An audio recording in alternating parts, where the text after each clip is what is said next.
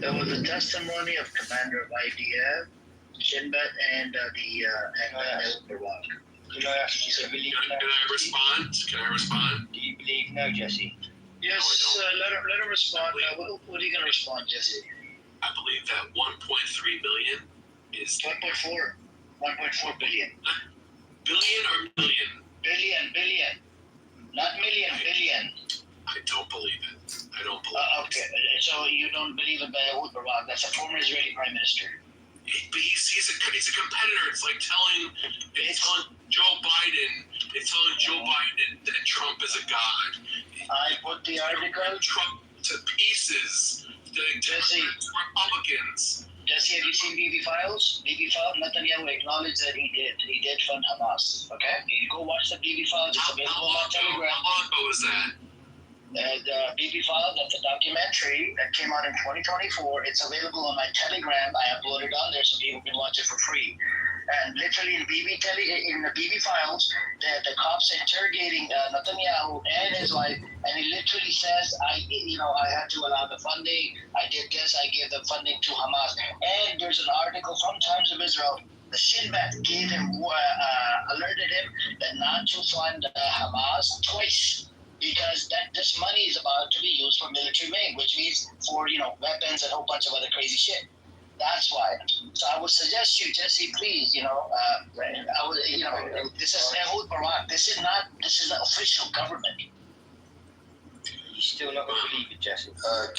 Can I maybe provide others? We have Netanyahu himself in May 2025 publicly admitted to it. Ehud Olmert, former Israeli prime minister, also referenced it in the 2023 interview.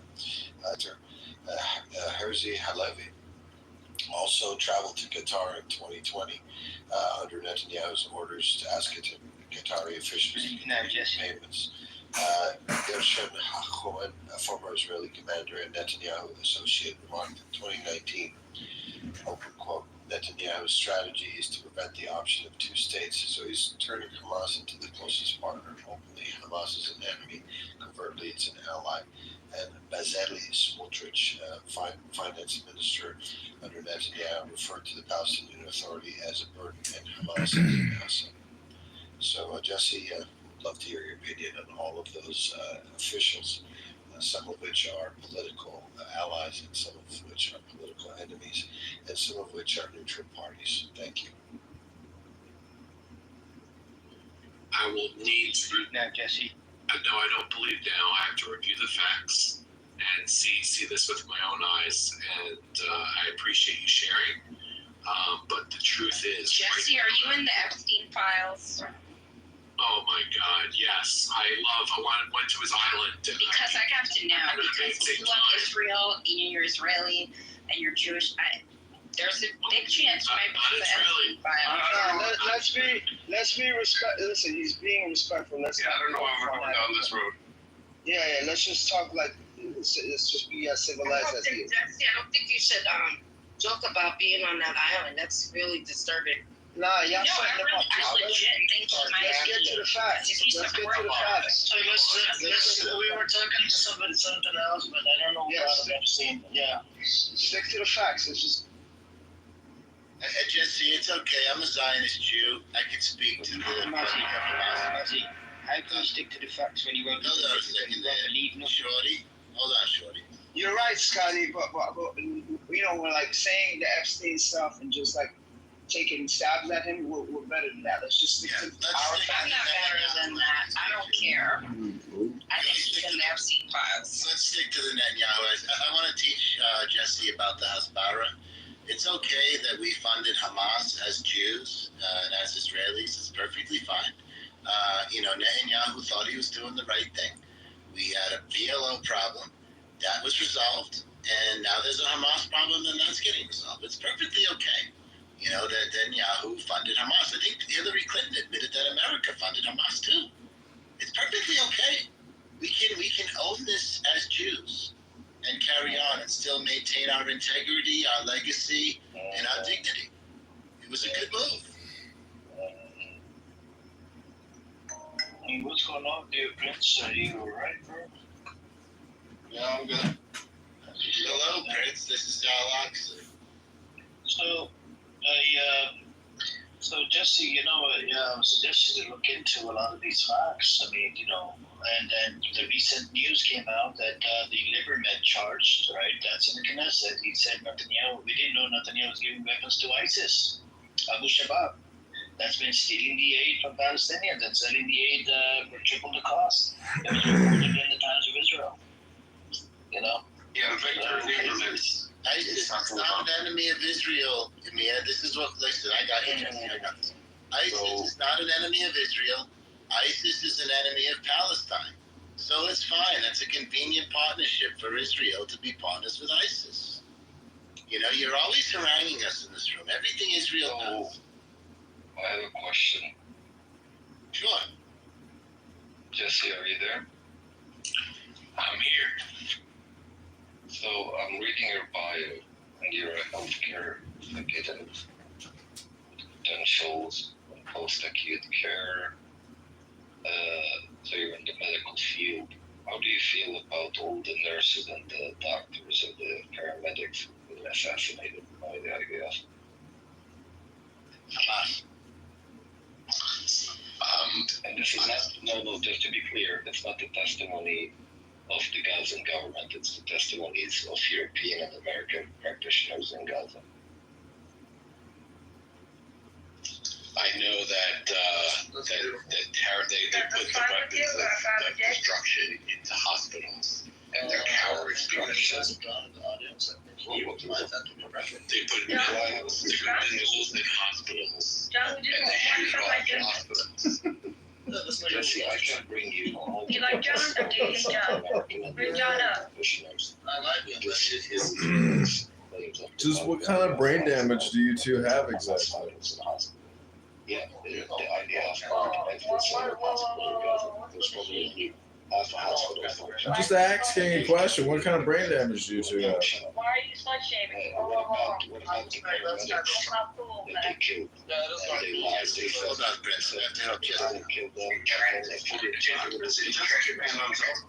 No. We have to correct the Hasbara, Jesse. Hamas doesn't have missiles. They only have rockets, buddy. Come on, you got to get these pieces. Hear me, I could tell from You said missiles in the hospital. They only have rockets. I'm sorry. There's no hate. Actually, there was a 14-hour footage of a paramedic group in Gaza that were massacred by the IDF. And after the video came out, the people found the phones of the paramedics after the massacre. They posted the videos, and the Israeli lied. The IDF lied. They killed them, and they denied killing them. And then when the footage came out, we can clearly see that it was the IDF that killed them. And are you talking about when they buried the ambulances? That's how you call it. It's checked by the New York Times to approve it, make sure it was legit. Yes. Nothing And just. not fun. And by the way, just to add to what Prince said, all of the testimonies from these doctors, if there were Hamas members within the hospitals, I'm pretty sure they would have said in their testimonies, yeah, Hamas were there, Hamas were firing rockets from the hospital. But guess what? None of them did. If they say that. No, they're in America now, they're back home in their countries giving testimony to what's been happening in Gaza. They would have said there was Hamas there. They obviously didn't. So it's not true. Jesse, say that Hamas. Use your logic, bro. Use your brain. Just use logic. Sleeper agents, Jesse. Go to the sleeper agents. Just because you see one so-called Hamas member firing a missile or a rocket out of Arsenal. That means they're all in every single hospital. Yeah. Jesse, you got to be faster on the draw here. Really I think Jesse is learning. I'm just absorbing. I've never been this one of this before. I know, I want to learn, but I don't think that this is, I have to confirm my sources, but I saw what happened in the news. I saw what happened. Hamas put many rockets into Israel, terrorizing the people. And then we have October the 7th. And October the 7th made my mind crystal clear of, destruction and hate and raping women and total destruction. So, and Israel's now cleaning up Hamas to free the Palestinian people. That's not true, dude. Jesse, do you know that before, real quick, do you know that before October 7th, more Israelis died from peanut allergies than they did from Hamas, quote unquote, Hamas rockets? I think that's ridiculous. I think that's... No, go look it up. Look it up. It's true, Jesse. They make it seem like it's, all these rockets are going in and killing people, thousands of rockets, but they're mostly caught by the Iron Dome system, and the ones that aren't fall in, areas that are not populated by anybody. So you can look this up. The statistics are available from Israel and from the U.S., from the European Union, and they confirm this.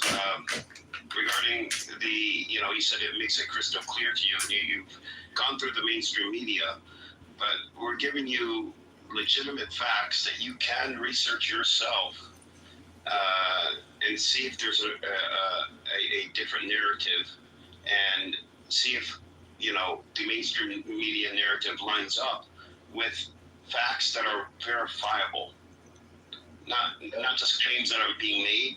And you're in the healthcare industry, right? So you could make a claim, but verifying that claim is what makes it a fact. You know the difference. So take what we're telling you and verify them, and see if they're facts, and then make your mind up. Figure out why I'm happy to do that. I'm happy to do that. Especially with what Prince mentioned about the ambulances. They buried those ambulances with the people, with the EMT workers in the ambulances. They buried them. They buried the evidence. Where are the hostages? What's going on? Well, you gotta ask. I mean, does Israel want the deal? They've been offered multiple times. Hamas has offered to exchange the hostages multiple times, and Netanyahu said no. They've given hostages back. And they have, but Netanyahu is saying, the hostages are not really our priority right now, and this is something you could look up to. And if they didn't want to give them back, they wouldn't have given them back. They would have just killed them, right? Or they would have just not told anyone around it. They killed a third of them. Israel killed a third of them. No, I'm saying Hamas. Hamas would have just killed them or not told anyone around it. But they gave some of them back. And they were in better condition under a siege and under war than the Palestinians that came out of the Israeli prisons. Yeah, you can look at these videos and see the Palestinians and what shape they were in. It looks like they were starved, while the hostages in Israel, they were released. That is not correct. They were fed. No, go look it up. Not true. Come on. It is true. The only time you can hear sources from, but Can you play what I sent you? this is video. It's on video. Dad, can you play what I sent you? Me? On the back channel, no, Teddy. It was a pleasure being here. I enjoyed the attention and the conversation. Wait, 30 seconds. 30 seconds. Rinse, send it to me. Rinse, send it to me. Okay, I'll put it in the chat. Thanks. By the way, Let's see what this. No, you ran away. It's okay. There's no point even. What did you say? There's a lot of testimonies out there from the doctors and nurses and whatnot. Doctors, They care. Going back to what I said earlier, they don't care. They're not interested in doing any shit. he's a liar. Let's see if he does his research. I think people that listen to things need to hear. It's not gonna change. But what I mean is, like, someone that's educated, they're not just going to listen to CNN or Fox News or some shit. He doesn't care. He doesn't Exactly, they don't care enough to look into it. being idiot. Yeah, but And It's So to have people protest in Tel Aviv and you think you changed the world. There's crazy women out there. I've got all those stuff. And stuff like that. Do you want to talk to Thais? Let's bring her up if you want to come. The mainstream media is pretty powerful still. She left. Oh, you did? Okay, or she got. I'm sorry, this is happening in the Who? Some Brazilian Jew, I don't know, she's...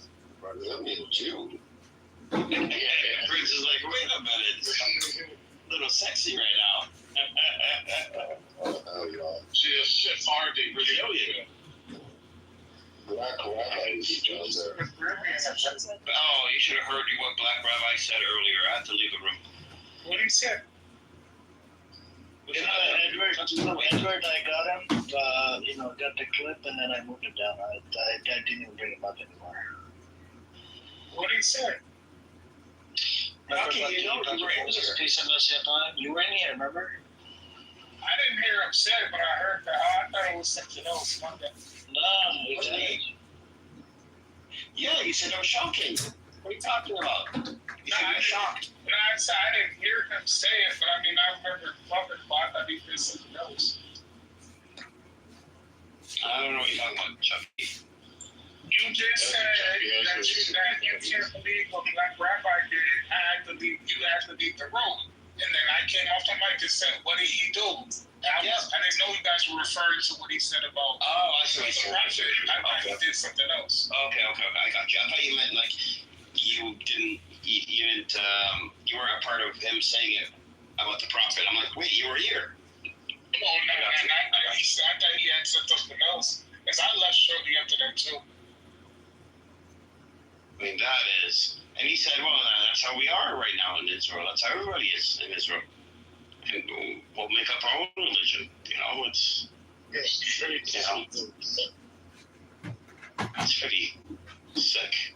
I could say, honestly, I've never heard any Jew in real life or on staff. He definitely said we'll make up our own group.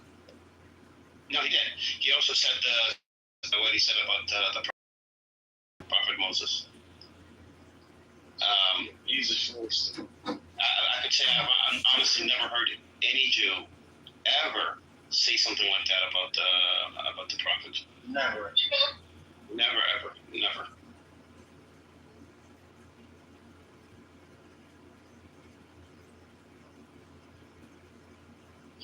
You should see some of the content on these women's Instagrams. The two that came in earlier, that Andre or whatever, and the other one, you should see they've got on their Instagram.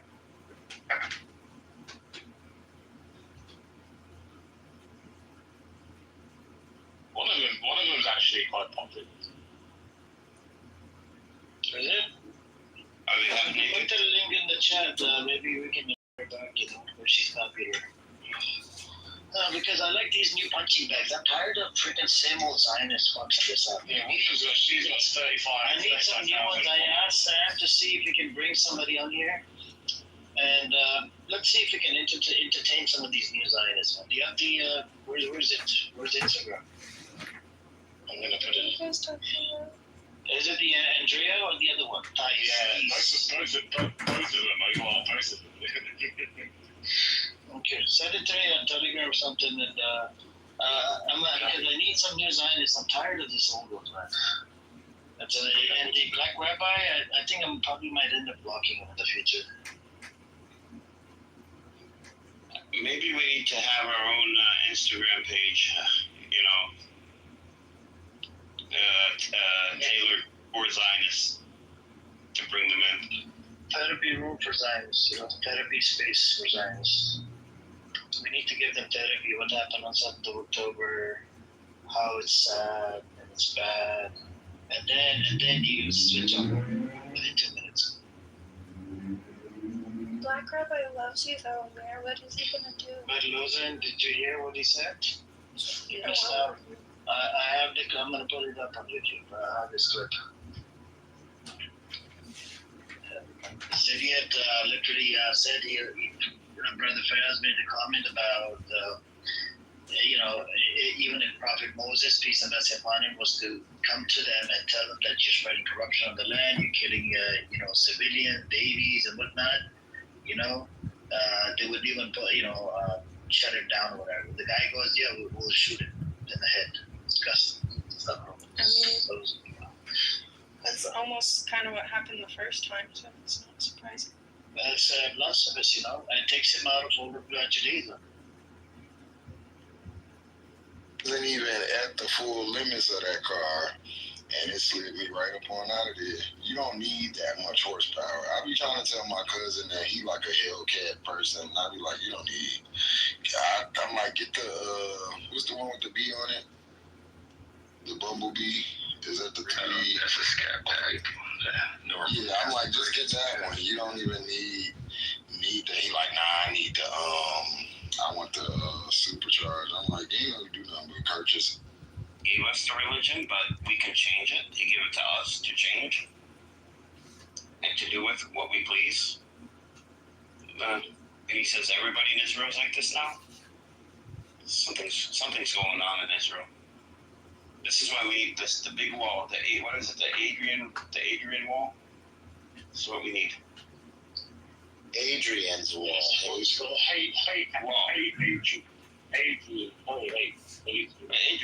You said Adrian, right? Adrian, not Adrian. It's a Florian, Edward. Oh, Adrian. Okay. No, it's Adrian with a H. I'm a Jewish H. Adrian's wall. David's here. David, that's a good Jewish name. You a Jew, David? David. What's that? That's a different David. I think last time I spoke to David, and David said he morally supports Israel. Right, He looks David? like someone that, but he's got a lot of flags in his bio. And usually international people are big supporters of Israel. Right, David?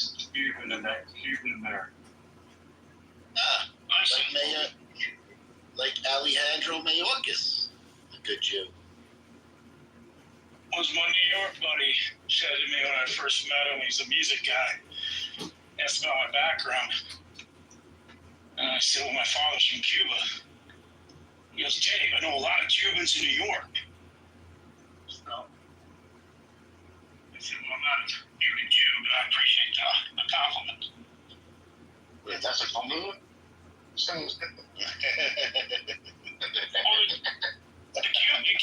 Cubans had a reputation. The Cubans had a reputation that they were called the Jews of the Caribbean because they were very intelligent, bright culture, industrious. That's how the Jews are like.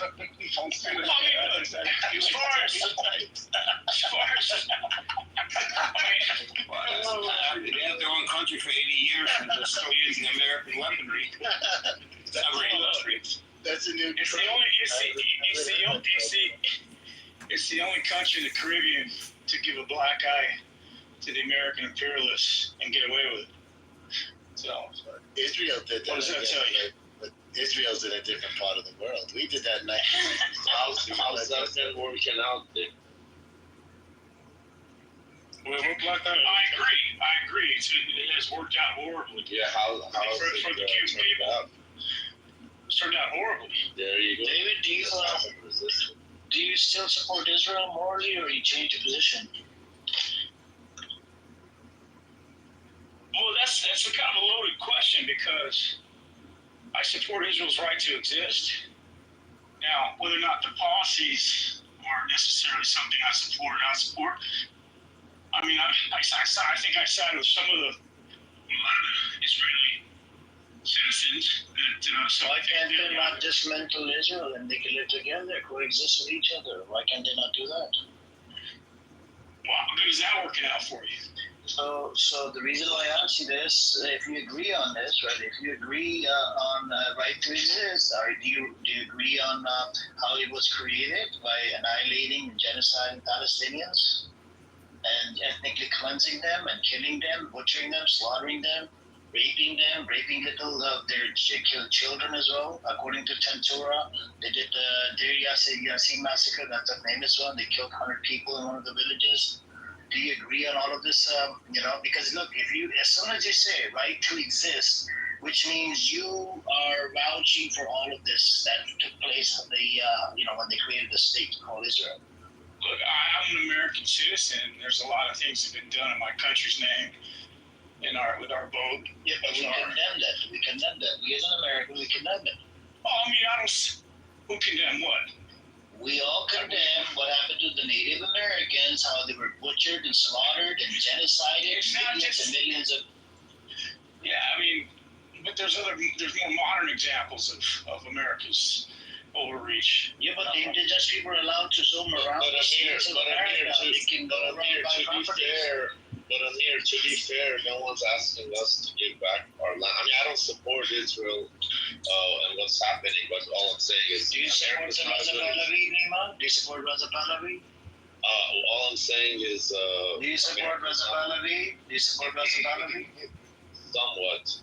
No, not somewhat. You have a flag. You support Raza Pahlavi. Just calm your tits down. I'm going to talk to David. Yeah, I'm going to talk to David. He's an American. I don't want to talk to Iranian right now. When I open up Raza Pahlavi rooms, I'll make sure to have you. And I'm actually an American. It doesn't matter. You live in Los Angeles and you fucking booty clap for the Raza Pahlavi that literally fucking sided with Netanyahu that has killed over 900 people in Iran and killed over 50 children in Iran. Yeah, just shut your fucking mouth. There's no point. Just shut your mouth. I don't want to talk to you. I want to talk to an American. David is American. Somebody that's actually an American, not a fucking traitor to his country. So David, going back to if you shut the fuck up for a second, bro, just shut up. Shut your fucking mouth. This flag shut your fucking mouth. Shut your fucking mouth. Shut your fucking Raza Pahlavi. Go shut that flag up your asshole. You're a fucking idiot. Shut that Raza Pahlavi flag up your asshole. This is not a Raza Pahlavi flag. Fucking Raza Pahlavi, you bitch. He was a dictator. He was a terrorist motherfucker. And this guy wants to booty clap for it. They butchered and slaughtered over 900 people in Iran. And, I've killed about 50 children over there. You support the fucking killing of children in Iran. No, you don't let me, people like you you're a disgrace to the fucking this whole cause. Shut your fucking mouth. Yeah, Pahlavi. Just shut your fucking mouth. You're such a fucking moron. Yeah, shut your fucking mouth. Not knowing what a big moron. Yeah, shut your fucking mouth, the Pahlavi supporter. Go suck your Pahlavi's dick. You're an Indian guy with a Palestinian flag. Go suck your Pahlavi's dick. Go suck your Pahlavi's dick. Fucking Indian guy with a Palestinian It doesn't matter. It doesn't matter. I don't give two fucks about India or Pakistan. I don't give two fucks. People like you should slap yourself in the fucking face for supporting Raza Pahlavi. You should slap yourself in the fucking dick. No point. How about that? I want to talk to David now. So David, going back to you. Why would you pick on me, man? I'd rather. No. See, I want to touch on some things because look at every time I jump into your room, you fixate on me.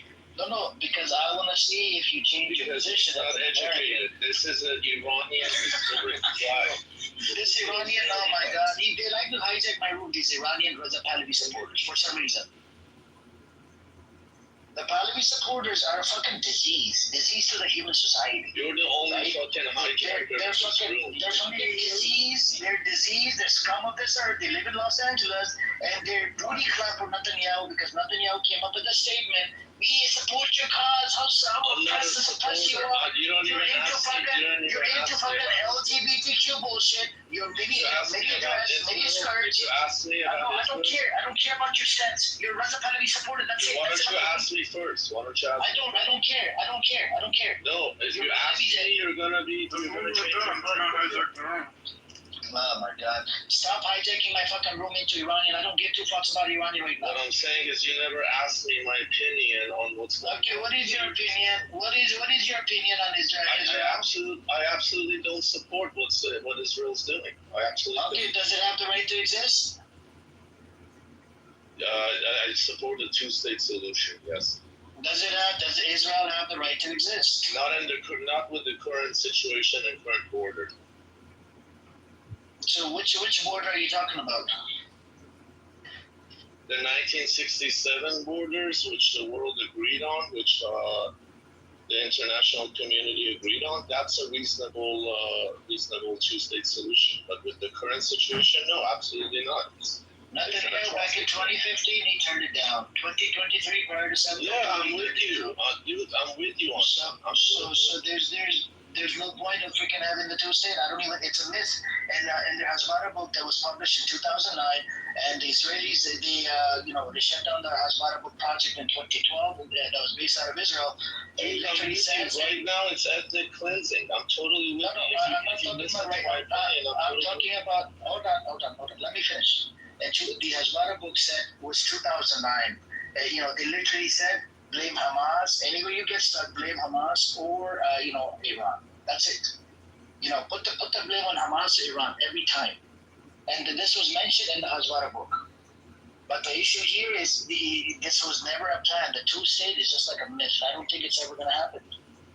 And the countries that are coming out there, I'm totally with you. It's an atrocity, but I was just referring to that example you used. The United States, which I'm a citizen of, also established a country on stolen land at the time, right? All I'm saying is, if we look at it logically, all the Jews are not going to leave Israel, right? So that's not an option. So what is an option? An option is to pressure Israel into accepting some sort of two-state solution. That's the only play that you have, right? You don't have another play. That's all I'm saying. It's a very pragmatic way of looking at it. I'm not glorifying Israel and saying, they're doing the right thing. They should blast all the Palestinians. No, I'm with you. I'm saying this is ethnic cleansing.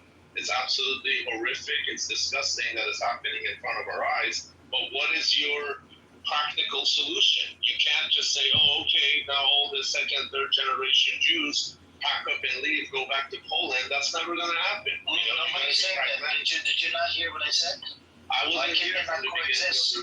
Why can they not coexist instead of having a fucking right to exist? Absolutely, a binational state like Canada. That's what I was trying to ask. That's what I was trying to ask David until I was rudely interrupted by Raza Pahlavi supporter. You see what I'm saying?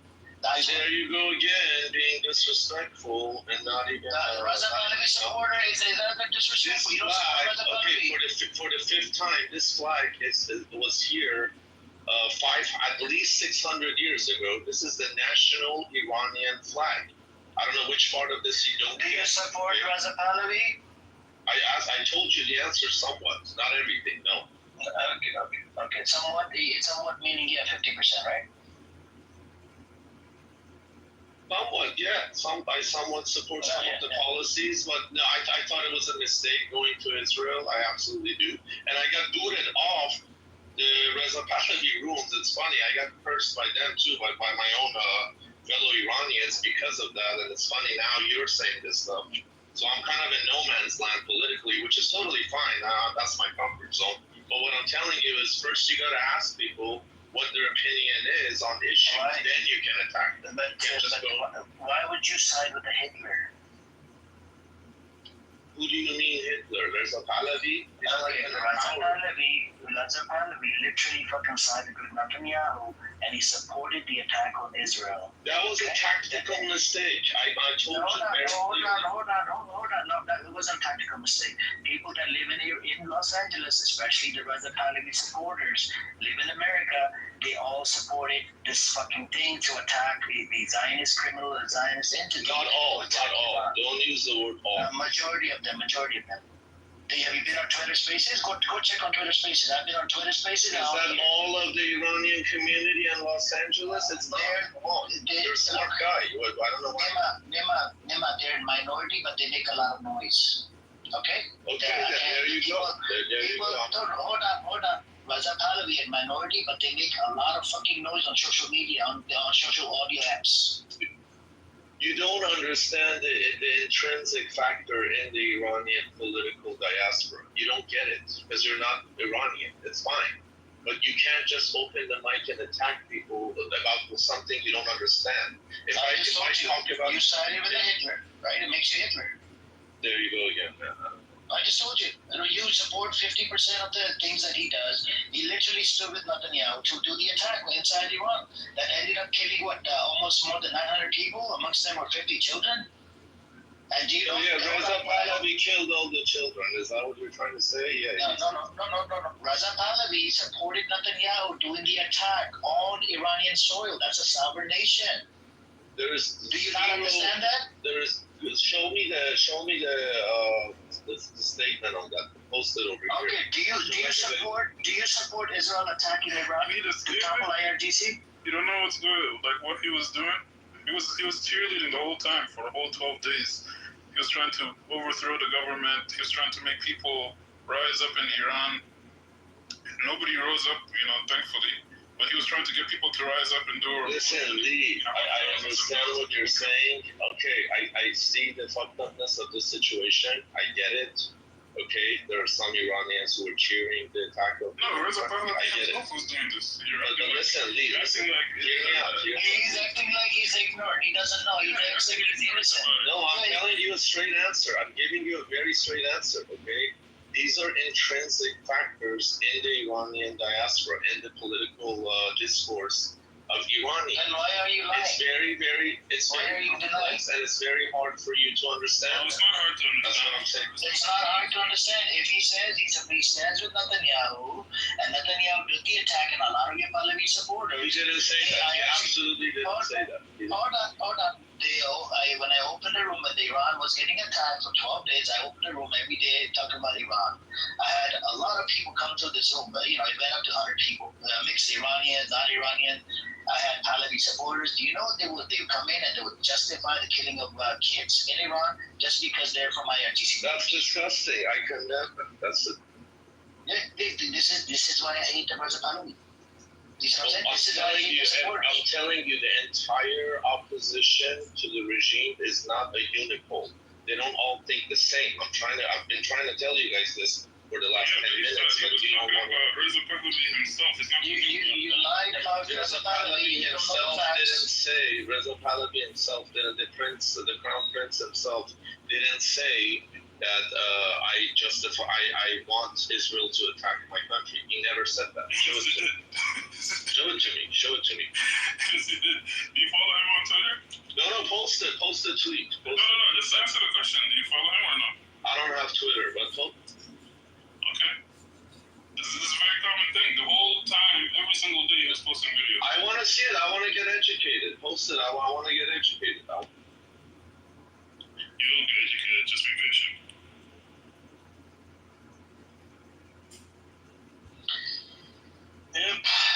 Anyways, so David, what I was saying to you about the indigenous people, they're allowed to move around, right? They're allowed to move around in America. They can do everything. They can buy properties and do whatever. But the people that are indigenous to that land, they can't come back inside it. Even the UN resolution says this. So that was what I was trying to do, right?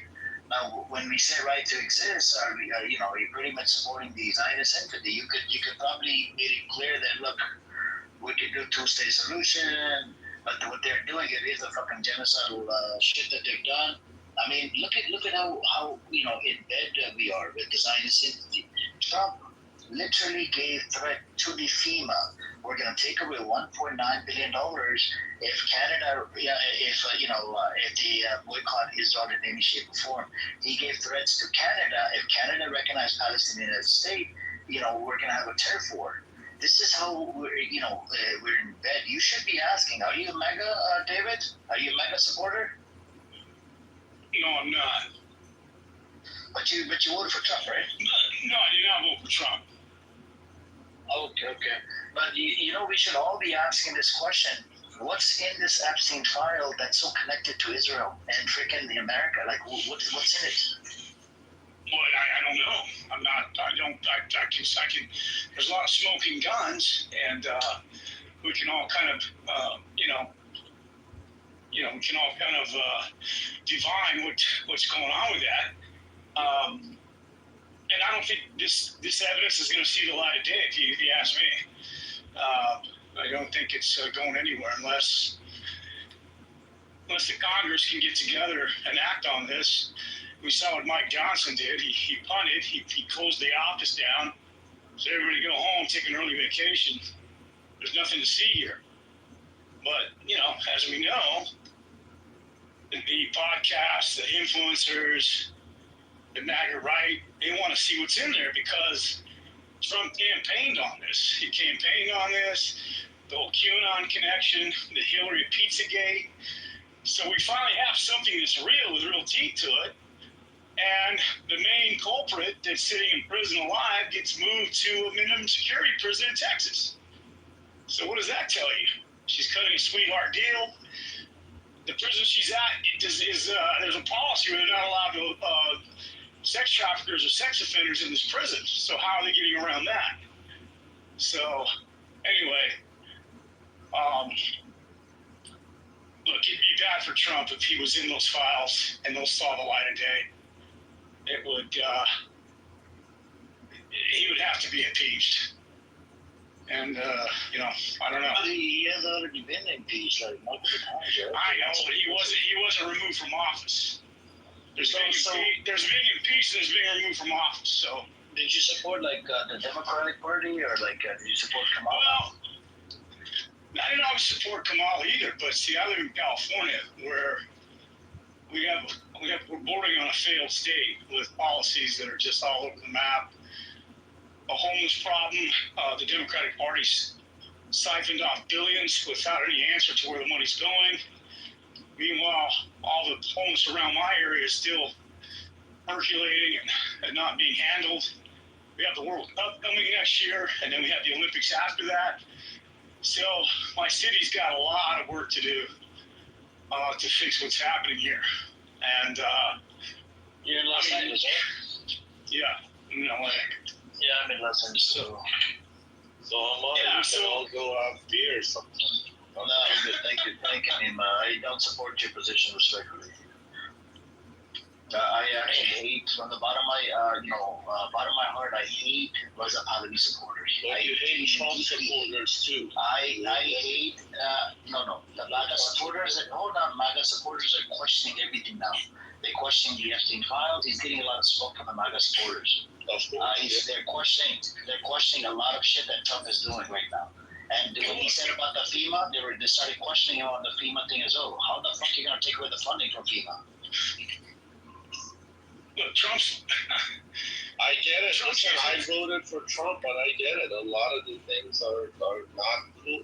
Yeah, absolutely. If we talk, you'll see that we actually agree on a lot of stuff. But when you shut down communication by labeling and attacking the other side, you're not going to get to any resolutions, because that's what this platform is for. So we can talk and kind of learn about each other's. I get it. But I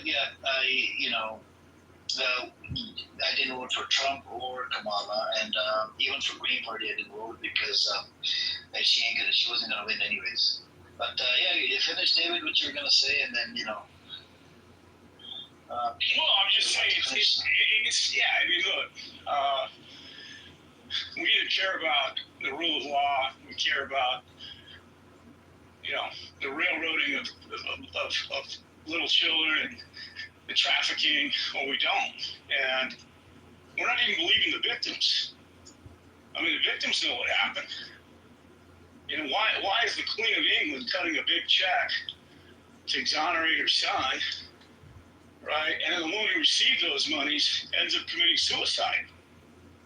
She got $10, $11 million. She committed suicide. So, anyway, it's just a bad look. It's just a bad look. And, Trump's going to be 80 years old. This would be a horrible legacy that he would leave. This would crush everything that he's been trying to do in a second term. And I don't think the MAGA faithful want to see it happen. As much as there are those on the right that want to find out the truth, because they don't think he's in there. So. But the DOJ said he's on it. He's in there. Yeah, in what capacity? Right? Are there photographs? Are there actual witnesses saying I was with Trump and I was 15 years old and I was on that plane with him? I mean, what's in there? right? And they've already redacted a bunch of stuff. And in Bondi, this is Trump's private law firm. This is the Department of Justice is basically doing his bidding. And if she had any balls and was following the Constitution, she'd go where the evidence takes her. This is what a lawyer does. You know, they don't find out the evidence and they crush it and suppress it. That'll get you disbarred in any court of law in America, right? But Trump has all the power as the executive, and he's got a Supreme Court in his back pocket. It's backstopped his behavior. So he's kind of got a huge immunity blanket hanging over him right now. And what do you think he's going after? Clinton? What do you think he's going after? Oprah? He's going after all these personalities. He's trying to take everybody off the scent here. So it's not going to work. I don't think it's going to work at all. I think with Congressman think about the Russian hoax all over again. You remember the Russian hoax, right? There was no Russian hoax. Russia influenced the evidence that's now coming out that the Obama administration was planting stuff. What about all the evidence coming out?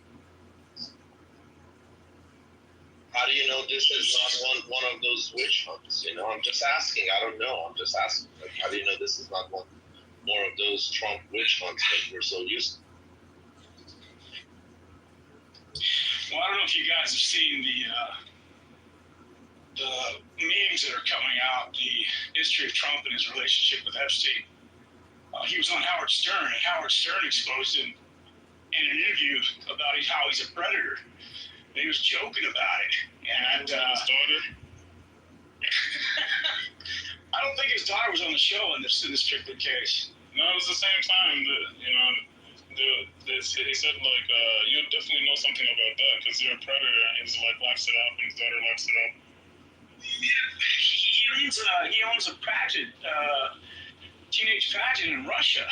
And they said that he would just walk into the dressing room unannounced and walk around the girls like it was no big deal. Yeah, there's a report of himself saying that. Yeah, I mean, when you're famous, you can just do stuff like.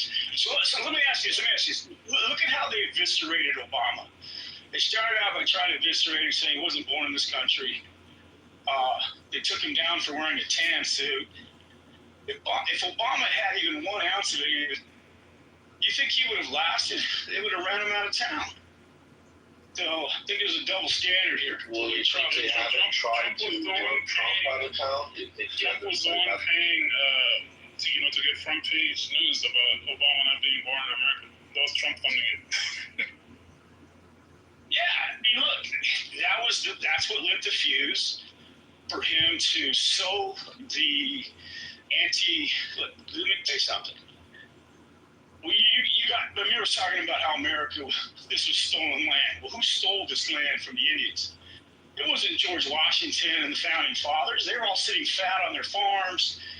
It was the white Catholic Protestant immigrant that came here fleeing Europe that did that.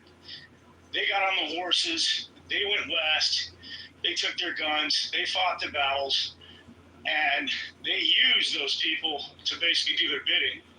And then we started a nasty little war with Mexico to take the rest of it. And so the descendants of these people are the Trump supporters. What does a Trump supporter have in common with a billionaire?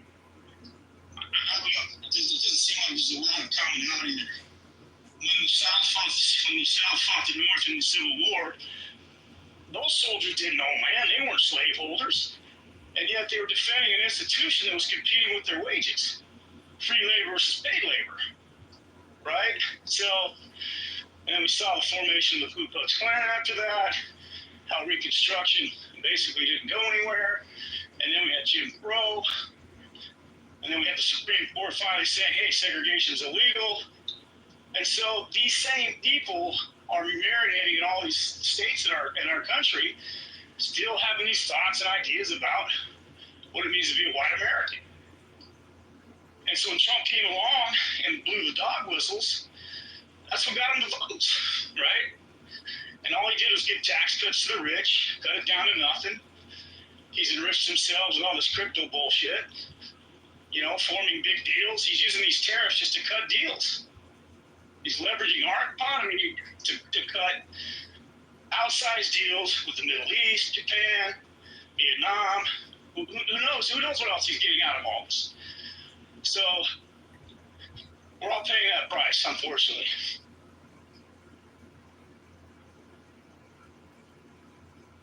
Yeah, by the way,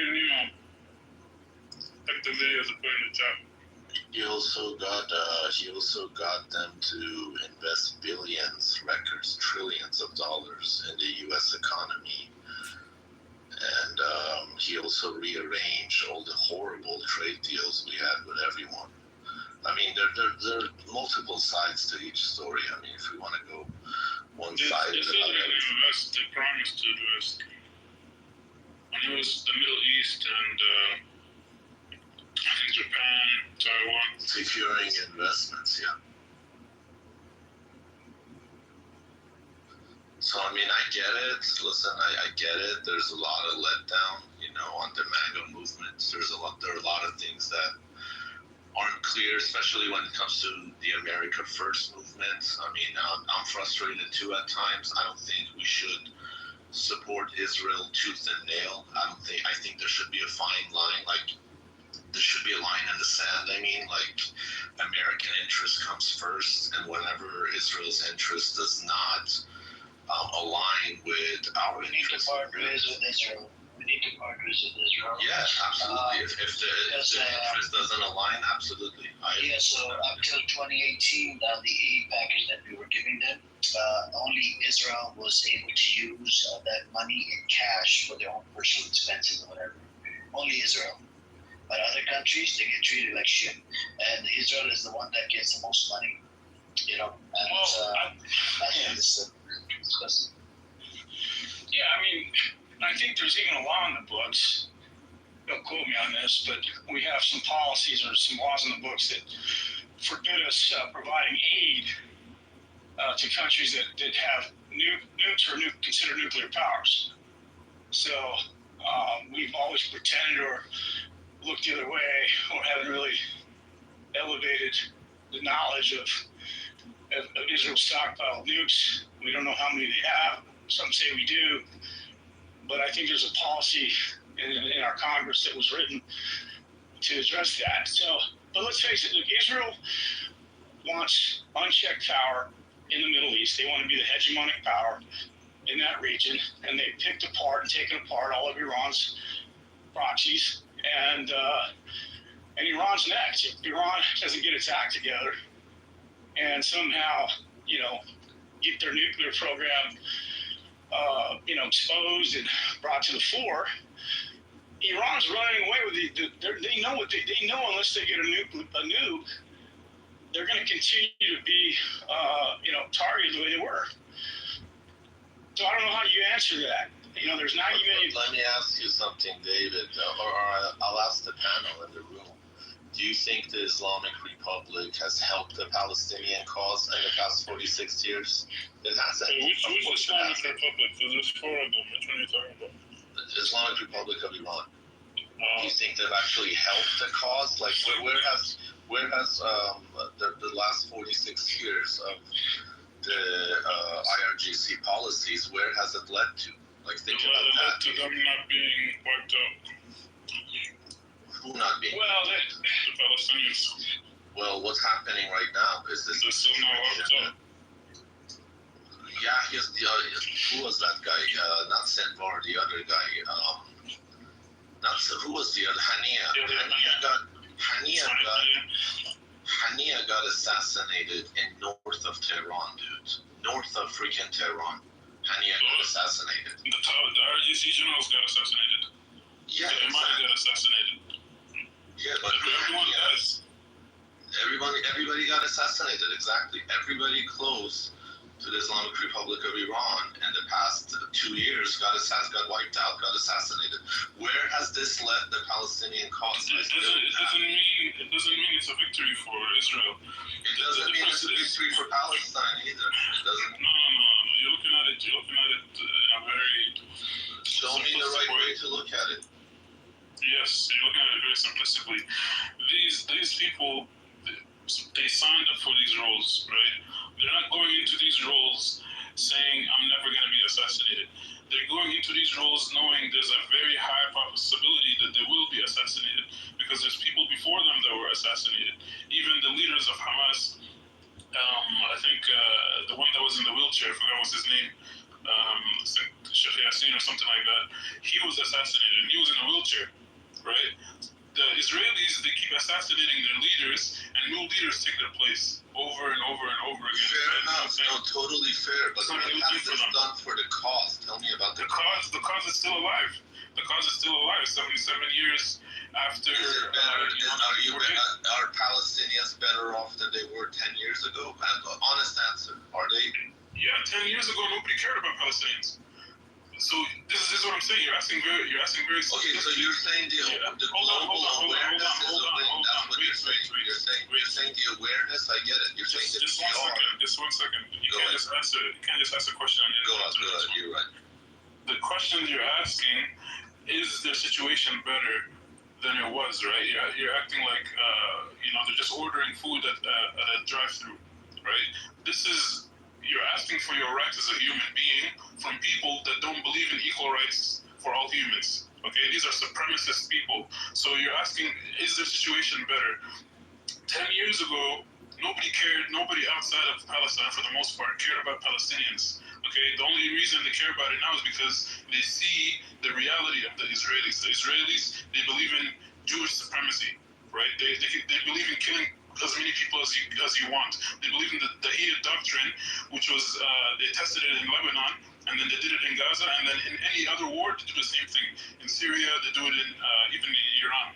This is why people know about Palestine now, and the new generation of Westerners, they hate Israel, they hate Zionism, and this would have never happened 10 years ago.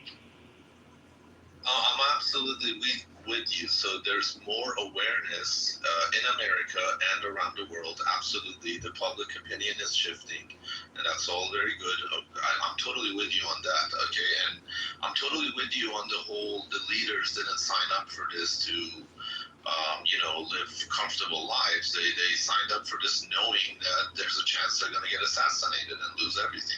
Totally with you on that. I totally get all of that. But what I'm saying is, on the ground, for Palestinians, for statehood, for independence, for them to have the right to self-determination and all of that stuff that they rightfully deserve, by the way, which I support that, has the situation gotten better on the ground? I'm not talking about leadership or positions of power. I'm just talking about the average Palestinians and their right to statehood and self-determination.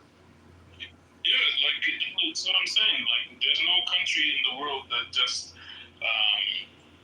by protesting and doing everything peacefully, they got their right to exist or became a country. Everyone had to fight for that right. For example, Algeria, for 135 years, they were under French occupation. They even became part of the French state. And the French people, the French soldiers, what were they doing? They were stripping women alive, getting them naked, hijabi women, people that, women that love their modesty, they would strip them naked. They would kill the men, take their skulls, take it to France and put it in a museum, for 135 years. So, saying like, your situation now is worse than it was, 5 years ago, 10 years ago, it's a very simplistic way of looking at it. It's like a person that's overweight. He starts going to the gym and he's running. He's very stressed and tired. You're like, look at your situation. You're very stressed and your body hurts. Wouldn't it be better for you to be on your couch, eating chips and So any freedom movement you see throughout the world, there's always casualties. Algeria, about 1.5 million people have lost their lives. Look at India. Lost a lot of people over there as well, millions of people, right? Even during partition plan, whatever. Look at how the black folks were enslaved in America. They've lost lives as well. They did violent attacks and whatnot. Where else? In Canada, there's freedom. Every country in Africa too. Congo, 10 million people were killed by Leopold. Yeah. Namibia, the Germans, they practiced their genocide in Namibia before they did it in Germany and Poland. All of these countries, people have to suffer. But, thinking like, oh, let's just sit comfortably while you can even look at the West Bank. The West Bank is not fighting the way that Gaza is fighting, right? But every day they're taking more and more land, kicking people out, taking their houses every single day in the West Bank. But Lee, I totally get it. But what you're, from my understanding, what you guys are saying is this is a transitional point. Okay, this is part of the struggle. The struggle is alive. It's moving, and this is a transitional phase. But what I'm saying is, you're looking at all the cases of struggles against an imperial power, which have prevailed at the end. What about the cases that haven't prevailed? What about all the cases where they struggled, they fought, but because of bad strategy or bad backers in this case, you might disagree with this, but I don't see the Islamic Republic of Iran as an honest but this is a decision that they made for themselves, right?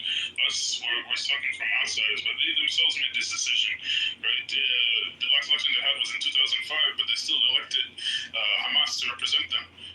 After October 7th, the number of people that supported Hamas in the West Bank increased. So the Palestinian people by themselves chose resistance. Even just being alive inside Palestine, this is considered resistance. You know what I mean? Because the Israelis want to kill them, they want to kick them out. So, we're just saying like, oh, this is not doing anything. This is a decision they made for themselves. They said even if all of them have to die for one Palestinian to live free, they're willing to do it. So we can't just be like, oh, just sit in your current situation and let the Israelis keep stealing your houses. Nobody's gonna agree to that. But is there any chance that the Islamic Republic of Iran has a different dark agenda that doesn't necessarily mean freeing Palestine? Is that a possibility, or do you completely have faith in a regime that brutalizes its own people for the past 46 years, has the highest rate of execution, highest rate of political prisoners, highest rate of... So if there's spies out there, should they not be executed? What was the question again, Amir? In Iran, if there's spies out there... No, I'm not talking about spies. If you're in college, if you're a dissident in college... Dude, I'm from there. This is what I'm saying. There's a lot of stuff. There's nobody spies in Iran? They're not the college students? No, of course there's spies. There's spies everywhere. But what I'm saying is you don't have political freedom to even criticize your own government. You don't have that. You don't have that luxury. If you talk freely, there are people on this Can you criticize here on anti-Semitism? Can you say anything against the Jews? You can. The blowback might be horrible. You might lose your job. No. Is people getting arrested at the college universities, literally getting deported. Now, is that... but that's from the federal government, nothing to do with the university. True, absolutely, and that's shameful. I don't support that. No. You made a claim that you don't have the... If you say anything hold on, Nima, anything you say anti-Islam in America, he doesn't, nothing happens to you. You say anti-Christian, nothing happens to you. As soon as you say anti-Jew, you have a problem. Absolutely true. You see the difference there? Yes. So respectfully, we don't have freedom of speech in America either. Absolutely, you're right.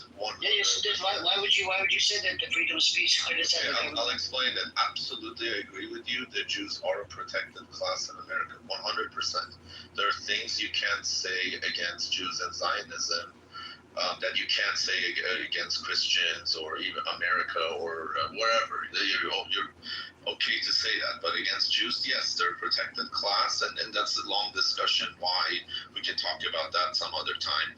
But what I'm saying is the amount of repression inside Iran, okay, for the Iranian citizens, the lack of leadership. Right now, the water and electricity goes off for 4 or 5 hours in most of the provinces, okay? The lack of misuse of funds. Not because of the sanction that have been already put on Iran for the last 40 years? Let me finish this point. That's a good... We can talk about that, Z, but let me finish this point real quick. The amount of misuse of funds, corruption, political repression, okay, that happens inside Iran. This is what I'm trying to explain, that it's not all rainbows and butterflies. Nobody said it's a rainbow and butterflies. It doesn't happen in America. Corruption. Yeah. It doesn't happen in America. Their funding is. So there's no comparison. There's no comparison. We gave $66 million to Israel. Did I agree on it as an American? Absolutely not. I didn't agree either. Did you agree on it? Okay, so you don't see that as a corruption? There's absolute corruption here. There are a lot of problems. And I don't understand with these Reza Pahlavi supporters, man. I seriously don't get it with the Reza Pahlavi supporters. No, it's not Reza Pahlavi. Listen, hear me out. This is your mentality, right? When you look at America, you live in the West, right? Because of certain things, you've been privileged, whatever. You want to talk shit about your own country, but if you do the comparison, they're both in the similar basket, by the way. No, but hear me out. I'm not saying anything bad. I love my country and I want it to be free and I want to go visit. But all I'm saying is the situation. Free like what? Can you give us an example of a country now that it's considered free from your own point of view? No, but see. It doesn't have a corruption or doesn't have an elite class that is protected? You're absolutely right. I'm not saying every other country is like a paradise and Iran is hell. I'm not making that claim. What I'm saying is for you to understand why so many of the people inside Iran are disenfranchised, why they support what they support, is because of the dire situation inside Iran. And until you live that, you're not going to understand it. We live that. We are from all over the freaking world that we have to deal with the same problems with different faces.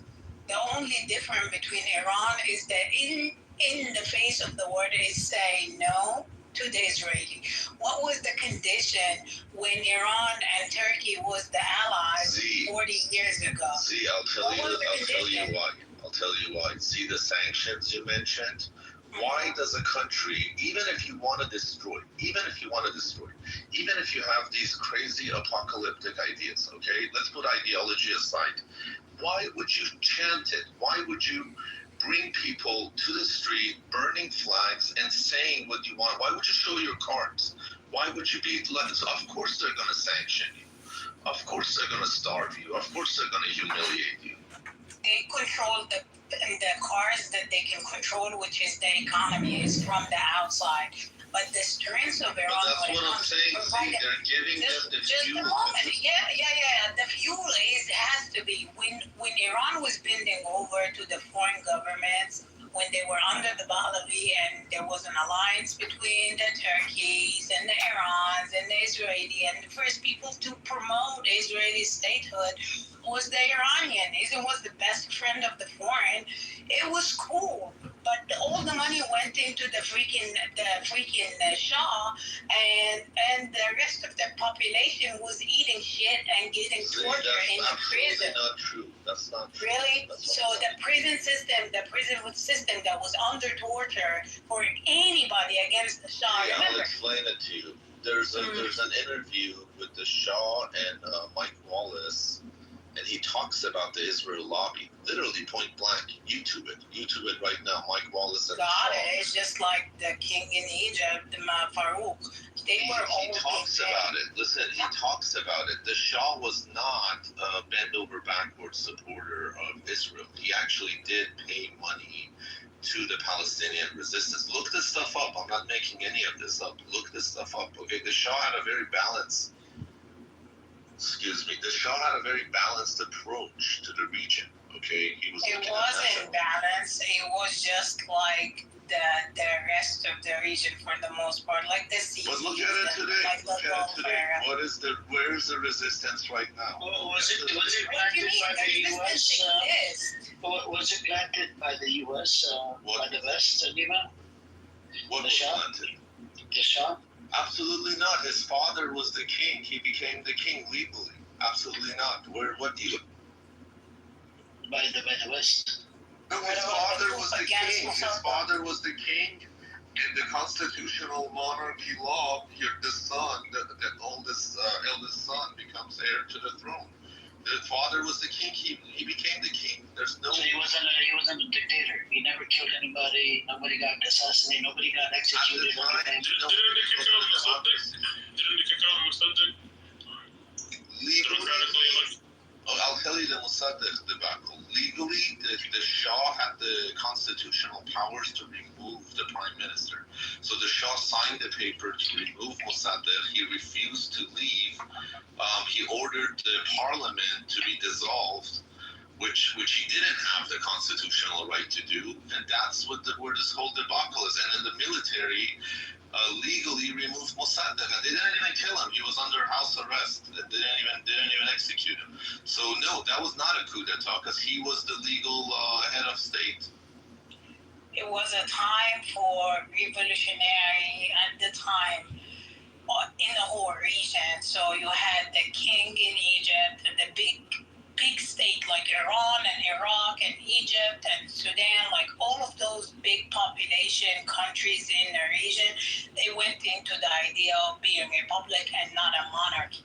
That's why you only have the monarchy in the Arabian Peninsula, pretty much it, and Morocco. The rest of that was turning to a republic. The people wanted the change at the time to transition into the nation-state ideology. It was a time of craziness, and we're still suffering from that. We're still in transition. Because the nation-state idea is foreign. It's been put on us, and it's been put up on us by the colonizer that they put the way of governance that pretty much control the systems. And if you control the system, you control the people. Would you rather being under a monarchy and like treated like the peasant for the rest of your life, knowingly that this is not the Islamic way, this is not the human right way even, because you don't have rights regardless. See, what has happened in Iran has been very detrimental to Islam, actually, sadly. And I say this very sadly. Nothing is detrimental to Islam. Because detrimental to people's belief in Islam, I said, in Iran. Because there's no social justices. People are treated worse than peasants for the most part. 60% is below the poverty line in one of the most resource-rich nations on earth. Corruption is absolutely out of this world. Inefficiency in the leadership is just on another level. Like, you guys gotta you guys gotta call a spade a spade. I'm not. The sanctions. We talk about the. I told you, Ace. Why are the sanctions in place? When you tell the world you want to destroy, when you burn a flag and say that. No, that's not true. Because Egypt, for example, Egypt is under craziness of like pulling out money from the IMF, and it's 66% under poverty. Why kissing on Netanyahu's feet, pretty much. So at the end of the day, the colonizer, the way that they trying to oppress the East to stay in their lane, they're gonna keep using the tools that they structured, engineered to keep you subjugated. See, that's what the opposition says about the Islamic Republic. They say they were put there by the colonizers. It could be. There is a possibility. You know there are people who believe behind the scenes the Islamic Republic is an agent of Zion. Do you know that theory? Some people think that theory. But still, at the end of the day, people that think that the earth is flat. Because I'll tell you why, Lee. How can a foreign government infiltrate, an enemy country to a point where they know like what every leader in that country had for breakfast that day? They know exactly their whereabouts. Because we live in a globalized world too. Like there's people that there's one guy that got or the government's compromised. Why can't you accept the government's compromised? Everybody's accepting. So I said, have spies. So the thing is, there's a guy that was executed yesterday. He was a nuclear scientist, and he was giving information about other nuclear scientists and got other people killed. And there was even a French Jewish lady. They said she went to Iran. Talking about Catherine Shackdown. Yeah. They said she spied on everybody. She slept with 120 of the senior military command. Yeah, so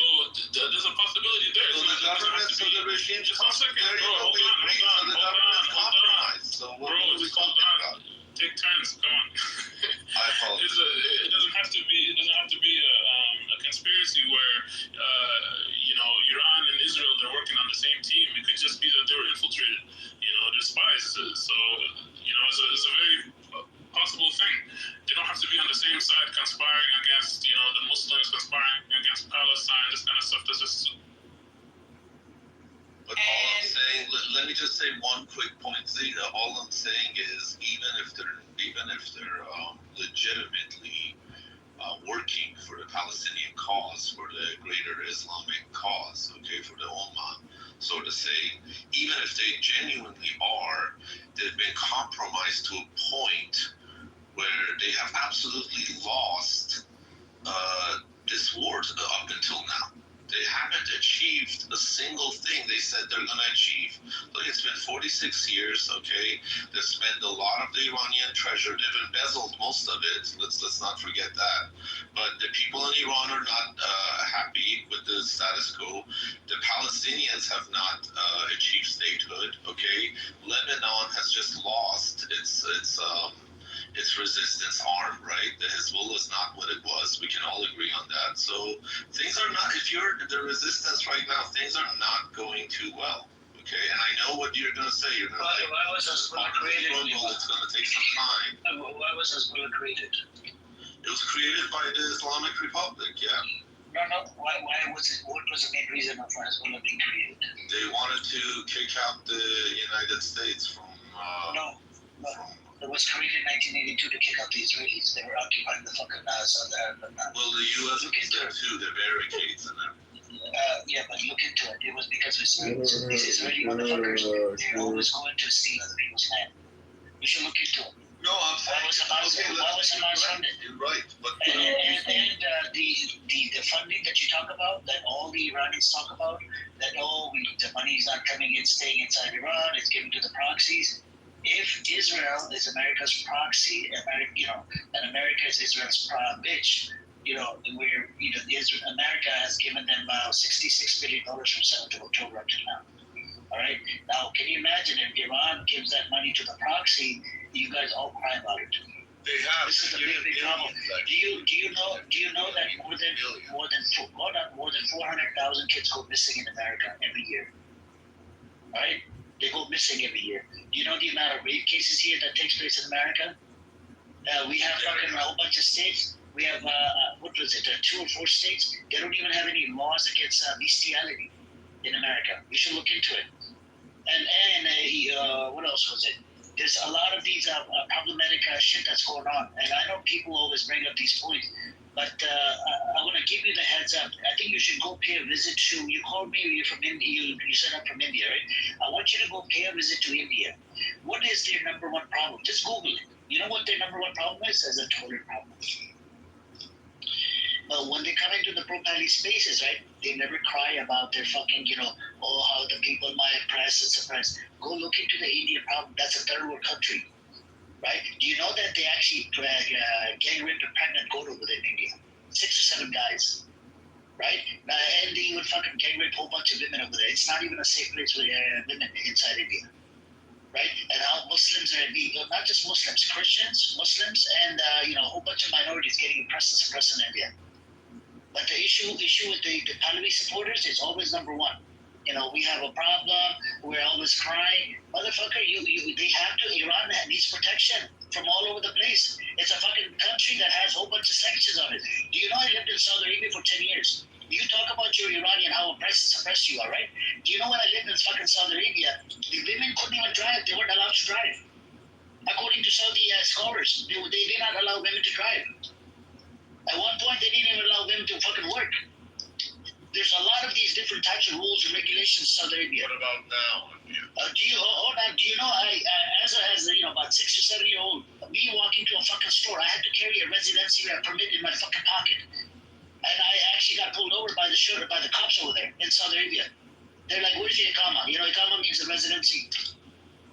So I would suggest you, before you cry about your fucking, Iranian problems, look into the other Muslim nations and other non-Muslim nations. What kind of problems issues that they're going through, what kind of suffering they're going through, how oppressed and suppressed. I understand you're into mini skirts and this and that. You want the LGBTQ to come back, just like the Tel Aviv. They have the fucking largest LGBTQ bullshit in the heart of Middle East. Like, motherfucker, why would you have LGBTQ bullshit? Homosexuals running around in Tel Aviv. I don't. 1/3 of the population homosexuals. Well, if you don't, and the amount of complaints you have that these men executing, bro, they let them execute because there are people that are spying on your country. You should be proud that some of these people been spying on fucking Iran. We're not spies though. That's what. How do you know that? You don't even live in Iran? How do you know they are spies? I have relatives. How do you know that now they're spies? Go on, tell me. I've lived there. I've lived there before. And I lived in a whole bunch of countries. If the country says it's a spy, what do I do?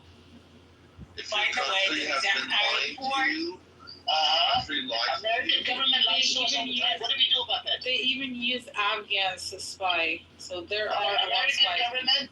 Yeah, American government lies to us all the time. Afghans, they came in illegally, and they're big part of the problem. Absolutely. No, they're not a big part of the problem, Nima. They are. They are. They came. They saw. They conquered. They just came millions. What do you mean conquer, dude? Like it will conquer what? If you know the history of Iran and Persians, it was Afghanistan, Nima. No, it wasn't. So if anyone conquered, you guys conquered. No, you're not Persian. You're different. You just. Oh, you Persian. So what? You are descendant of Israel? I'm not saying we're better or worse. I'm just saying we're different. So what does that mean? It's different how? You have wings? No, we have a right to have a homeland just like everyone else. What's a homeland? That sounds very Zionist stuff here. It's not Zionist. Everybody deserves to have a country. It is. So it is. What going back to the topic, right? So Nima, I think you should go live in Saudi Arabia, live in UAE, right? I've been to, and I've actually UAE. I've been to. It's a freaking paradise. What are you talking about? Yeah. Okay, it's a paradise, but prison planet. What are you talking about? It was a paradise. Now it's a paradise for people that are pedophiles that move from Israel to over there. It is. There's disgusting. And do you know? Hang on, Z. Do you know that a lot of terrorists live over there? Do you know anybody that kicks out of a country, a politician, the UAE takes them in? Can you believe it? A bunch of trafficking, sex trafficking. That's why it's paradise for the Zionists. It's paradise. But listen, the Islamic Republic couldn't. Money laundering based economy. But see, are you serious? Is this paradise? This is paradise for Satan. Okay, it's hell. It's not. For Zionists, they sell their moms and sisters in paradise. Okay, that's okay. But listen, the Islamic Republic couldn't protect its own borders. Millions of Afghans came out. Millions upon millions. Okay, took a lot of space, took a lot of jobs. Who planted those borders? Who put these borders in? Who These drew the borders? They weren't secured. They weren't protected. And now what do you mean? What do you mean? What do you mean? Who drove those but now the same regime you're supporting Who made it? trying to kick them out. So do you support them kicking Actually, them out?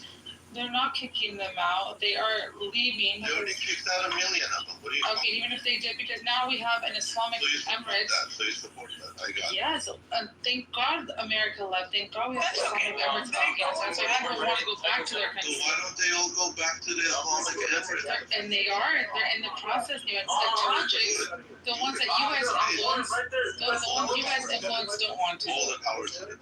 All the power to Call me. Iran should be left for Iranians. Iran should be for Iranians. What's Iranians? Again, are they having like some different specific ways? Iranians clean their own toilets, Nima. Oh, Iranians are fancy too? Like this? Yeah, they can't clean toilets because it's like looked down upon. So they use the Afghans. They like starve the Afghans. They beat the Afghans. That's why I want Afghans to leave. And that's why they're leaving. Degraded. Without Afghans, you guys wouldn't have water. That's why I don't want Afghans, because I don't want them to be degraded. Exactly. So they used the 20 years of war to subjugate the Afghani people in Iran? Like the blacks in America? Like the apartheid jokes. Even Z knows more about Afghans than you have. make up your And mind. Afghan is the top tier people. They stand resilient in front of the Soviet, in front of the British. You go do some research on the Pashtuns, then you'll start crying. Afghans are amazing people. To them, we have nothing but the best. But Iran is for Iran. But think about it, it's the Afghans that defeated There's no Israel. such thing. Is it the Aryan, being the white man, being European, being white? No, your Tajik Afghans are, not the Pashtun Afghans. You gotta get the, You have 60% of Iran The women, is that what you're talking about? The Pashtuns, is that's for you? Yeah, the Pashtuns are way, we'd rather have them than the 20-year government. We'd rather have the Taliban. They have more ghairat. You might know, Why are you you might in not. the U.S. then? Why don't you get a ticket and go? I was there. I'm only here for a little bit. Then I live in Afghanistan even. Oh yeah, great. What's wrong with Afghanistan? They pretty much killed the poppy field after they took over in 2 years. So why don't you impose this? Zero freaking poppy seed. The Shabazzi boys are liberated. See your double standards. See your double What do you standards. mean? Now you won't oppose the Islamic Republic. It was Nima's people that created the Bachabazis. Nima himself is probably a Bachabazi. The Bachabazi was an Afghan thing. No, Nima, go do some homework. You know about Afghanism. You know about it. Afghanism, it's Not the Taliban, no. Not the Taliban.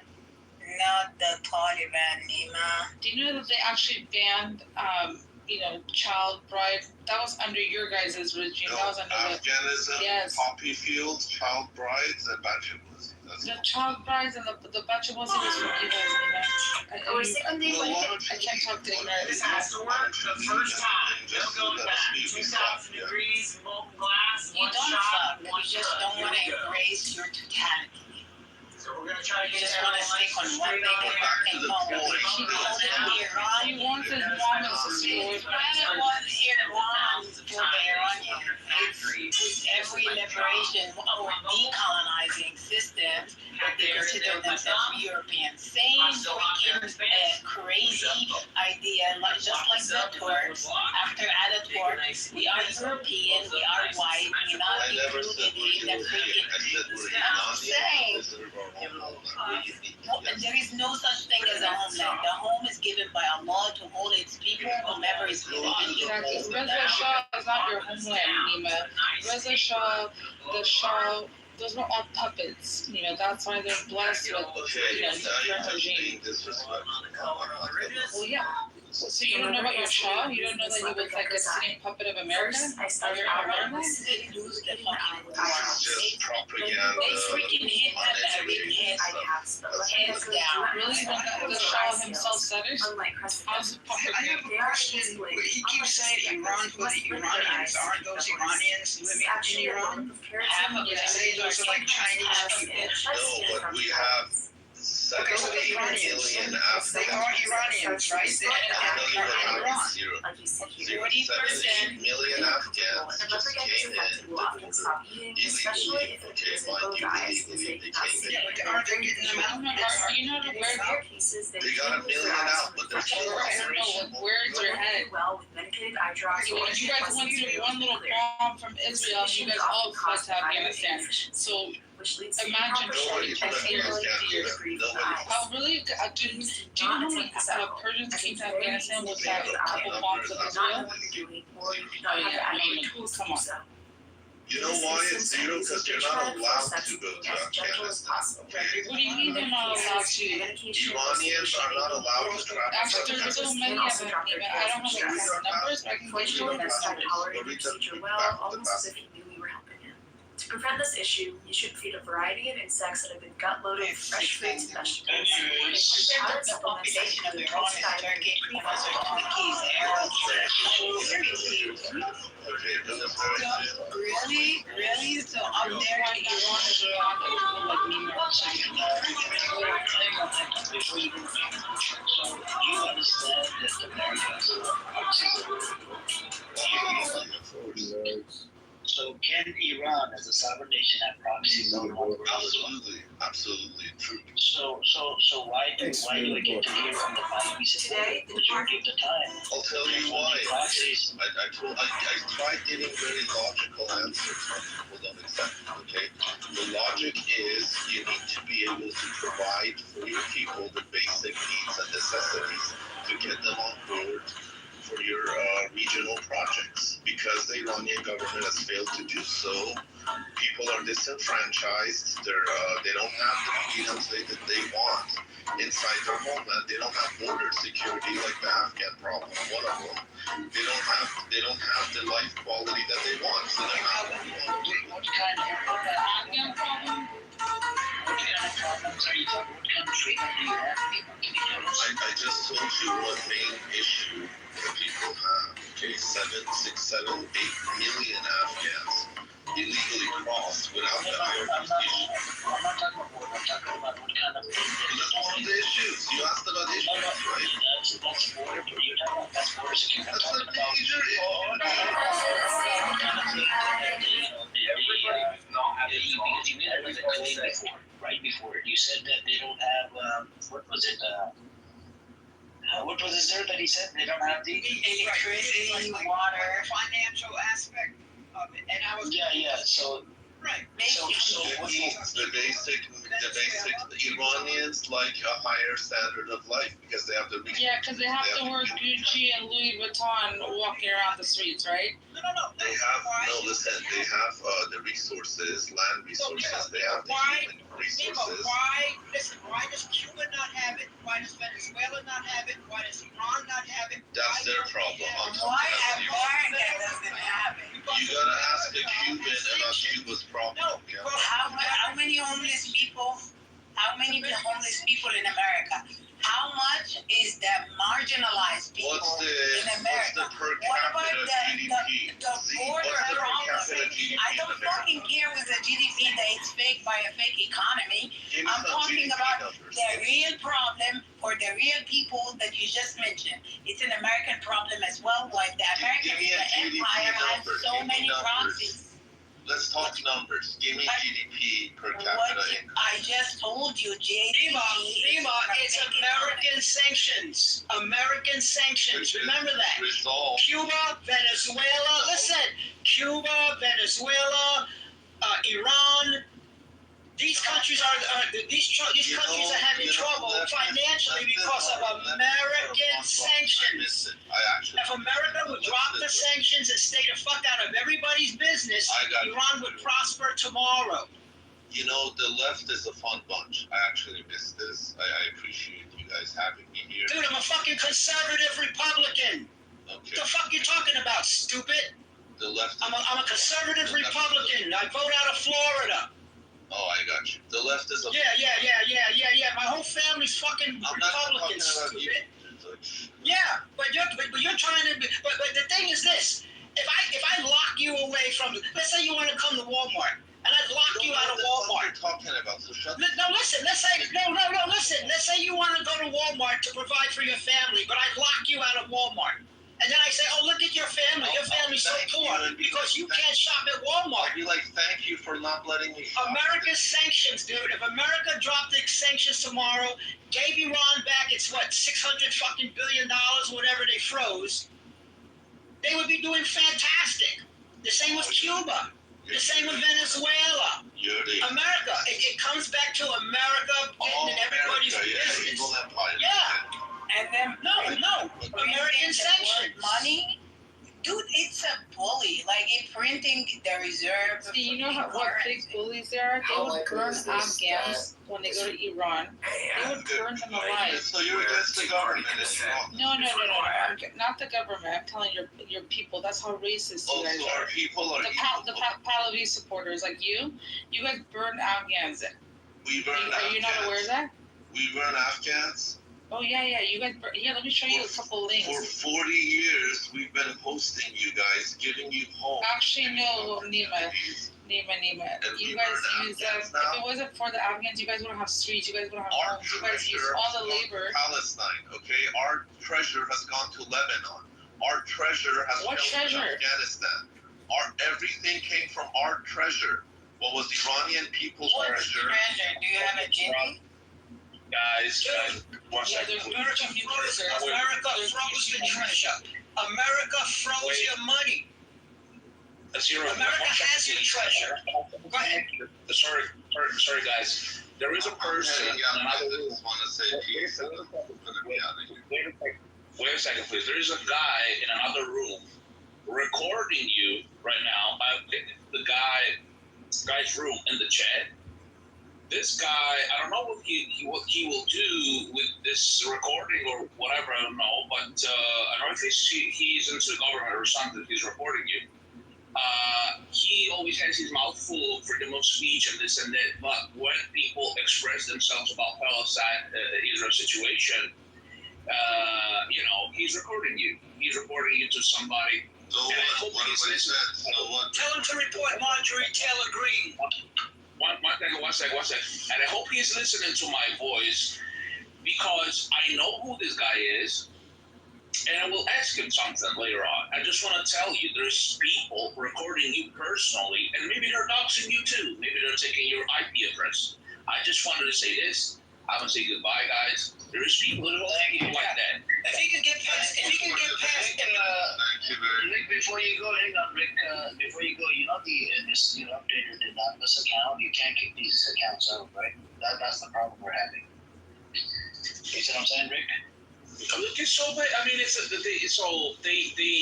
constantly talk about freedom of speech, but then when you say something they don't like, and I'm not even expressing what I think about Palestine, Israel, it could be whatever. But you see, they're recording you. It's so bad. It's so bad. All right. So, John, if you're listening to me, because I know you're recording me too, okay, I'm coming for you too. All right. Okay, John. Goodbye, guys. He's coming for me. No, that's fine.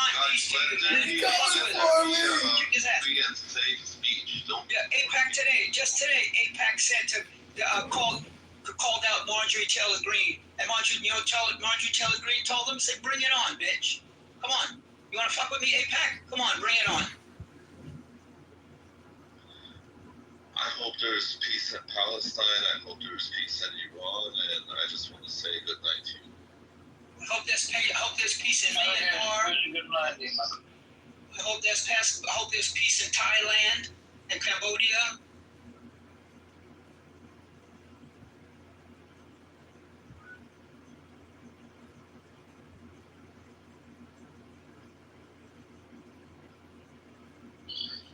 Anyways, I think that was the content for today. People always tend to crash out in this room. This is a crash out room. And then we have the terrorist. His name is John Kite something. He's running for the government in the audience. Ace, if you were to send them cease and desist letter, what do you think about that? Do you think it's a good idea? How big of a lawsuit can we file on this guy? His name is John, the guy that's with the alien account down in the audience. That guy, we have to first find his address. Oh, no, I have his information. I have his old information. Do you state that you do not consent to being recorded? Do you say that, Amir? Yeah. Do you have that written somewhere? I don't have it written, but it's in violation of Clubhouse. You should have it in your profile. I do not consent to being recorded without my permission. Yeah, but he doesn't listen. He doesn't listen. Yeah, but it'll help when you do a civil lawsuit against him. It'll help you in court. If he's got any money, if he's got a car or something the judge will give you. Whatever he owns, he'll give it to you. I think the small claims court would be enough. I don't even have to take him to big court. Yeah, it's No, it's civil court. You just go straight to the civil court. Yeah, simple. Anything over $500. Yeah. Small claims is under $500. And this guy, you want to sue him for at least $1 million. I'm not lying, man. I'm not joking, man. That's how you do it. That's how you teach people a lesson, man. Do you mean a small loan, Zero? No. A small loan. If you can listen to it on other spaces. Just yeah, so that's what it is. He's benefiting. He's using you and people in the space. and on other platforms. What's out there? He does it with all the rooms. He's a recorder. He's got about 30 phones. Yeah.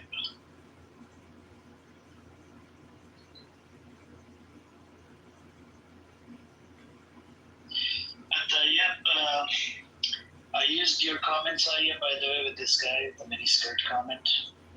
And I don't know. He said no. The Pahlavi didn't say something. I think Lee posted some links in the chat. And apparently he just he didn't even respond to any of this. And he was clearly confused. He was clearly so confused, and he was just trying to play both sides, you know? And then one thing I realized, what's the difference between the Raza Pahlavi supporters and the Zionists? There's no difference. It's they all sort of like attack women. They hate. They don't like women, right? And they disrespect women, And it's a normal thing for people that are Zionists and people that are Raza Pahlavi supporters. The same ideology, just different mask, right? But the ideology is right there. They're just like Israelis. That's how they think, but they just kind of like twist their words and they try to be more slick about it. I'm waiting for ICE to get to them. They got a few of them. He snatched a few of them. Send them back, and they're going to be sitting there right there in the middle of Tehran going, what the hell happened? They don't have a strong lobby, though. Yeah, the Cubans thought they had a strong lobby.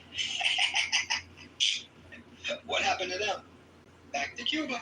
I mean, Rubio told on them, pretty much. He wanted to close the door after his family.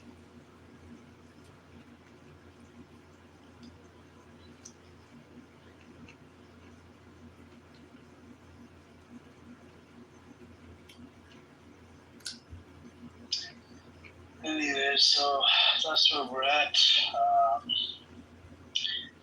We had the Iranian dude, Black Rabbi, did blasphemy today, so the punishment is moving forward. You can't do that. And I was just sitting in the audience, and that's what came out to the target. Kids. So that's the highlights, huh? It was actually a few of these. There was the first one was in the morning. I think I kind of cooked somebody, and then there was another crash out. I think this was like the fourth or fifth. What's up, Renex? How you doing, bro? Did you want to say something, Ren?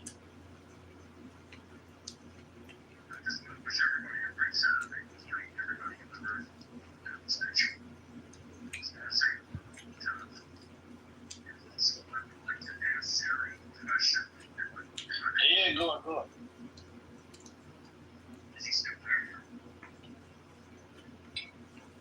Zero, are you there? Zero?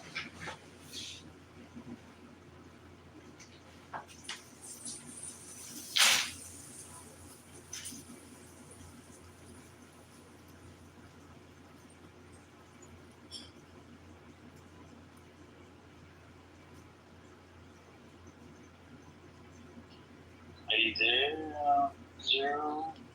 I apologize. The wife was calling me. She's at the market. She needed to call me about something, so I had to take the call. I'm back. Can you hear me? Yeah, good morning, Zero. My name's Andrew. I heard you've been in Southeast Asia. Might I ask you a question? What's the life in Southeast Asia? And how was the transition in the United States living in Southeast Asia? Well, I travel the world, so I mean, it's just one other place. I've been to Europe and I've been to Africa and Asia, but it just so happens that my wife, my second wife that I married back in 2009, she's from Malaysia. She's an Indian. Her family's from India, so she's what they call Mama. Indian Malay. So that's why we come here, and we stay here only about half the year, though. We don't stay normally the whole year. Then I go back to Florida and New York. I spend time both in Florida and New York. Where are you now? You said you're in the Czech Republic? Yeah, I moved here about 7 years ago. From where? From America? No, I was living in London as a matter of fact, and then I decided to, just before COVID, actually, the detonator. The accent is like from Ohio or Indiana or something. No, I'm from California. Oh, California. California, it's good.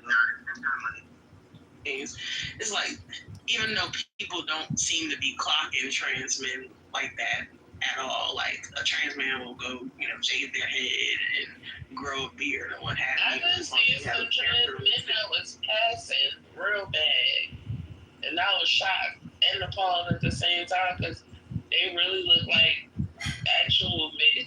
They actually look like men. Well, I don't know. I know, I've definitely seen passing trans men. No shade to your, dissertation. I don't know. I just feel like this becomes a slippery slope.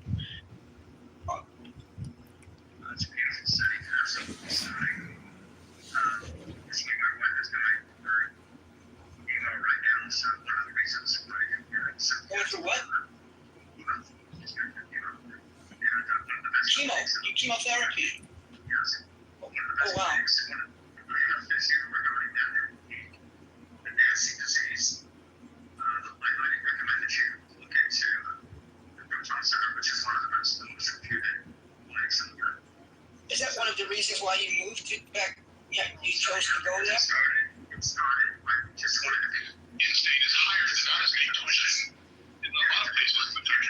So you have students. I think the number one destination. She's weak, but she's stable. So you have students. I think the number one destination for. Did they give you a stage? This prophecy is how they enslave us, how they dominate. Oh, okay. I have a good friend back home right now that's from Returning his will That's the reason why you I understand what you're talking about. They do not deem you as Camping and stuff. All that. I'm fighting the way. They're in all three.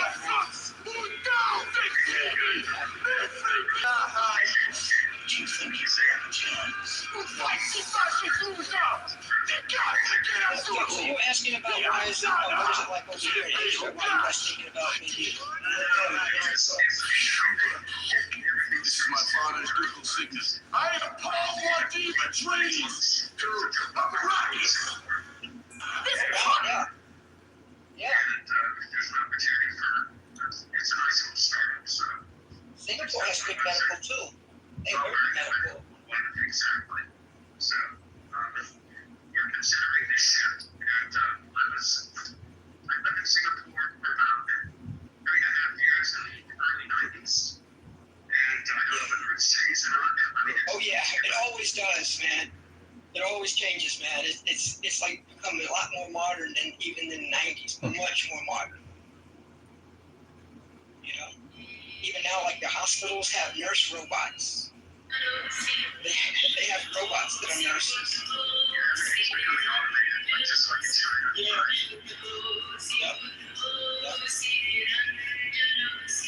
You have to get a license to drive. But everything has transportation to get to and from it. I don't know what it was like in the 90s.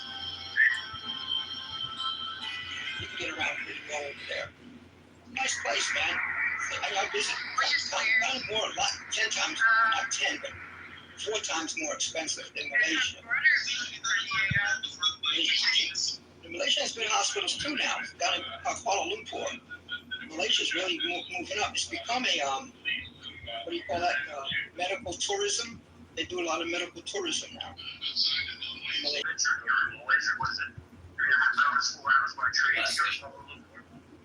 Well, yeah, it depends upon the traffic, yeah.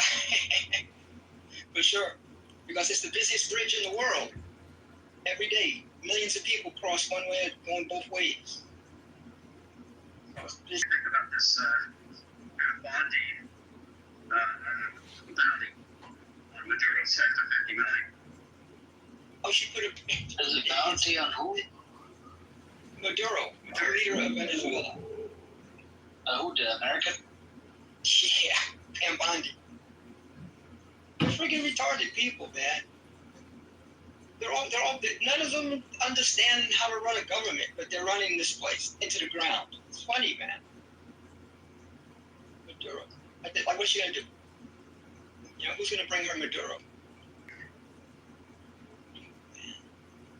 They're trying to do everything. Look at my PTR. They're trying to do everything they can to get away from release the Epstein files. That's the number one priority. Everything else is just trying to throw smoke screens. You know, we're going after the Clintons. Obama is this. Just go after Maduro. Hey, President Trump, what the fuck are you doing up on the roof? Did you see him up on the roof of the White House, walking around? Yeah. Release the Epstein files. Give us some names. You don't believe there are hackers out there who are actually able to penetrate the system? I'm waiting. Yeah. Yep, WikiLeaks, man, the old days, the old, Julian Assange days. I'm waiting. Somebody's going to drop a video or an audio or some pictures, something. Somebody's going to drop it. I'm just waiting, man. That's going to be something to see. Yeah, thanks, sir. If you don't mind, I just want. Yeah. I'll try to follow you back right away. But we wish your wife the best, man, that's for sure. You know, we don't want to hear somebody suffering because cancer is horrible. My father died from cigarettes. He died from cancer. So it was very ugly. You know?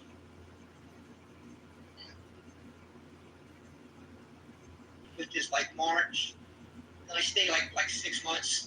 But this year, I've been talking about it with my kids and everything. I'm going to probably stay. I'm probably going to have to sell my place anyway because they're building a whole freaking city they reclaimed out in front of my house. I'm on the beach. Well, I was on the beach. I'm still on the beach. I can see the ocean. But Where's Penang? Was that in Thailand? No, Penang is it's in Malaysia. It's the second largest city in Malaysia after KL. They're building an entire. I told you that before, Lee. Remember I said Andaman? It's called Andaman. It's called Andaman. And they're building an entire city. Yeah, I mean it's like crazy, man. The noise is insane. I mean, imagine, I'm gonna sell my condo and I'm gonna start looking for a place. So I'm probably gonna stay this winter. I usually go back in September, but I'm not going back this year. Yeah.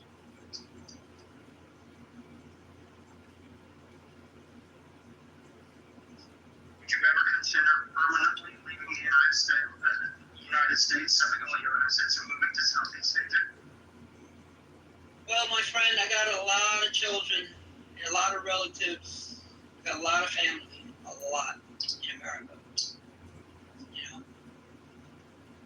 To get on a plane, it's so accessible right now, Tom.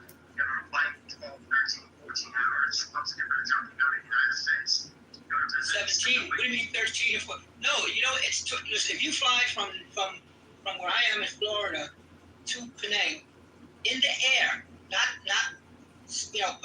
time in the airports. In the air, it's 24 hours. In the air. Yeah, that's probably talking from California. Yeah, it's California's probably like 20 hours. Because I fly from Florida to San Francisco, that's 6 hours. And then I have to take, I like to fly United nonstop. I fly the 787 to Singapore, that's 17 hours in the air. And then from Singapore, then I have to fly another hour to Penang. So 24 hours in the air. So if you have layovers, 3 hours here, 2 hours, whatever, you're looking at a day and a half of travel. It's a lot. It's a hell of a lot to do that. So that's why, when you go visit, if you're going to visit somebody like that, you better be ready to go. Like right now, my next door neighbor, her daughter and her granddaughter are here from Canada. And I I think they've been here like 3 weeks already. They're gonna stay another couple of weeks or so. You don't go that far and only stay like for a week. You gotta stay for a couple of months.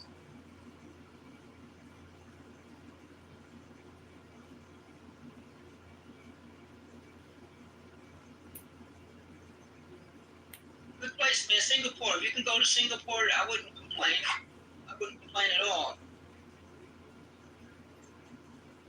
If you were going to some place like Philippines or Thailand, I'd be like, ugh.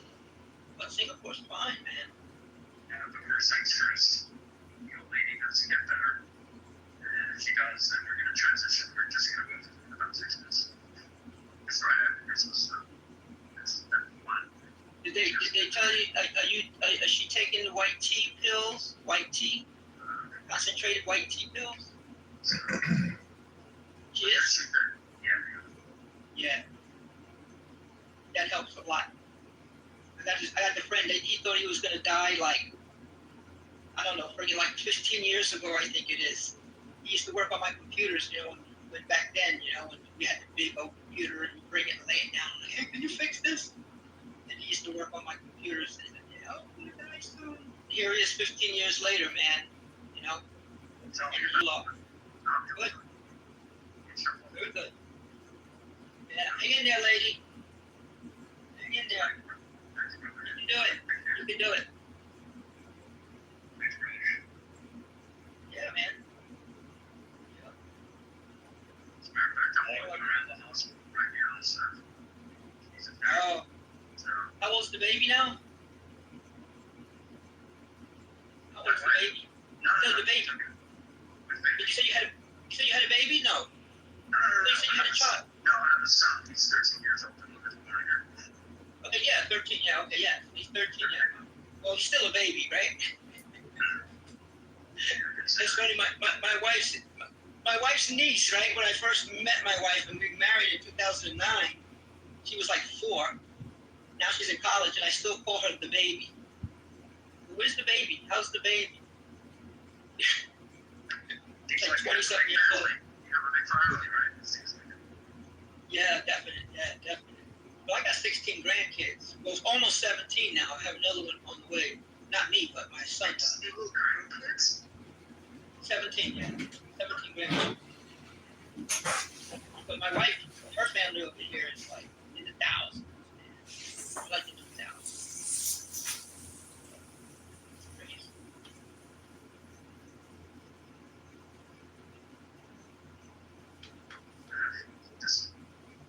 You have all the money in the world. It's like it's valuable asset. But it's time. Time is so valuable. Just, very, very short span. One of the things that's out of this road, especially with, discussing with you guys earlier and with you guys, which I really appreciate your topic of discussion. But, what's happening outside is completely unacceptable. And everybody goes on, continues with that. It's not my problem. It's not my problem. It has to be. This shit has to stop. That was amazing. In Australia, that was amazing, huh? First they said it was going to be 10,000. Then they said maybe 50. Yeah. It was like, 200,000 people came across the bridge.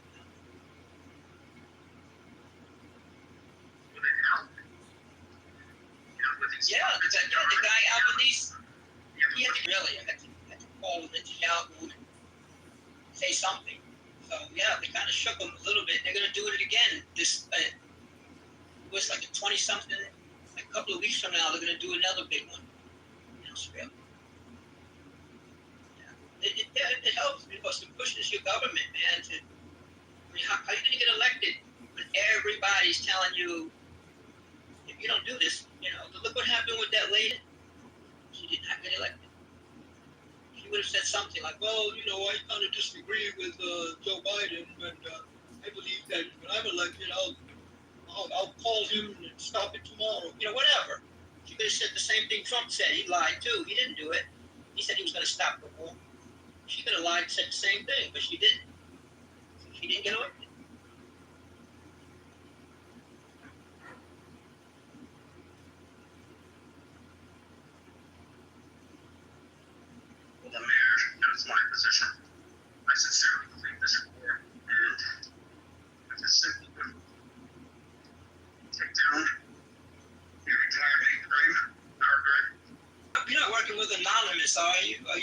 was anonymous.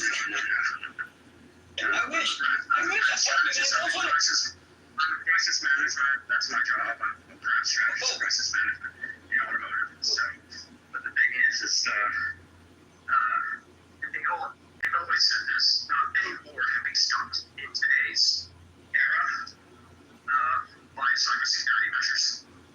If you have the access to the mainframe, any mainframe, you can shut anything down. Ralph, can I ask you a quick question? Can we stop this war with the ChatGPT?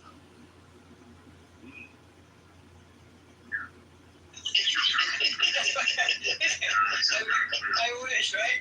However, I'm going to go back to something that Zero said earlier regarding, autonomous, nurses, doctors, physicians, surgery. If you go to China, especially Shanghai, quantum computing. That's going to be very, very interesting. This is, I believe, that AI is only the quantum computing is going to be a very intricate in stopping wars, and among other things. Is the amount that it costs to build these damn bombs. I mean, you have one missile you shoot, and it's like $3 million, $10 million.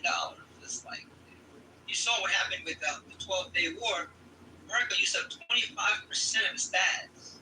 In 12 days, $1.2 billion of stats. They only make like not even a dozen a year. They don't even make a dozen. They used 150 THAAD missiles in 12 days. Can I ask you something? Am I correct or am I wrong? A year. So imagine if Iran strikes again, they got to use another 100. It'll take 10 years to build that stock back up. And you don't have 10 years when someone's shooting at you today. Do they have the money? The United States government? Do they have the money? No, it's not the money. No, it's not the money. It's the manufacturing.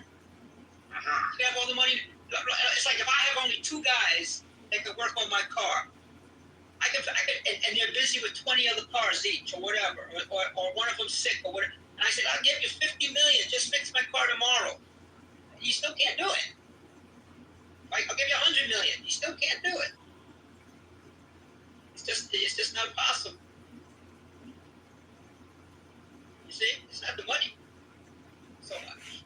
And then it does come down to the money once you do have to build it back, because it's like, well, at the same time, that costs what, 30 million or whatever, 15 million per missile. And that's only that. And then you had the naval commanders, when they were here in the Red Sea, they also said that their stock was getting low, which is the main reason they backed out. They said, our stock is low. So if you don't have what you need, just like this guy, what's his name, Netanyahu. Oh, I'm going to occupy all of Gaza. And the fucking general, the last one, and now Zamir says, with what army? With what? How are you going to occupy? I'm telling you, we can't do this shit. All of our guys are sick. They're all dead. They're killing themselves rather than go fight. 100,000 reservists said they're not coming back anymore. All their equipment's been blown up. And they're telling them, with what? Occupy what? With what? You don't have it. And I don't care. You can throw $50 billion into this.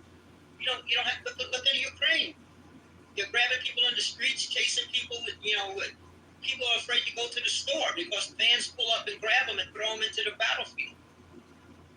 You don't have the equipment or the people. How are you going to do it? I don't know.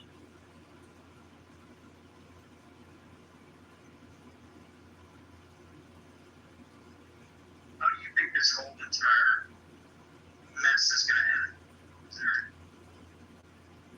If it ever will end.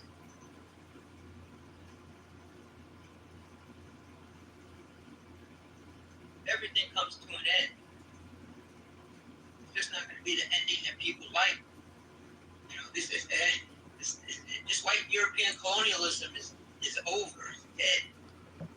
It's like you're trying to force us to ride horses in 1925. No, we want cars. No, you have to ride a horse. No, we want cars.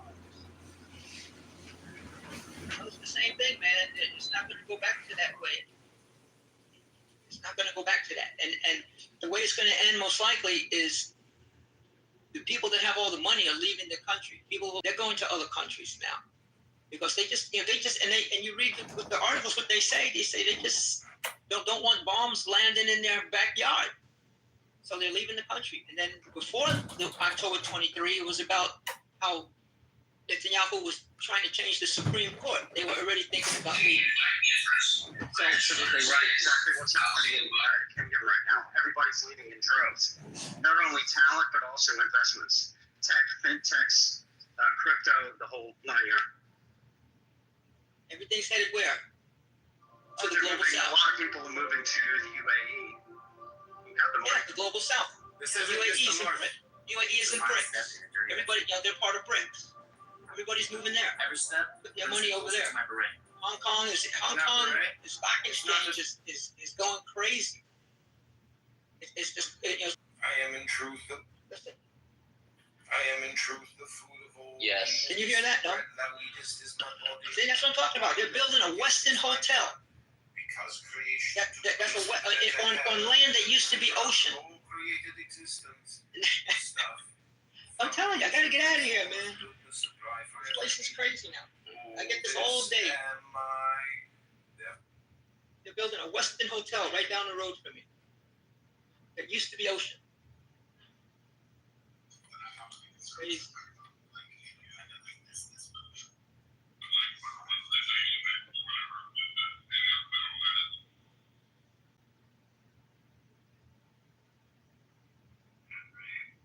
Yeah, so how it's going to end? I mean, this guy's destroying the country, man, financially. All of his people. You don't have a big country, and you got like, what, 18,000 wounded people walking around and with no arms and no legs, and blind and wheelchairs. And they had that. We fought for you. How come? You know, he's a Zionist in the Zionist country. He's like, you're supposed to. And look at us. Look at us. Look what's happening. And you're not providing for us.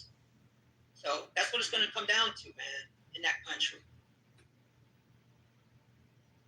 You know, you can try to hide it, but you can only hide it for so long. I mean, you really devastated that country, that guy Netanyahu. You really devastated them. Financially, politically, in the world. I mean, it's a mess. I mean, I think the way I'm looking at it, right? I think at one point the countries might do something about it. Might, you know, either the country leaders, but then the country leaders. I don't think the country leaders. Maybe the people inside these countries. Maybe I think probably Egypt really bad for the Gazans, right? And they're right across the border. They can't even go across the border. So there's a highly likely chance of them, you know, maybe protesting or doing something at the border, I think. It just needs a little bit of that, you know, and this is why the protests in South Egypt are not allowed. You can't even wave a Palestinian flag. So there's a possibility. You never know. If not Egypt, now Lebanon, they already agree.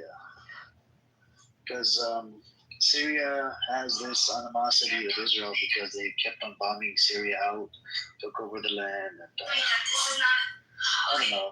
Anything's possible at this moment.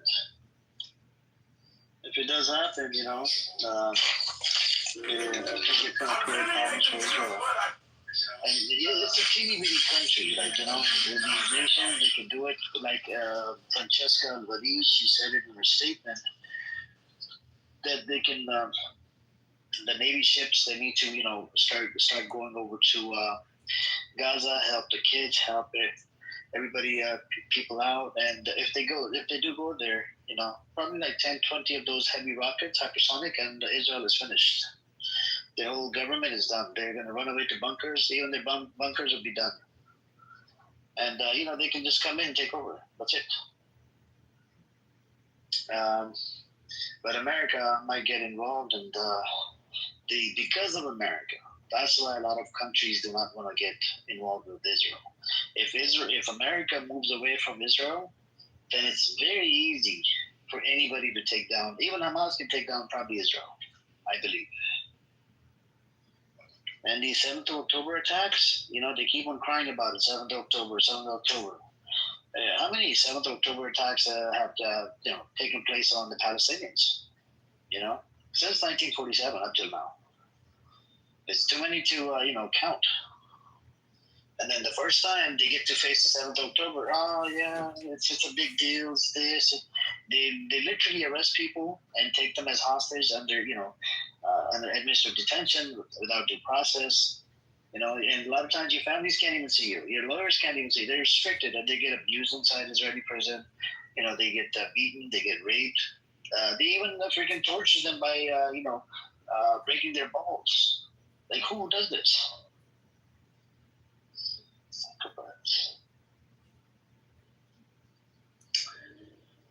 This is a demonic entity, and I think it would take some time, and I think it would need to be dismantled. I mean, the two-state solution deal, I don't see it, even though the countries might recognize it, but I don't think it's going to get anywhere.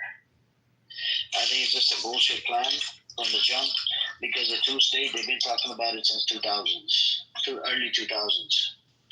And Netanyahu had a chance in 2015. He turned it down.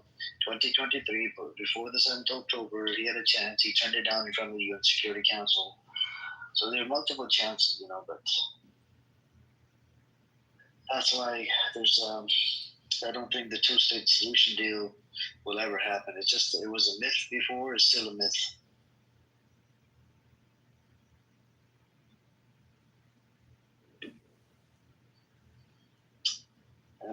Anybody want to chime in, or anybody want to come on up? Hey, what's up, Rayfan? If you want to come up, anybody else? What's up with you, Ray? Walaikum salam. What's up with you? How are you? I'm doing good. What's up with you? Peaceful. Same boring life. Nothing special. But I saw a news this morning. I don't know. Did you guys see that the United States put a bounty on the president of Venezuela? That was crazy. I was like, wow. Yeah, I just heard about it from Andrew. He was saying that. It's next level, man. Trump administration is taking the game to next level. He's putting bounty on officials of other countries. They're accusing him of being a drug lord, something, a cartel kind of person. I think for Middle East they use terrorists. For South America they use cartel. The people they don't like. He's trying to get out of release the Epstein files. He doesn't want to talk about it. He wants to do crazy stuff so people can talk about that instead. Every time he says something, he just bring him back and say, what about the Epstein files, Mr. President? Oh, but I'm gonna kill everybody in the world, and I'm gonna blow a nuclear bomb tomorrow on and I'm gonna, Mr. President, what about the Epstein files? Oh no, but I'm gonna do this and that. What about the Epstein files, Mr. President? That's what they gotta keep doing. That's what he's trying to do, get away from that. No, I honestly think he wants a legacy when it comes to international things, and he's failing. And right now he's right after Russia, because with Iran he failed, with China he failed. I mean, the economy of China didn't even fail tariffs, and Iran didn't sign any deal with him, and he lost it. I mean, what can he do to Iran? Right now he's after Russia, so he went after Modi, which was crazy. He's putting tariffs on India. And this Venezuelan guy is a Russian ally. So he's going after Russian allies. At least I think that's the lowest hanging fruit for him because both Russia and Ukraine do want to finish that war. So he's after Russia, and I think he's doing this crazy stuff. But I don't know how it will work out. Yeah, I don't know if anyone ever studied war, the World War II. You know, but if you go back and you look at the Barbarossa, when the Nazis attacked, you know, the Soviet Union, I mean, they practically won this thing. I mean, they had like millions of Russian prisoners. They were all the way at Moscow. I mean, Russia was getting their ass kicked like you never seen, man. It was worse than I've ever. When I was studying, I thought that Russia, you know, fought in the, yeah, but they had to just. I mean, I'm surprised they didn't lose. I mean, people in Moscow were leaving. You know, they knew that Germans would take the place in like a day or so.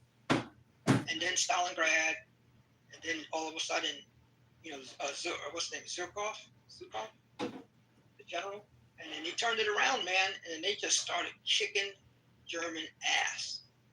So the Russians are used to that. They're used to losing, but still winning. You know, they'll lose, but they'll still come out the winner. I don't know.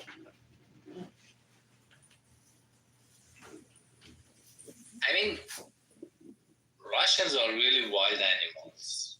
I mean, they are the most racist, disgusting animals which is out there. Like, don't get me wrong. I really wish they lose. Even Chinese hate Russians. Everybody hates Russian in this planet. Yeah, but Russia's not going to lose to Ukraine. They're not going to lose to Ukraine. It's not going to happen. Right. All of Europe will have to be a world war again. All of Europe will have to get involved. But the policy that, I mean, what Russia wants, I mean, this is actually, it goes back. So technically, this war is not about Ukraine. So Russia and I think ExxonMobil, they had this agreement because Russia's oil industry is bankrupt and it's really out of date.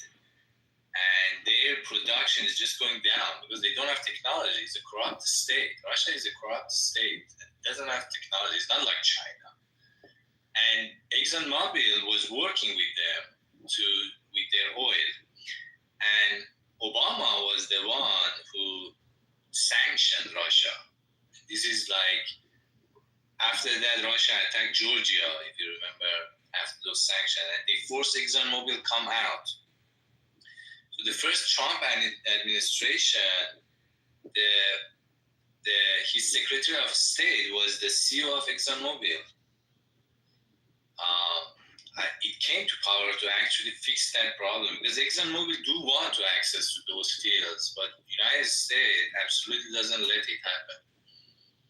So the problem of Russia is really not Ukraine. It's just poking everyone to get access to oil technology. And it doesn't seem West wants to give it to them. So I think Russia will lose over time because Russia doesn't have anything.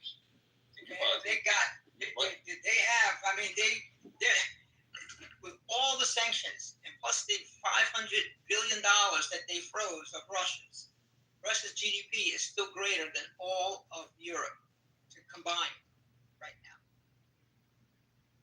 It's like fucking wild. You're telling me, man. Russian GDP? What? Yeah, man. These guys are growing like crazy, man. The GDP growth is like 4 point something or 3 point something, whatever it is. It's insane, man. I mean, they're making money. That's why they're trying to stop India and others from buying Russian oil. It's not going to happen. No, but the technology is outdated. No, the technology is good, man. They got some of the most dangerous hackers in the world in Russia. Absolutely. Yep. No, I mean their old technology. They're not a player, like for example, offshore drilling and they really do want to go to North Pole. You don't have those kind of technology. But they're one of the largest oil suppliers in the world, friend. You know that, right? They are, but they don't like for example, Iran has a lot of reserves, but cannot pull it out. And the thing about the oil well is that oil wells are dying too. You need technology to keep oil well alive. Otherwise, very fast, you start losing money off a well, and you just have to. But China is backing up. I'm saying China hates Russia. Everybody hates Russia. No. China isn't China an ally of Russia? In a sense that China is fighting with U.S. So in that sense, like the enemy of my enemy is my friend. But Russia gets the technology from China. Everything happens through China. I mean, I would be surprised if China give any technology to Russia. And do you know that they Russians produce are very aggressive. Do you know that Russia produces 5 times more weaponry than America does? Yeah, China is very advanced. Like the level No, not China. I'm talking about Russia. Russia produces 5 times more weaponry than America does. And they sell it to anybody. Yeah, anybody can go to Russia and buy it. Possible. I mean, I'm not questioning the. Yeah, you know the AK-47 is from Russia.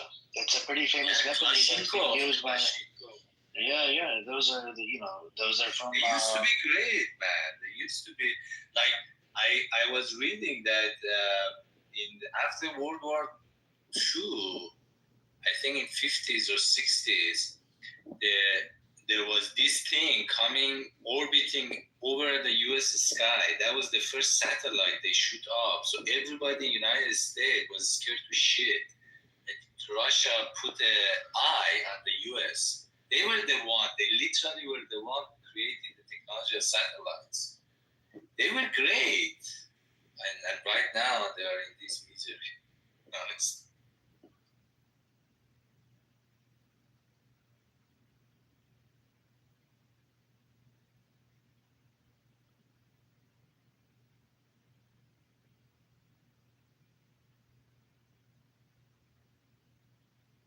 Yeah, so Russia, I mean, I don't know how you're going to stop that. He's got his eyes set on taking Ukraine, and people are doing all they can, spending all the money they've got to try to help Ukraine. So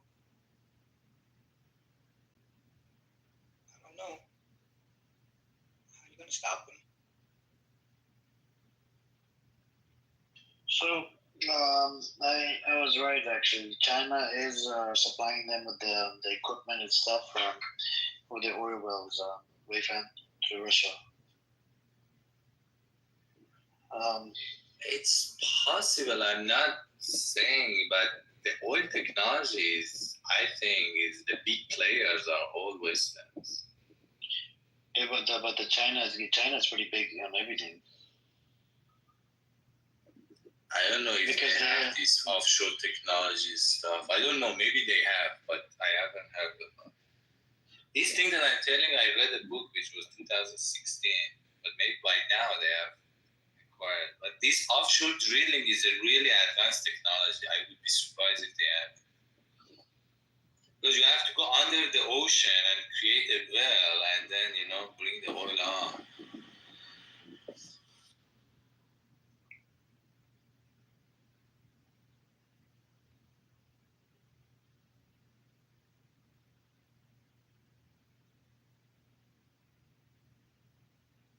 The thing is that I'm sure if they are given the chance, they can develop it. China doesn't have its oil. Actually, they do. They do offer offshore drilling equipment and support to Russia.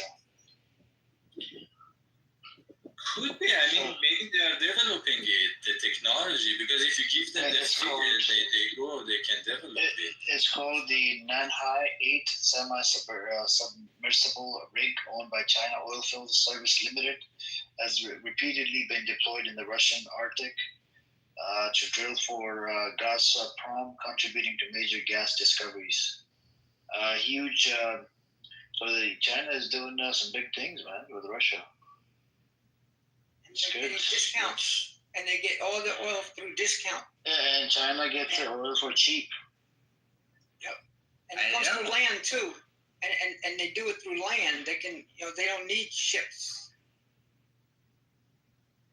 No, I'm sure if you give them the well, they will develop the technology. Not that they have the technology, they're developing it. You have to put your engineers and let them figure it out. Do you know these that Russia technologies are already developed? Do you know Russia is the third largest oil exporter in the world, After the United States, Saudi Arabia, Russia's number 3. I thought they even have bigger reserve than Saudi Arabia. They're big. That's why Germany. I don't know if they have a reserve Russia that large. I know the largest reserves are in Venezuela. That's number 1 in the world. Oh, largest reserve, I thought. In the world is Venezuela, but I don't know where Russia stands. But as producing, they're producing like 10 million barrels a day. It's a lot of oil, and it's all going to places like India. Oh yeah, Venezuela. At a discount. It's going to China at a discount. I mean, even Pakistan. Yep, look at that. They're getting it cheaper than, it's like $3 off the dollar, $3 off the price. So like if it's at $65, China's getting it for 62. That's a lot when you're buying like 500 million barrels a day. And they buy it from Iran as well for cheap. From Iran as well. You got it. I mean, I think China is really big, man. China is. That's what I'm saying. There's a lot of people living in China. No. I mean, all these wars in the Europe and Middle East, China is the winner. I mean, they're taking the best out of all these countries. But I think it's a good sort of like I think to become an alliance with China. I think it's a good thing, right? To be able to. Depend on China for certain things, because China can, give you a whole bunch of stuff. Even like the, from day-to-day use items. I mean, even a can opener in China. A freaking straws from China. China. You have to pronounce it as China. China. Do you speak Chinese? Do you speak Chinese? Not a lot. It's a very difficult language. But it's what language do you speak in the country you're in? You're in, I think, Thailand. Taiwan. What language do you speak? We are Chinese. Mandarin. You speak Hokkien, right? Hokkien? They have Hokkien also, and there is 3 languages. Cantonese. No, Cantonese is Hong Kong. So here's Taiwanese. Taiwanese. Right, Hong Kong. Yeah, I apologize. Yeah, right. So here Taiwanese and Hakka and Mandarin, but Mandarin most. Mandarin, yeah. But I don't know. I normally don't talk to people. Just mind my own business. I come to Clubhouse.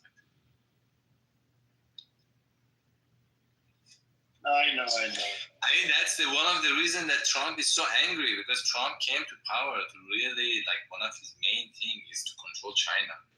And he cannot finish the wars in Europe and Middle East. US, I think it was Obama which said this in 2011 or those time frames, said that US does not have any strategic interest in Europe and Middle East.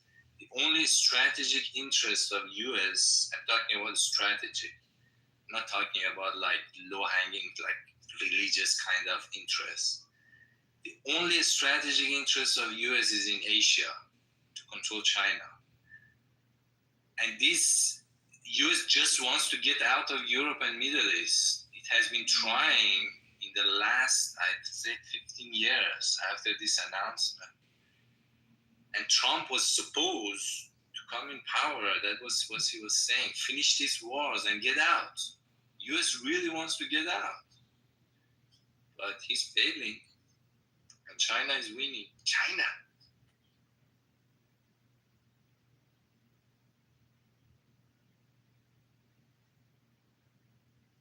I mean, the reason that Russia attacked Ukraine is this, because the US said they don't care. Maybe this was 30 years ago. Russia would not dare to attack.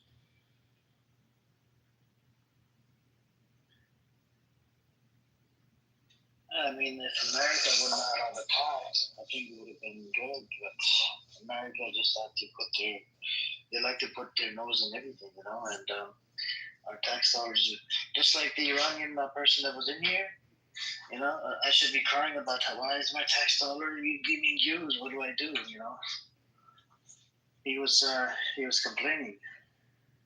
Why is it giving to the proxies? I mean, because of the proxies, I think Iran is kind of protected.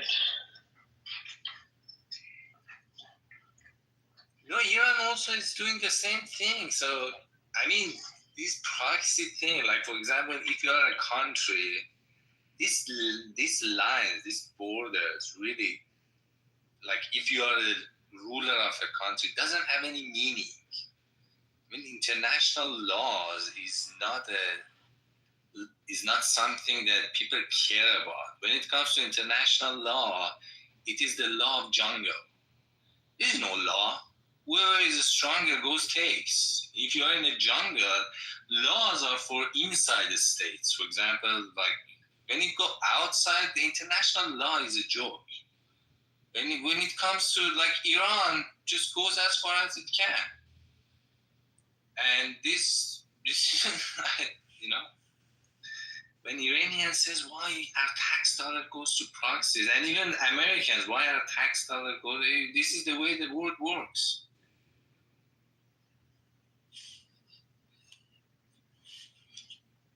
And Iran was really taking over Middle East, and Iran is taking over the Middle East. I mean, this is why Israel is so pissed.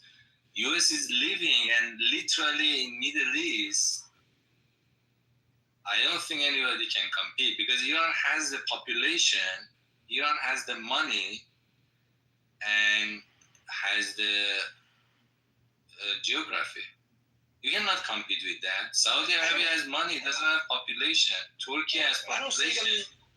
I don't see them taking over. I mean, Iran, to me, that's just as much influence in the Middle East as Turkey does right now.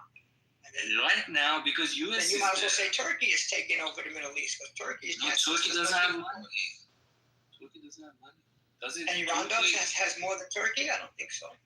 Iran has gas and oil. Turkey relies on Iran for its gas. If Iran shut down the gas pipe, Turkey dies. All the gas of Turkey is from Iran. You need to have natural resources. If you want to be a power, you cannot rely on your resources on other countries. So Saudi Arabia and all the Gulf states rely on their population on India, on like, I don't know, other Arab states. They don't have population. So you need to have these three components. You need to have the resources, population, and land. The only country which in Middle East has this is Iran. And once United States leaves, which US is saying that they are leaving, Iran will take over. It's just a matter of time. Israel doesn't like it. There is a slang in Persian. It says that it will burn sooner or later. It's just a matter of time. Simple math. I don't see Iran wanting to take over. That's the thing. I mean, it's not a matter of 1-0. They'll support people. I mean, they'll support other groups just like everyone else does. You know, France will support somebody, and other countries. Venezuela will support someone. Brazil will support somebody that they think have a similar perspective. And so Iran, I can see them helping Lebanon, the people of Lebanon, and the people of Syria a little bit. But I don't see them trying to take over like Saudi Arabia or Oman, I don't see them trying to take it over.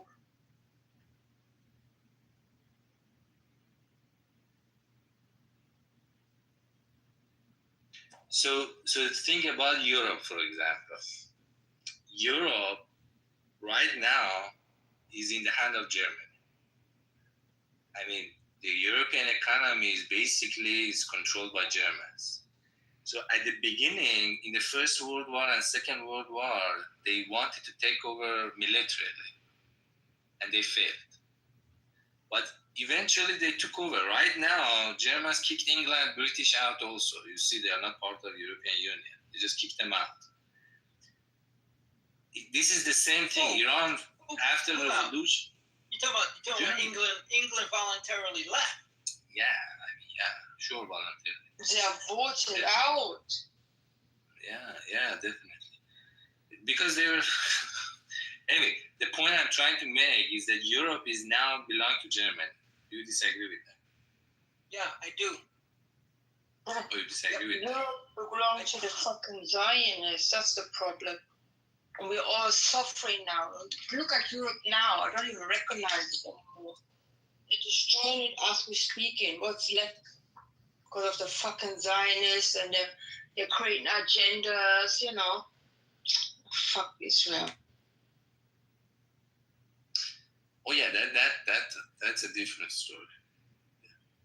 I'm talking about like countries, like the effect that Zionists have on the politicians worldwide, because Zionists are like in charge of money and stuff. That's a different story. And that's why Hitler wanted to, wipe them out. But he knew they were evil. They were very, very bad for humanity. He knew it. That's why they needed to go. Really, they need to go. Look how horrible. I don't know, sir. I don't know what life is like in Taiwan, but here in America is shit. Europe is shit because of the fucking Zionists. It's so bad. I'm telling you. I'm a bit older than you. I assume. I've seen a better Europe before. Now, don't even bother coming to Europe. It's so shit. Again, I'm totally against what you said. I like Jews, and so I'm not going to Hitler was had a reason. He was a fucking racist. The reason that he killed Jews has nothing to do with that Jews are bad. He just he wants. I'm not going there. The point I'm taking is about Iran. So Iran, for a long time, wanted to take over militarily. And right now he has changed his approach. He wants to take over by the way that Germany took over Europe. But you have to understand, just look at the map. Iran is the only country which has resources, population, and land. So the same as Germany. So it will take over.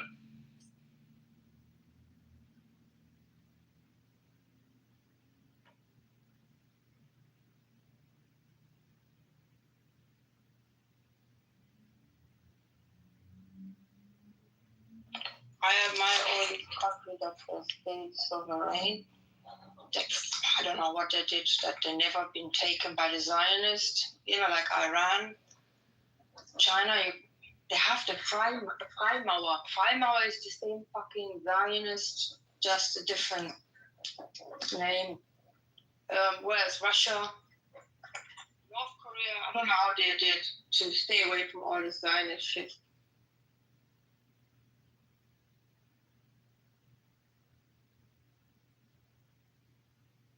I mean, the reason that Zionists are much stronger in the West and East is because for the longest, Christians and Muslims, they let Jews to handle money.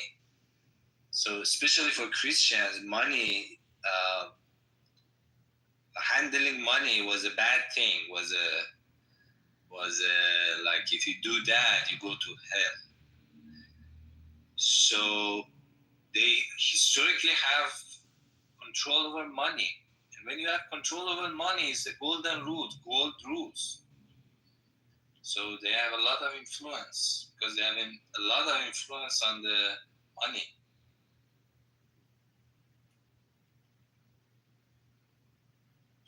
But in the East, they don't.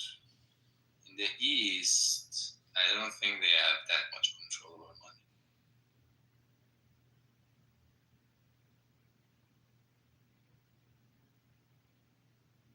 Wherever are the Federal Reserves, they have control of that.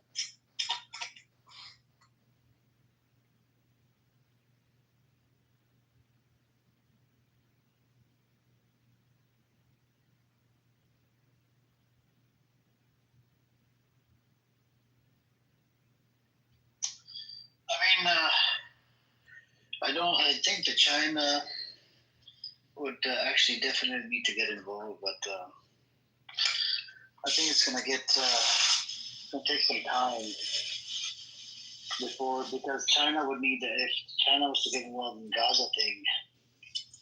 If there was anybody who was to get involved in Gaza to rebuilding whatever, they would need some sort of a guarantee that Israel is not gonna. And I think that's why Hamas has changed their stance is that they want actually a two-state solution as soon as possible. You know. So they got what is it? They got I think 8 or 10 live hostages now, and then the rest of them I think dead or something. So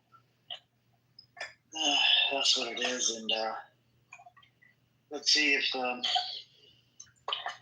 they get their people. I mean, if they can get their people from the other side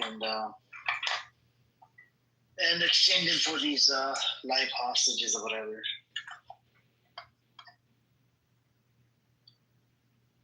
But it's sickening, you know, these demonic people, they don't care about their own hostage. It's better to just kill them. Yeah. Did I not give you a link where that was a Palestinian? This doctor came back and he just testified what he had seen at demons. Where those Israeli hostages came out, was waving a white flag on the IDF didn't care, they still shoot them. Yep.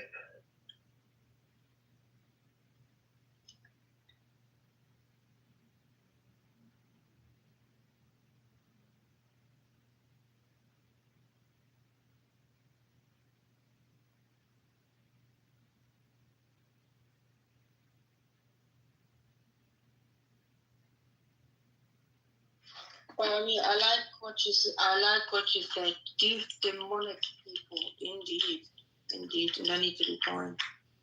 They need to leave planet Earth so planet Earth can heal and save humanity.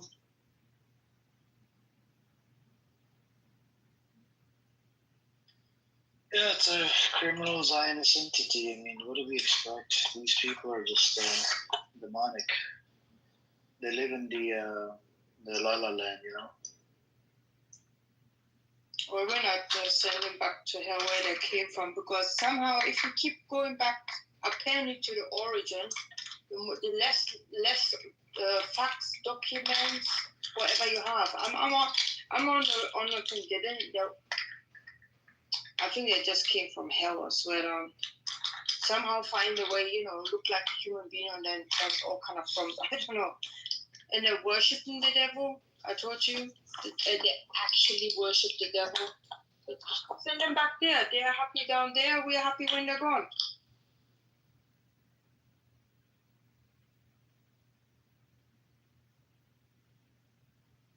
Hey, what's up, Layla? Assalamu alaikum.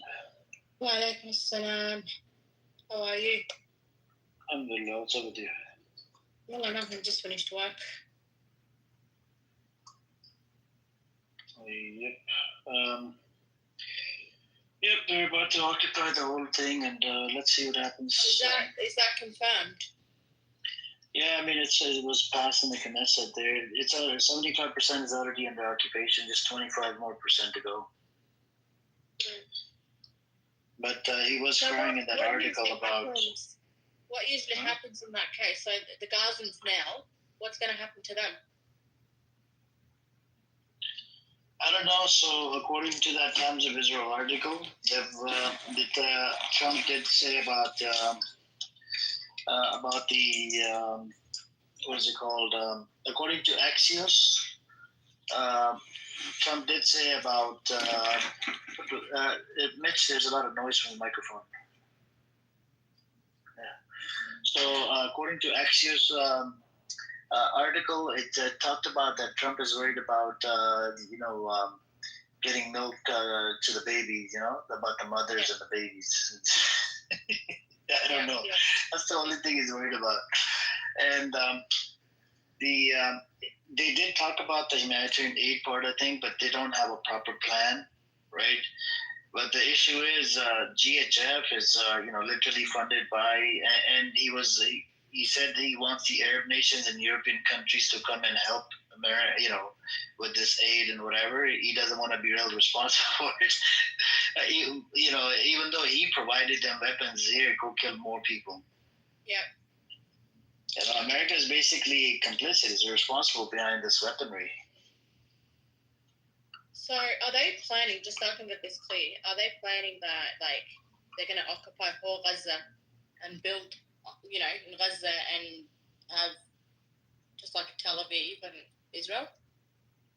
I don't know. So there are 22 Knesset members, right? They had a bill that was passed by the defense minister for them to go survey the land, northern Gaza, how they're going to build settlements in the future. So by the looks of it, anything's possible. Once they're in, they ain't leaving. Yeah. And they're going to try to get the hostage, but I think the hostages will be killed. It was never about hostages. Yep. It's never about the hostages. Correct. They don't care. They just want to kill. And they don't want to be stopped. There's been a protest inside Israel who were against that, and they want to get the hostages back. Can I say something? Why now? Why not 5 years ago, 10 years ago, 15 years ago? No, they don't really care. Now they can see there was destruction for Iran, and the world are standing up and hated them. Now all of them going on protest. Ridiculous. No, they've been protesting before the 7th of October against. It was in minority, a smaller number, against Netanyahu. And suddenly the 7th of October happened, and the rating for Netanyahu went up. Even the leftists that did not want Netanyahu, they sided with Netanyahu because he was fighting Hamas. And then now the rating kind of went down, and then it's getting picked. So every time he fights Hamas, they all agree on it. This is a problem with these Zionist criminals, the baby killers. So they did protest, but now they're, but they have a problem with internal affairs. And Leila, those people that are protesting, against genocide, whatever. One thing I don't get, right? The Israeli settlers, they're literally, having their kids lay down on the road to stop the aid from going into Gaza. Jordan complained about this the second time. Yeah. And those people that are protesting against genocide, these guys are such hypocrites. They don't even have the balls to stand up against the settlers. They say they're against the genocide, Amir, but they also want their hostages back. That's the whole thing. It's not like they don't care about the. They don't care about the Palestinian. Yeah. But they have to say we want peace. We want this war to stop because we want our hostages back. They don't care about the Palestinians. Did you see the images? And there was also a video of one of the hostages where he's also starving, and they made him dig his own grave. Yeah. That triggered them. That pissed them off. Yep. They come in here, they talk about that all the time. Yeah. I'm like, and you're starving Gaza, so. Yeah, no. They said that it's Hamas starving them. The guy that handed them a can of beans. I went back and forth with Samson. Remember that idiot Samson? Yeah. He goes. How come that guy was healthy? That guy was buffed up. I said, do you think that I didn't know he was whether he was taking protein shake, protein bars. We don't know about that. I don't know. These people that come up with these weirdest fucking arguments, I can't believe it. Oh my god. So that's what it is. But I was having a chat with someone today who's into this whole IT business, and we're talking about the next steps for AI. That they're going up there. Like they're actually AI is gonna replace doctors, educators. You can walk down the streets and see an AI where you think it's a human. Does that make sense? So I asked the question, and he's like, so it's going to obviously become a big thing, but then it's going to crash down eventually. I'm like, what about in regards to wars? And, how's AI going to play a part in that? It's like each country, they'll set it up into their own, they have their own setup, how they want it to run. And that's it. AI is just, it goes by codes and by numbers. And so it's going to be very, very interesting that this is going to come up, especially because it's big in America. How it's all going to, maybe they're going to get AI to, build Gaza again for them. You never know. You mean they're going to have a large enough 3D printer? Oh, yeah. That's wild. I like to see that. You've seen a 3D printer, right, Zero? Yeah. I have a house idea I'd like to build myself. If I could borrow that printer, please.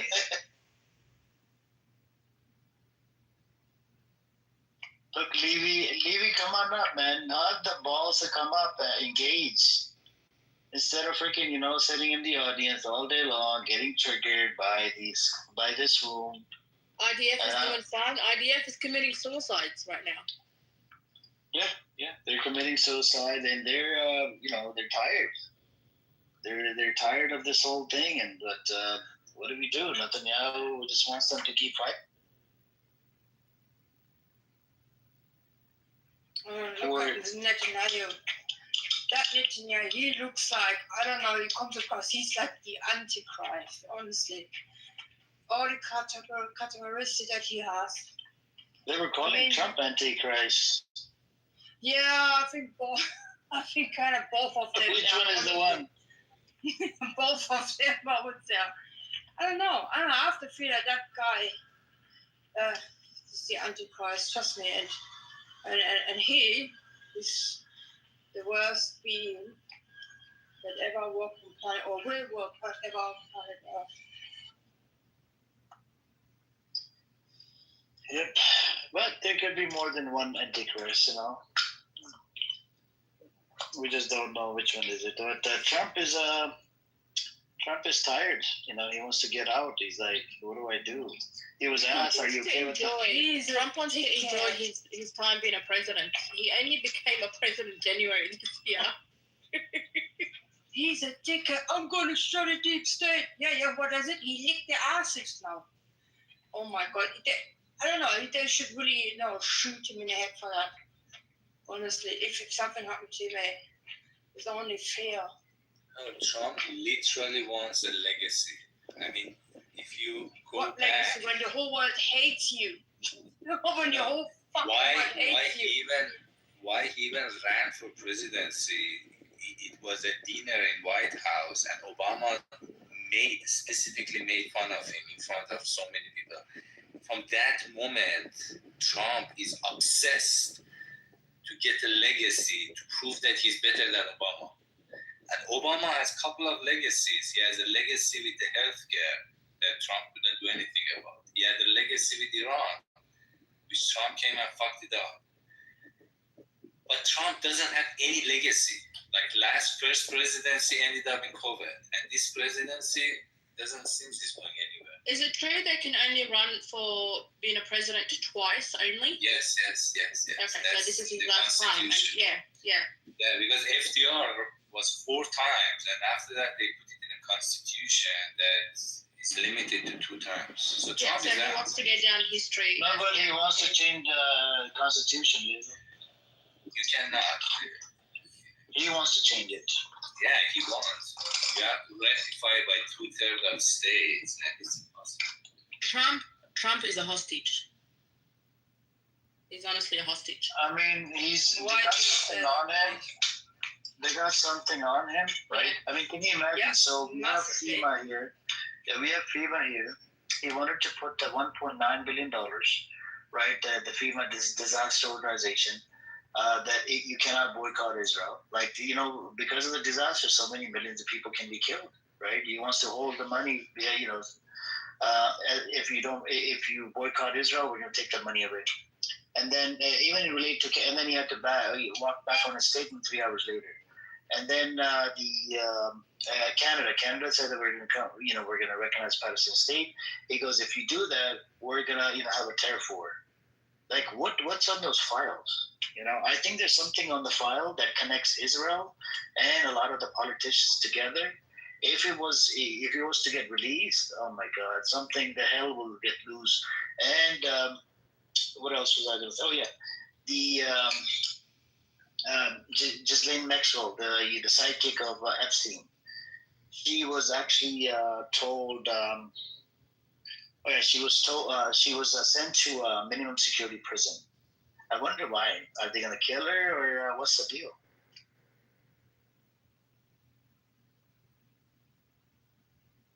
Definitely, Epstein files is a big thing. Also, I think when it comes to Israel, Trump wants this Ibrahim Accord to be the reason that there would be a peace.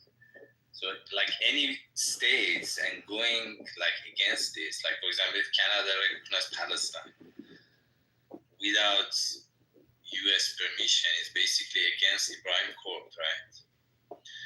So that is the challenge that Trump has right now. Trump really wants a Nobel Prize, wants a Ibrahim Accord, wants something to go down the history, not down the toilet. So he's going down the history as the next Hitler, I think. Not only that, like no, even Trump Americans. is a big fart. Trump is a big fart in history. Like 10 years from now, nobody will even remember him. There's literally states in America where teachers get paid $15 to $16 an hour, and that's education. And this country is sending billions to a country that has nothing to do. America didn't start this war. Americans have nothing to do with this. Why aren't you improving in your country? Why are you sending billions to Israel? They have something on him. He has to do it. That's why I say he's a hostage. No, the reason that U.S. does this thing, this is a problem in the U.S. Like, for example, politicians send these monies to Israel, and then Israel send those monies back to U.S. to, like, part of it, not all of it, to elect these politicians. Do you see the chain here? So in U.S., politicians really, in order to be elected, they need to raise money. That's how, for example, in Taiwan, for politicians to be elected, they have to raise a signature. You have to go and gather signature. But in US, you have to gather money. So if you don't gather money, you don't get elected. So you don't even go on ballots. So a lot of these politicians send money to Israel, and part of this money comes back for these politicians to be elected. So this is a chain that the economy, I said, these people in Israel take money. Would you say that the world's strongest country, with power and everything is controlled by Israel? They've got them by the balls? I wouldn't say they got them by the balls. I say they know how to play the game, the U.S. politics games. They are really good at playing these games. Other countries can play this game, like Saudi Arabia can play this game. I mean, they're doing pretty good. I mean, right now in Middle East, I think Saudi Arabia, look at this MBS. He's literally a person which what did he do, Khashoggi? That, for any politician, that was the end. But right now, he's doing very good. I mean, Saudi Arabia, because they're doing the American politics. You have to play American politics. And Jews play pretty good. I mean, Israelis. I want to distinguish between them. It's not like if Muslims start playing the politics of US, you can easily change the direction. I don't see it as Israel is taking United States by balls. I don't see it that way. I see that they know how to play the game. It's a game. US politics is a game. You just have to play it. Whoever plays better wins.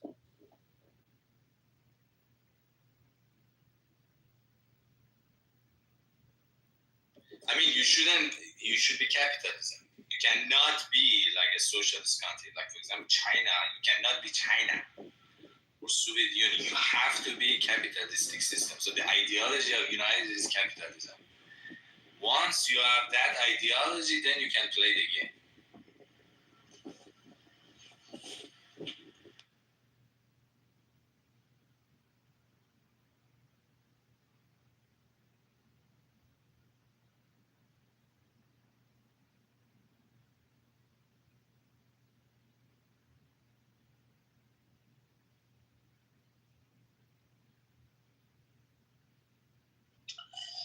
Yep.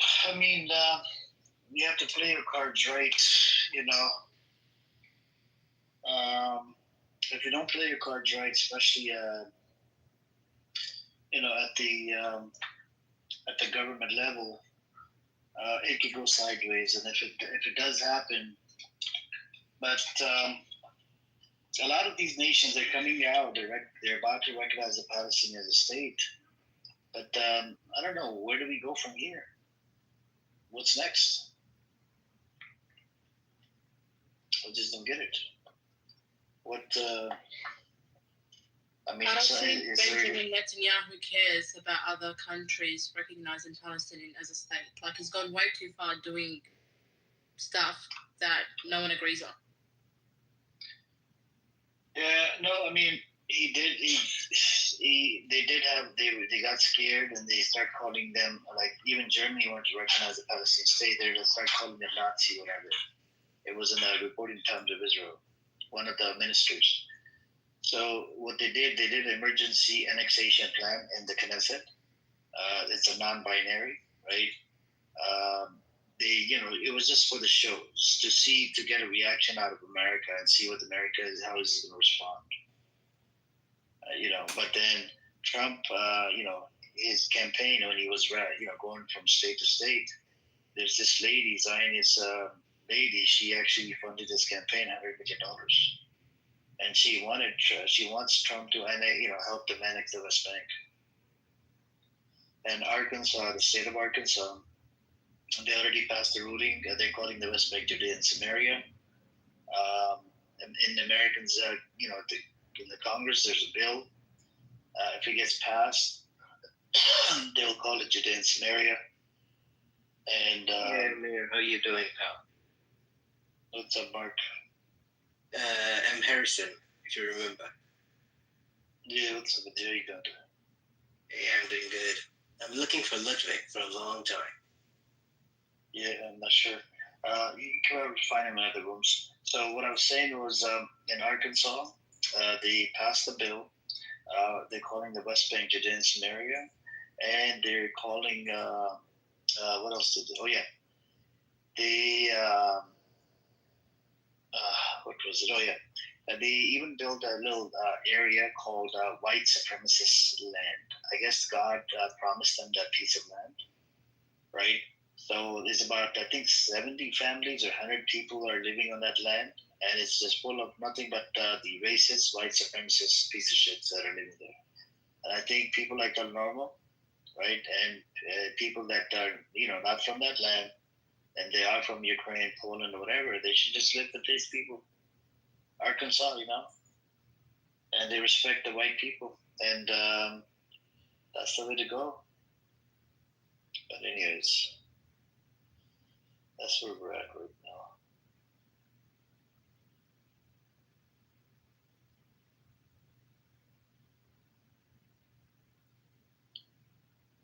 Oh. Yeah, by the way, maybe... Did you hear about Benjamin Netanyahu sanctioned Australia? Yeah, you told me. So what is the sanction for? Where Australians can't travel to Israel. That's pretty much it. No, but why did he do the sanction on Australia? Because first of all, Albanese was one of the countries recognizing a Palestinian state, and also that the 300,000 protest at the Harbour Bridge really triggered everyone because he allowed it. That's funny. Seriously, that was it? Yeah. Damn, I was dying to go to Tel Aviv. Wow.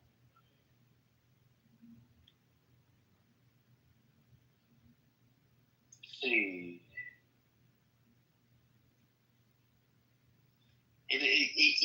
There's officials.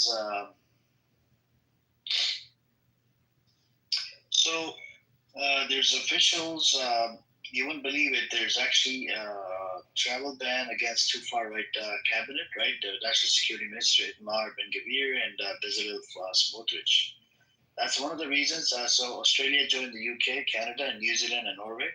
and Correct, issuing. They're not allowed to enter Australia. Yeah, these are genocidal maniacs. The sanctions were imposed due to their roles in inciting extreme violence, supporting illegal settlement expansion, advocating policies likely to undermine Palestinian rights to two-state solution. So the second reason, Walaikum Assalam. The second reason was earlier in July 2024, Australia sanctioned 7 individual Israeli settlers and the extremist Hilltop Youth Group for involvement in violent attacks on Palestinians, including beatings, torture, and sexual assault. Right, and then this was reported in Al Jazeera and Guardian and ABC.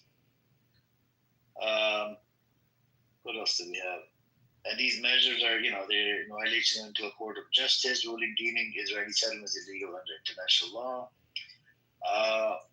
Australia's justification and response, Foreign Minister Penny Wong emphasized the targeted nature of the sanctions. They were aimed at violent individuals and individuals and groups and not the Israeli state to uphold international human rights norms and working toward a two-state solution. Prime Minister Anthony Albanese explained that while Australia still supports Israel's right to exist, it expects adherence to international obligations and the protection of basic human rights. International national reactions and tensions. Israel's government condemned the sanctions as outrageous, with its foreign minister pledging to respond diplomatically. The United States, particularly Secretary of State Marco Rubio, criticized the move, calling it extremely unhelpful and warning it could undermine U.S.-led peace efforts. Australian advocacy groups such as Australian Centre for International Justice welcomed the sanctions as a meaningful step toward accountability. Yeah, so it was like the settlers was number one reason, right? And the 2 ministers, they can't go, right? And even their assets freeze. So whatever, I don't know. Did they own anything in Australia? Ben Gavir and Smotrich? I haven't looked into it. If they own, that is a big thing for them. Yeah. But I mean, you know what? I actually forgot to tell you guys. After that protest on Tuesday, there was an attempted school shooting at Islamic private school. Really? Yep. The whole school was under lockdown. It's a school that obviously my nephews go to. The kids were hiding under the table for like 30 minutes.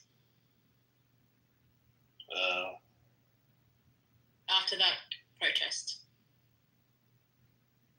Crazy. These people. So who did it? Like, who was the shooter? Islamophobic. He's Islamophobic. He came in the morning because it's a private school. Like security is, higher. He came in the morning and he couldn't enter the gate, and he was asking them like, why do you teach the Quran?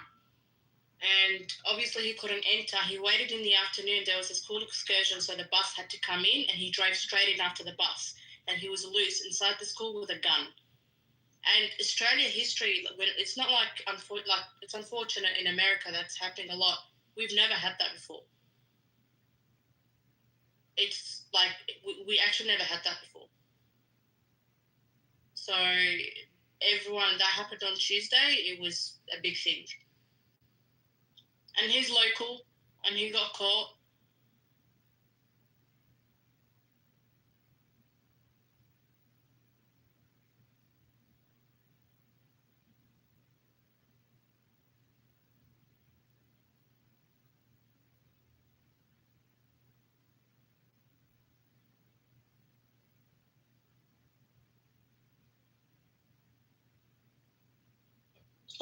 So Australia did the. Now that shooter was. You said that was Islamophobe. Was he a Jew? We don't know yet. You know why? Because it's not on the news yet. I don't know why they don't want to put it on the news yet.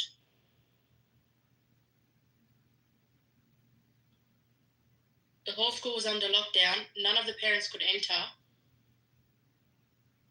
Easy, it's Islamophobia. That's why it's not on the news. Oh, I'm waiting. On Monday, I'm calling the news myself.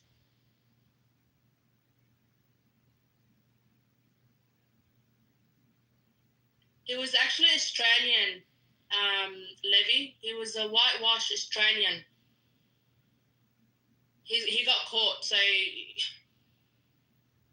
you can't say he's one of our own, or he's a whitewashed Australian redneck that went into a school that wanted to kill kids.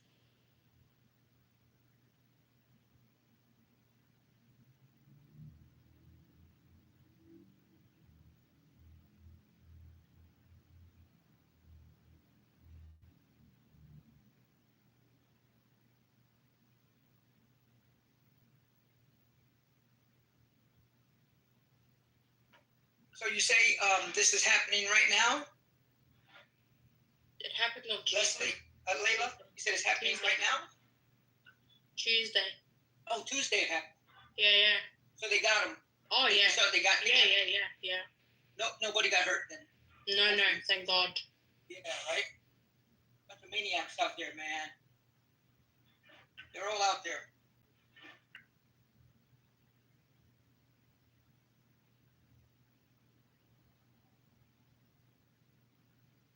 Tell you, that's what you call a sore loser, man. These people, man. That's like terrorism. Levi Zion. That's actually terrorism. Yeah, they're sore losers, man. They can't win on the battlefield, so they go out and try to attack, civilian people, kids, women, things like that. I just looked at your picture, Zero. I like it. That was the closest I can get in what I created to the girl that they say the girl Virginia Guffey. You know what I mean? The one that they say that she supposedly committed suicide in April, which is bullshit. She was the most vocal one, the one that she's the one that Epstein took from Trump's Mar-a-Lago spa, and then took her, and then right away him and his girlfriend started raping her. You know what I'm talking about? The girl Virginia? No. You don't know the whole story, right? But Epstein? But anyway, that kind of looks a little bit like her. That's why I did it. I made it kind of look like her. Because that's all she wanted, man. And then all of a sudden, oh, she committed suicide. Bullshit. So you are doing this with AI, Zero? Yeah. This is power. This is what can help Palestinian win. These stories that these IDF people are doing, or settlers are doing to Palestinians, using AI to make it graphic and then push it up American consciousness. That will really be playing your cards right.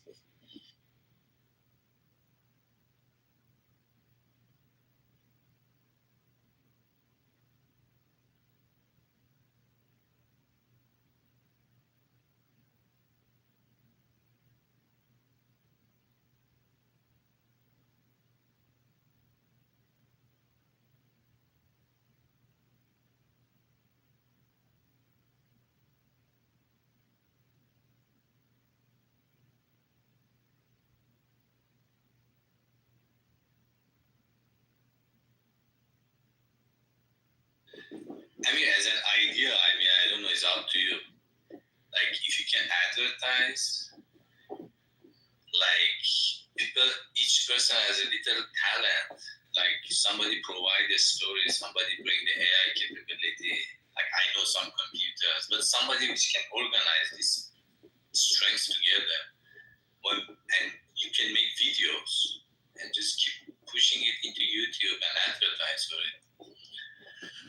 I think that is what will win eventually this war.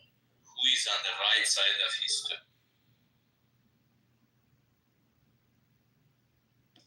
Anyway, I need to go. Take care, guys.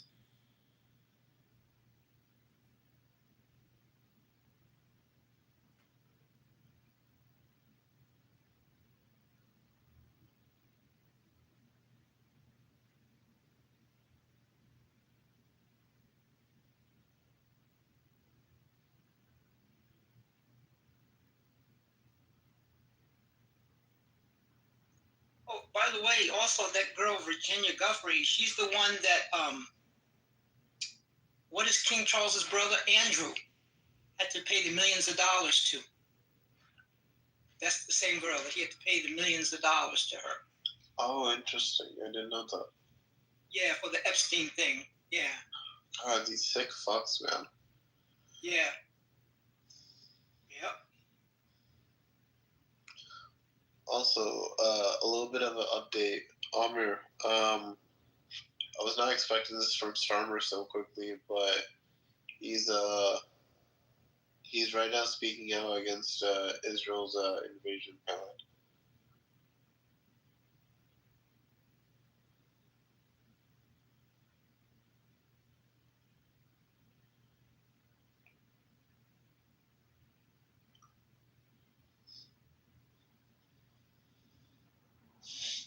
I don't think Homer is there. I think I hear in the background.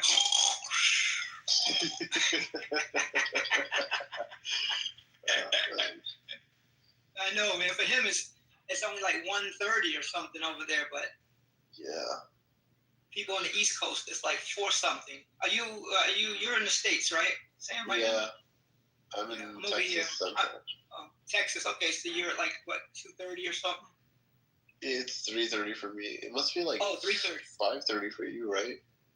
No, I'm in Asia right now. I'm at 4:30 in the afternoon. 4:30 though. That's crazy. Yeah, 4:30 in the afternoon. Man, every time I get into this room, you guys make me miss Singapore so much.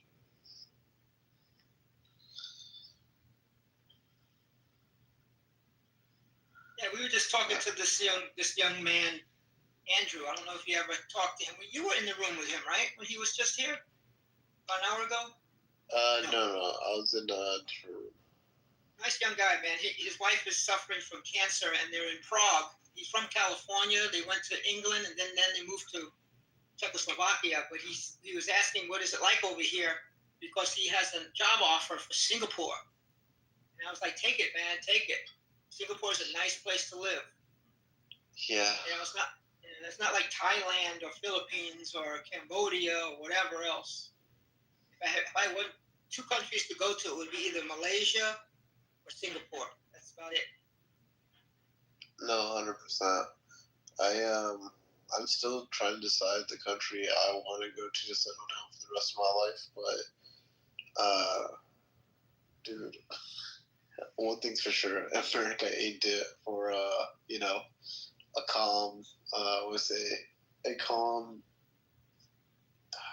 older life. Yeah. I mean, if I wanted to go to Europe, a lot of Americans are going to Malta. Malta. I saw that this couple that does videos about it just yesterday. And they're like, welcome to, I think, Gozo or Gozo, I think it's called. And let me show you how we can live here on $3,000 or whatever it was a month or whatever. It was real low. And, it was beautiful looking. And Portugal's another place people go to. They like it. Spain's another place people are going to a lot. A lot of retirees, man, when they get out of the, as soon as they hit retirement age, they leave, man. They leave. This big expat community, that all over the place, You run into them all the time. Man, I cannot wait until I get the experience to become an expat. The moment I do, I am gone. What do you do for a living? Do you do anything where you could become a nomad? I'm cybersecurity. A digital nomad? Oh yes, cybersecurity. See, you could be a digital nomad then, right? Yeah, 100%. But the problem is right now, I don't have. I just barely got out of college. It's only been like 3 years, right? So it's gonna take me, I think, like another 3, maybe 4 years to get into anything expat, cybersecurity wise. I think. Yeah, go ahead. So you weren't on your job during COVID, right? Yet. Yeah, you no, were still I was in college. Yeah. Yeah. I was gonna ask you how are you working from home, or can you work from home? Because if you can, people need to sit down with their boss and say, boss, you're spending X amount of dollars on me here. If I become a digital nomad, say in Bali, You know, if you give me like just $2,000, $3,000 a month for living expenses, it will save you for $2,000, $3,000 in living expenses, you can live like a king. That's on top of your salary, I mean, you know. Tell your boss, I can save you a bunch of money. You know, you send me to Bali. I'll work out of Bali. See, my position is really unique in the sense that, like, how do I put it?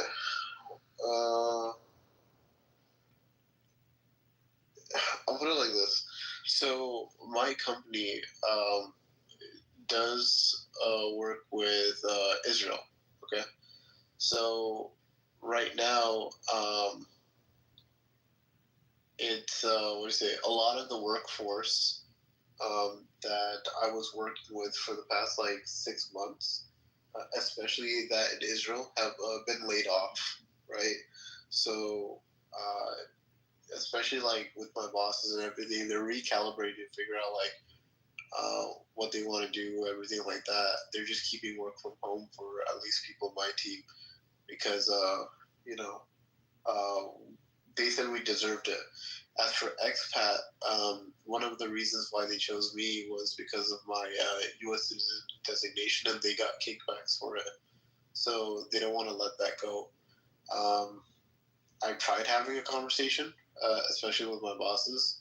They're completely fine, but the company themselves don't want to sponsor an expat in my position. They said that I need more experience.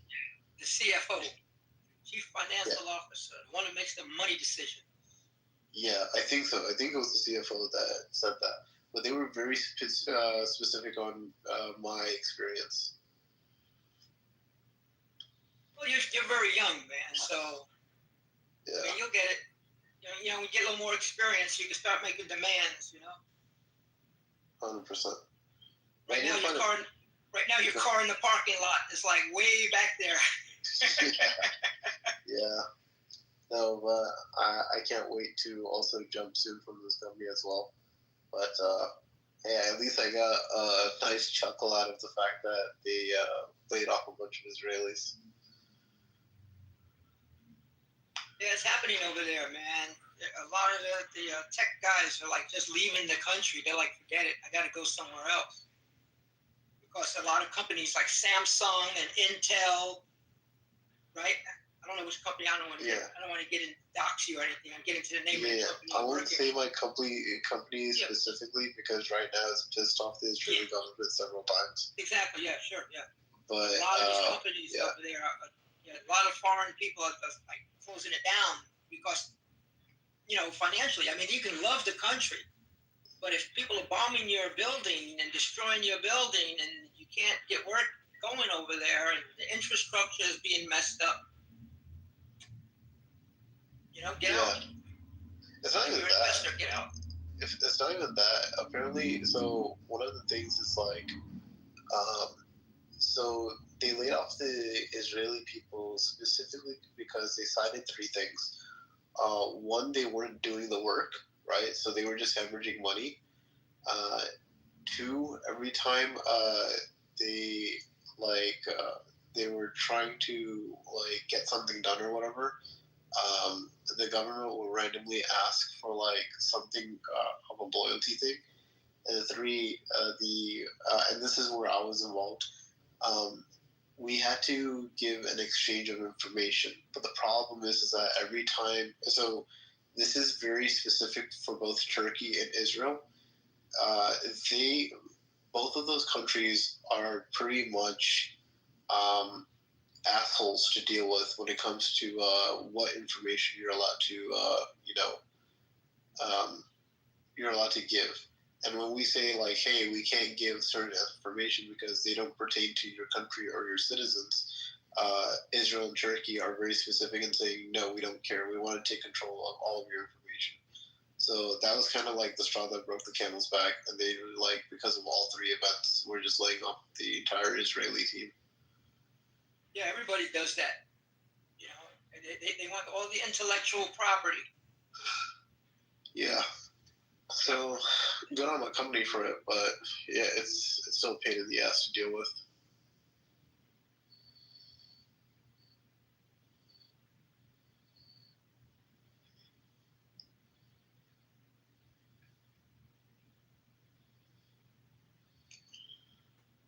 What's up, Kevin? Yo, anybody believe in here it should be a two-state solution? Yeah, I believe majority of the room believes it's a two-state solution. Should have been like that years ago. Oh, 100%. Oh, matter of fact, 100 years since 1917. It's not even 1917. No, but why? You say 1917. Why? In 1917, it was one place. And everybody was living together. But then you have the no. But 1917, those people were at home in Europe. So why would it be a two-state with people who live in another land? It's like if right now I say, no, let me just finish this. Okay, let me just say I have my country here, and I call somebody in Japan and say, hey, you Japanese, come over here, and we'll have two states. Why am I going to do that? You have to just deal with the inevitable, right?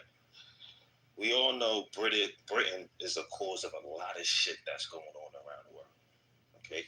India split into 3 countries because of who? Britain. The Middle East carve up with the French. Okay? They're the cause of that.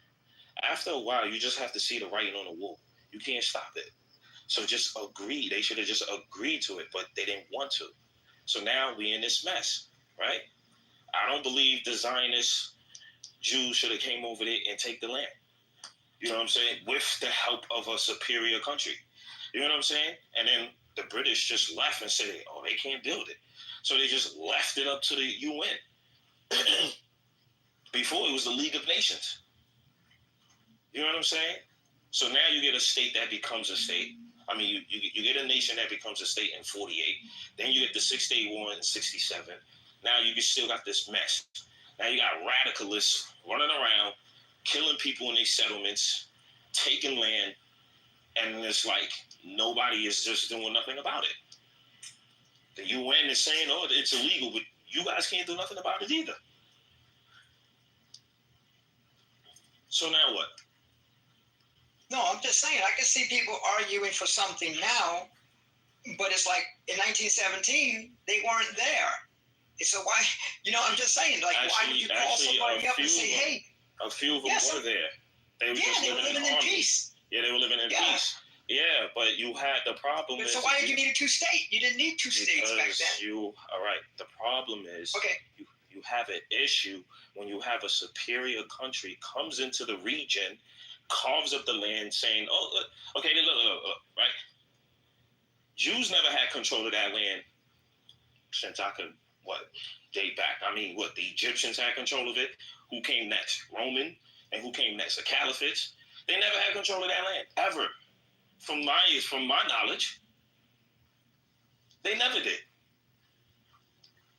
Now they seek that, we got the opportunity with a backing of a strong country, which is the U.S., that gives them $3.3 billion per year, plus more.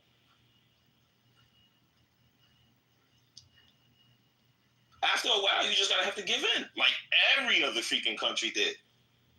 Oh, what do you mean give in? What does that mean? India, they gave in. India gave in. To whom? To the Brit. To the Brit. Oh my gosh. The British are there now? No, they left. No, they left, but they so they didn't give in. They did give in because their country got split into 3. That's giving in. Well, it got split. Yeah, but they didn't give in because the British are not in either one of the 3. How is not giving in if the country split into 3? It used to be all India. Then it was East Pakistan, West Pakistan, and India. Then it changed to Bangladesh, India, and Pakistan. All because a couple of Caucasian people don't understand the region. They don't understand the ethnic background. They don't understand the religion. They try to force Christianity onto a bunch of Hindus, which they have one of the oldest religion known to man. They come over there, fuck shit up. Then you had Mahatma Gandhi around that time telling them, yo, you need to leave. You're causing too much chaos. They didn't leave until after World War II. 1948. Exactly. So, that's giving in. You allow somebody to infiltrate your country, tell you guys how you should live. You fought.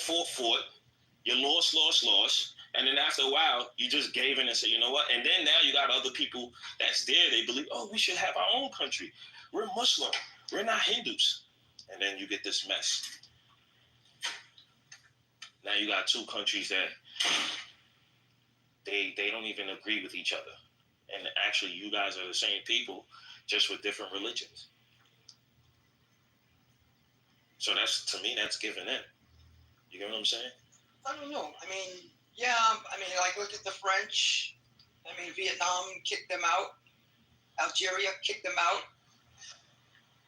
You know, friggin' Niger just kicked them out last month. Right. So, and then you have a situation ongoing right now between Cambodia and Thailand, arguing over border dispute. All that, it's European carve-up, creating a line, and then they leave the area in disarray, and then have the locals fight over for what? Yeah, but again, I'm just saying that when you said 1917, that's where I was like, what? Because it's like I said, if they're not there, you can't have a two-state solution with someone who's not there. Well, it wasn't a two-state solution at that time. It wasn't thought of. But I mean, you can't even have the idea of one because they're not there. They just don't exist. Well, I don't think until you they can come say, over. No, you can't say they wasn't there. They were there, some of them, but it was just predominantly Islam in that region. Yeah, but they didn't want a nation. They just wanted to live there. They didn't want a nation. There was a Zionist who came up with this idea in Europe. Yeah, we know that. They was from England. Both of them. So the Zionists started this idea of having a state and building a state. And well, actually, it started with a dream from a journalist, a Jewish journalist. His name is Herzl or something like that. It started from him. And they had three choices of which land they wanted to see where they can go. It's Palestine, Argentina, and I think it was a country in Africa. Like Uganda or something like that. Yeah, something like that. Crazy place over there. Yeah, so he had a dream, and the only place he ever been to was Palestine. One time in his whole life, from what I read. So he had a dream, and you gotta remember, Jews across Europe were being ostracized. They're being kicked out everywhere they go. Now that's their own problem. That's, you know. Yeah, it is their problem. It is their problem. That's not a Palestine problem. That's your own problem. You're being kicked out over there and they mistreating you over there, then you got to deal with it over there. You know? I mean, that's not the answer, man. That's like Trump today, man. He's like, he wants Nigeria. Let's just say this. Okay. If the British, is either two things. The British and French don't come into the area, seize control of the area from the Ottoman Empire, who caused mass genocide on the Christian Armenian people, right? So if they don't take over, you're still underneath somebody. They don't have to deal with that empire. That empire no longer exists. Now it's modern day Turkey. So what choice do you have? You still would have been under control over, somebody would have been under control over you. Bro, I'm back a little bit. I think the British actually decided not to give them a state. You should go read up the Peel Commission report and the White Papers in 1939. You see what I'm saying? They decided not to give them a state. The state was created by terrorizing the countries. They even approached Hitler in 1940 to 41. You see what I'm saying? To get help from the Nazi, to get rid of the British mandate leader and whatnot, because they were getting in their way to, to creating their Jewish state. And that's why they did a whole bunch of attacks in 45, 46, and in 47. You see what I'm saying? And even that partition plan that they came up with by the UN, that was, Harry S. Truman was a U.S. president. He was terrorized. He received letter bombs in the mail. His daughter wrote it in her book, and received 1 million postcards to terrorize the F out of the president of America. And that's how he was part of the UN partition plan. And the Arabs, they argued it was unfair from the jump because, they got a smaller piece of a pie and because they were majority in population. But the Jews, right, they were in minority and they got a bigger piece of a pie. You see what I'm saying? And the next day, what you see inside in 1947, they started ethnically cleansing Palestinians from one village to another to another. Yeah, the Nakba. You see what I'm saying? Yeah, I know. Yeah, the Nakba, it turned into a full-blown war in 1948. You see what I'm saying? But if you look at the Zionists, they always bring up this point that, oh, no, it was a war. They fought and we won the war. Even the war wasn't even freaking equal, because the war, they had less than 40,000 soldiers on one side, which was the Arabs, and some of the Arabs didn't even have proper uniforms. They didn't even have the proper equipment to fight the stupid war. And all these other Zionists, they actually were trained. They worked for a whole bunch of other, fighting, whatnot. They had the weapons and whatnot. They had access to a whole bunch of shit. The French and British just. You see what I'm saying? French and British just messed that area up. The French had control of Syria. And guess what? After they won the so-called war, the UN mediator comes around. His name was Bernard in 1948. He comes around and he wants to, mediate the situation between the Arabs and the Jews, right? He writes a whole bunch of reports. He's trying to communicate with both of the parties. He was on his way back to his office. He gets assassinated by who? Jewish militia again. And this is how IDF was formed, from Jewish militias. Right, but so you think if Nasser would have still been alive, you think he'd have, galvanized all the Arabs in that area? Yeah, but I think it has nothing to do with being Arab or whatever. The Arabs, they were able to coexist with them. They did not want these people mass migrating into that land. They didn't have a problem with the smaller piece of a pie, the small numbers of people coming into the land. They had a problem with the mass migration. You see what I'm saying? Nobody really knows who owns that land. Nobody. This come on, man. This conflict been going on since way beyond me. Way beyond everybody in this room. Nobody from that era is even alive today. And this shit's still going on. And this shit will continue to keep going on. Beyond us.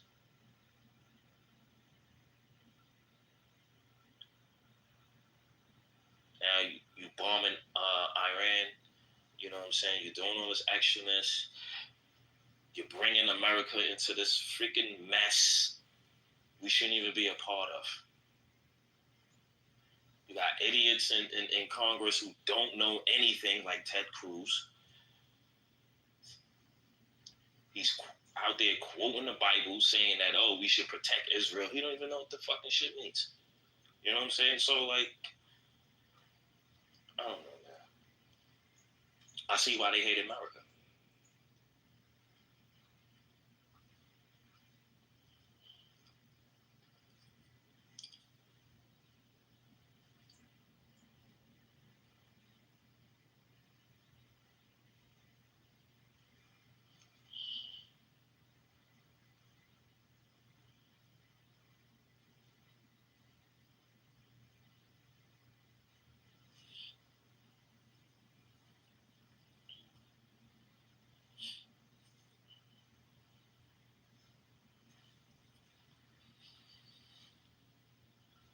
It's disgusting, man. It's very disgusting how you could just starve out people for 3 months and think that shit is okay. That's disgusting. If these people so believe in God, then God will punish them if they so believe in God, because you don't do that to people. If you want to fight a militia, Hamas or the Houthis or Hezbollah, all right, fine. But to starve out our population and then lie and say, oh, well, it's Hamas that's stealing the food. Okay. So Hamas is stopping aid from sea, air, and land? That's crazy.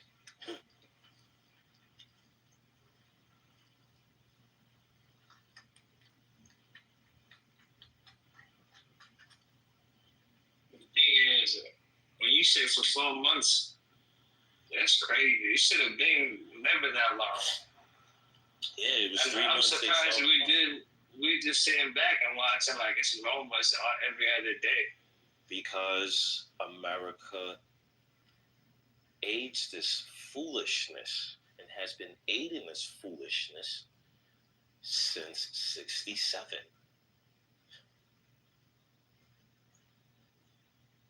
The only president that didn't want to deal with this problem was JFK. Oh, miraculously, he gets shot in the fucking head. Like, you know what I'm saying? Every other president after him, they enable this shit. Talking about we got close allies over there. What is over there that you want? Oil? You do business with Saudi Arabia. So, like, what's the problem? You topple a government, you want a regime out of there, man. You topple a government, you want a regime to like you because you want to put a puppet government to agree with everything you say. And once they say no one time, they terrorists. They do that shit to every country. That's how they got Patrice Lumumba out of presidency in Republic of Congo. Now, for serious though, where y'all see the world going ahead in the next 10 years? Israel is going to forever be in war. And sooner or later, aid is going to stop. Countries are going to get fed up. You have a few that's getting fed up right now. They're going to get fed up, and then you guys, they're going to be isolated, and you're not going to get any help. And then you're going to be crying. That's why mainstream media cannot criticize them because now they call you anti-Semitic. We can't criticize you for. How are we anti-Semitic? I think that's changing. No, it's not changing yet because people are going outside of mainstream media. It's starting to change. Until CNN, BBC News, Fox, CBS. I don't think nobody listens to that no more. I'm pretty sure there's still a lot of people that listen. There's a bunch of old heads that's only doing that. Yeah, did you hear what Marjorie Taylor Greene was said about that? He said that Fox, who's lying to the boomers, Republicans, and CNN, who's lying to the boomer, Democrats. She knows, man. Marjorie Taylor Greene, she knows. Yeah, but is she lying? They're lying about it, caught up on that. She only likes it when they talk good about her. That's what they like. As soon as they criticize you, they full of shit. Oh, they this, they that. Because they've been criticizing her, both. You know what I'm saying? So now she's coming back after them. But she's not wrong on what she's saying. You cannot starve out a mass majority of innocent people that has nothing to do with what Hamas is doing. You can't do that shit, man. Don't give a fuck who you are. And then they want to throw out, the Holocaust. We've been mass genocide in Poland, Auschwitz, and Warsaw. Okay? Nobody's complaining. You don't hear the Armenian people complaining when the Ottoman Empire did it to them. They don't complain, and that's one of the oldest Christian countries in the world. Nobody's complaining. They just go on with their lives, and that's it.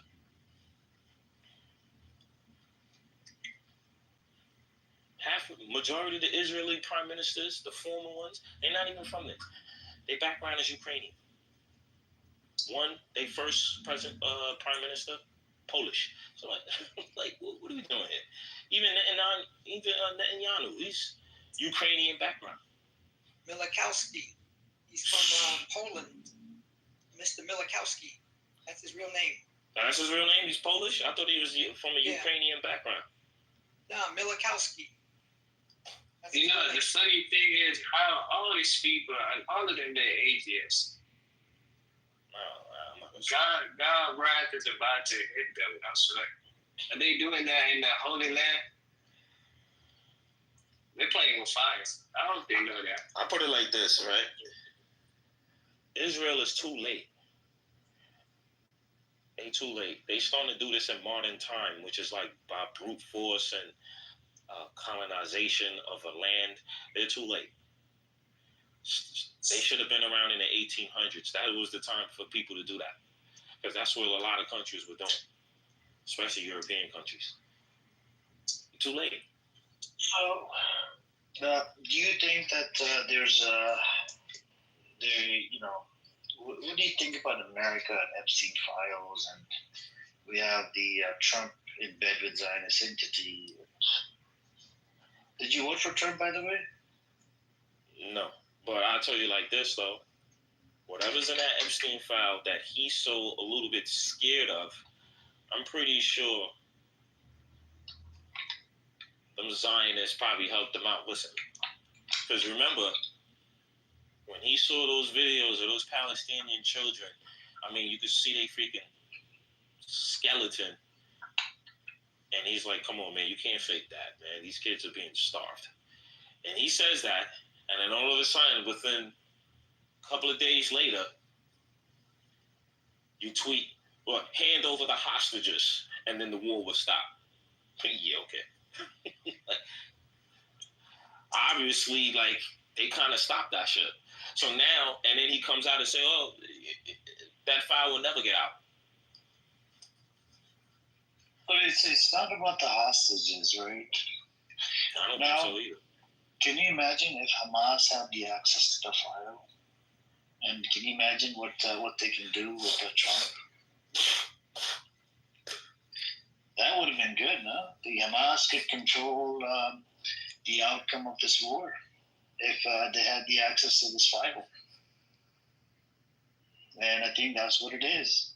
But is it one party that has access to it, or is it multiple parties, like throughout the world? Have they hacked into the system? Probably the Jews is the only one who got it, the Zionists. Remember, Epstein used to go back and forth.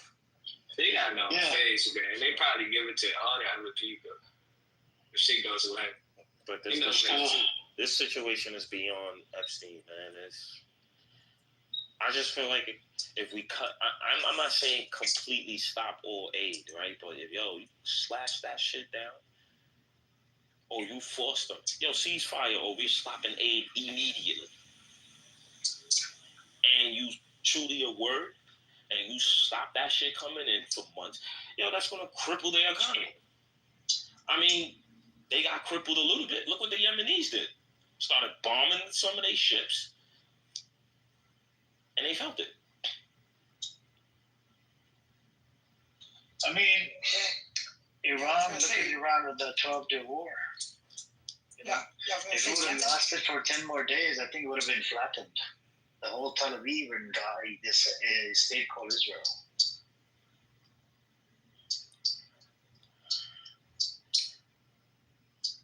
Israel doesn't want to tell America that they have nuclear arms.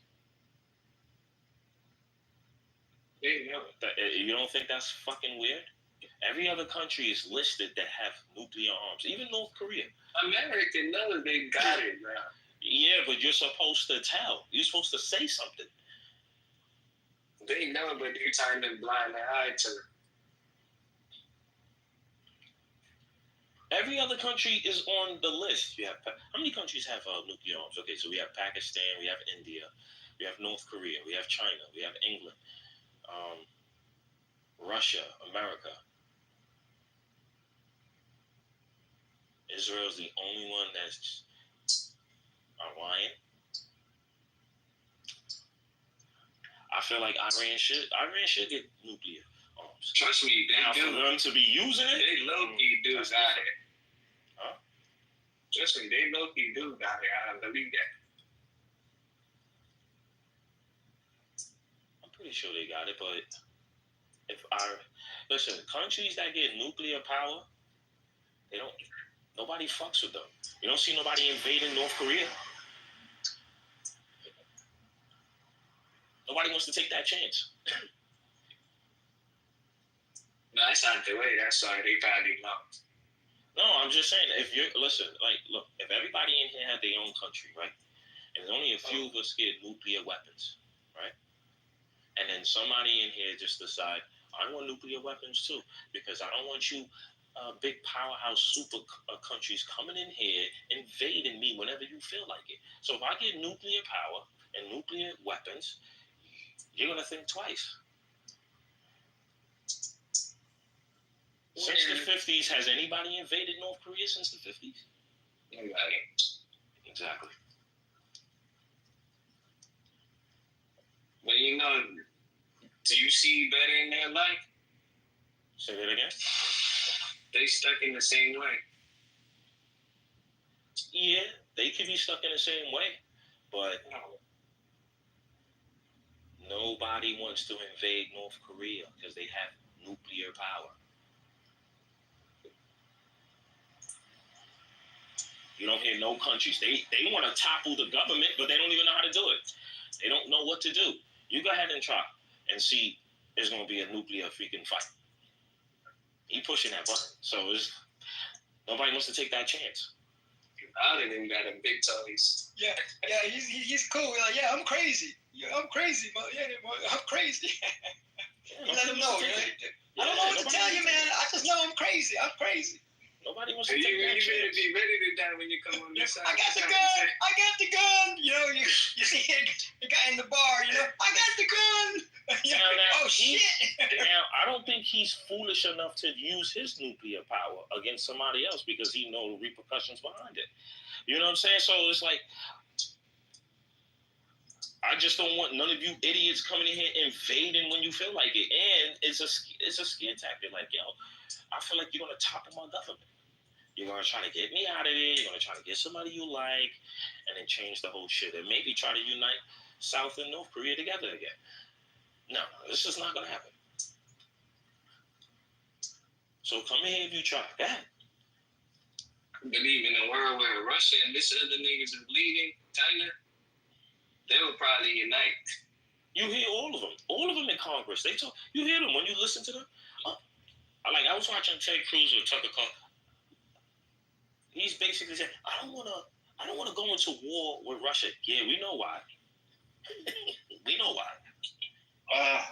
Sam, you're right about that. I think the EU, if the EU, European Union, puts a freeze on Israel, Daniel, what do you think that would do? It will cripple them slightly, but America is still sending $3.3 billion. No, so yeah, but you know, on the 7th of October, we have sent about 66 billion. Actually, it wasn't 66; it was more than 100 billion. Yeah, so just to speak more Meanwhile, about Washington, the D.C. EU looks trade like freeze, shit. right? It looks like a dump. Just to speak more about the EU trade freeze. So basically, the idea that has been pitched is they want to make it basically impossible for Israel to grow their economy due to this entire war, and make an extremely strict control, basically forcing Israel to bend the knee. And with that being the case, if Israel takes any more actions that do not align with human rights values, then further sanctions will be put on Israel, further destroying its economy. So they're basically just putting a leash on Israel and tightening it more and more if it doesn't do what they say, which is really funny, to say the least. Now, there's another problem with this whole like EU trade thing, which a couple of analysts have been talking about. Israel is now trying to develop like in-house like what do you call those? They're trying to make stuff in-house. I don't know what exactly they're trying to scale up in-house other than missiles, but they're trying to cut off their reliance with the EU, and they're trying to open up trade with other places that are not the EU at this point to combat this. So yeah, these sanctions are going to be devastating to Israel if they get put in place very soon. But isn't it a race? I think that's why he wants to take over the West. That's why they want to take over the West Bank and Gaza. Oh, because it's a race thing. Yeah, it's a race thing because like you have multiple countries now going to the UN and said they're going to recognize Palestine as a state. Yeah. And once that happens, it's over now. Yeah, so they're trying to do a 1-2 hit, right? So if they put the what do you say? if they put the sanctions on Israel and then immediately recognize the Palestinian state after they put the sanctions, basically will cripple Israel enough to where they can't even fight the Palestinian state. And then further on, it will allow the Palestinian state to have the time to thrive and prosper, rebuilding itself. That's the argument laid out as of right now.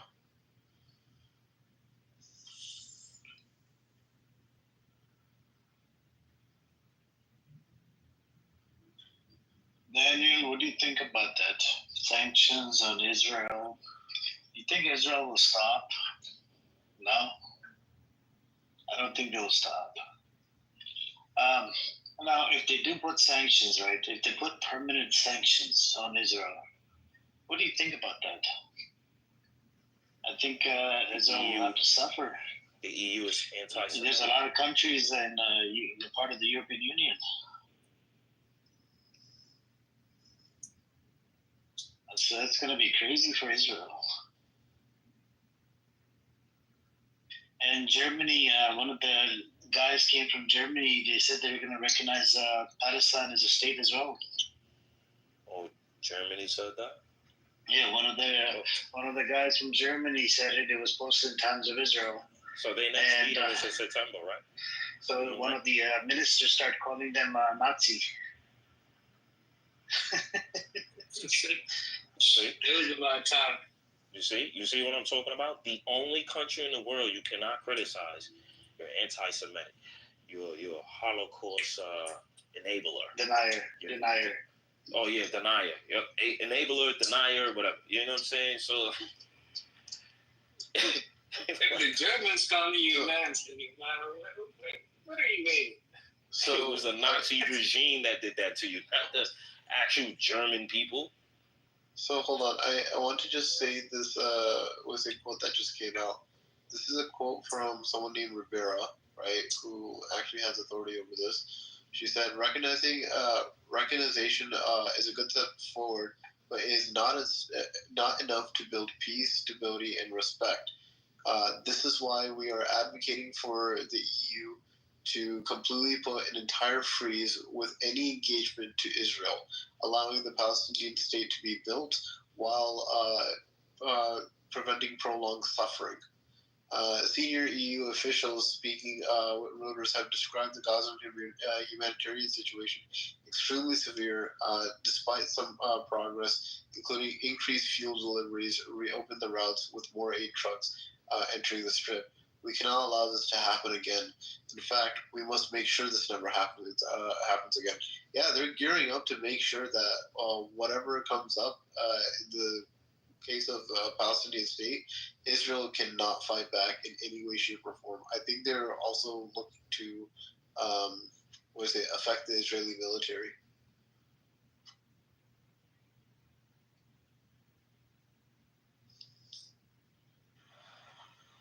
The question is, why did it have to come to this? Or this could have been addressed in '67. Because of Israel's unique ties with America. No, I have a feeling still. Yeah, but the Gaza Strip was bigger than this, okay? It was looking like an L shape from the maps of the old days. You know, so, and then once after the 6-Day War, they took more land. Yeah, so I'll just explain this, right? Israel's history with America, especially after Israel betrayed the USSR to be with America, is what kind of really started off and kicked off, especially with the involvement of Robert Maxwell, right? May he be cursed in his grave, and may God put him into the deepest pits of hell. So he essentially made it to where that the lobbying groups were putting money into the hands of the politicians that would support Israel, so on and so forth. The understanding being that as long as there is a understanding of foreign policy that benefits Israel, right, then they will continue to get funding. This is an idea that Robert Maxwell called his political child, right?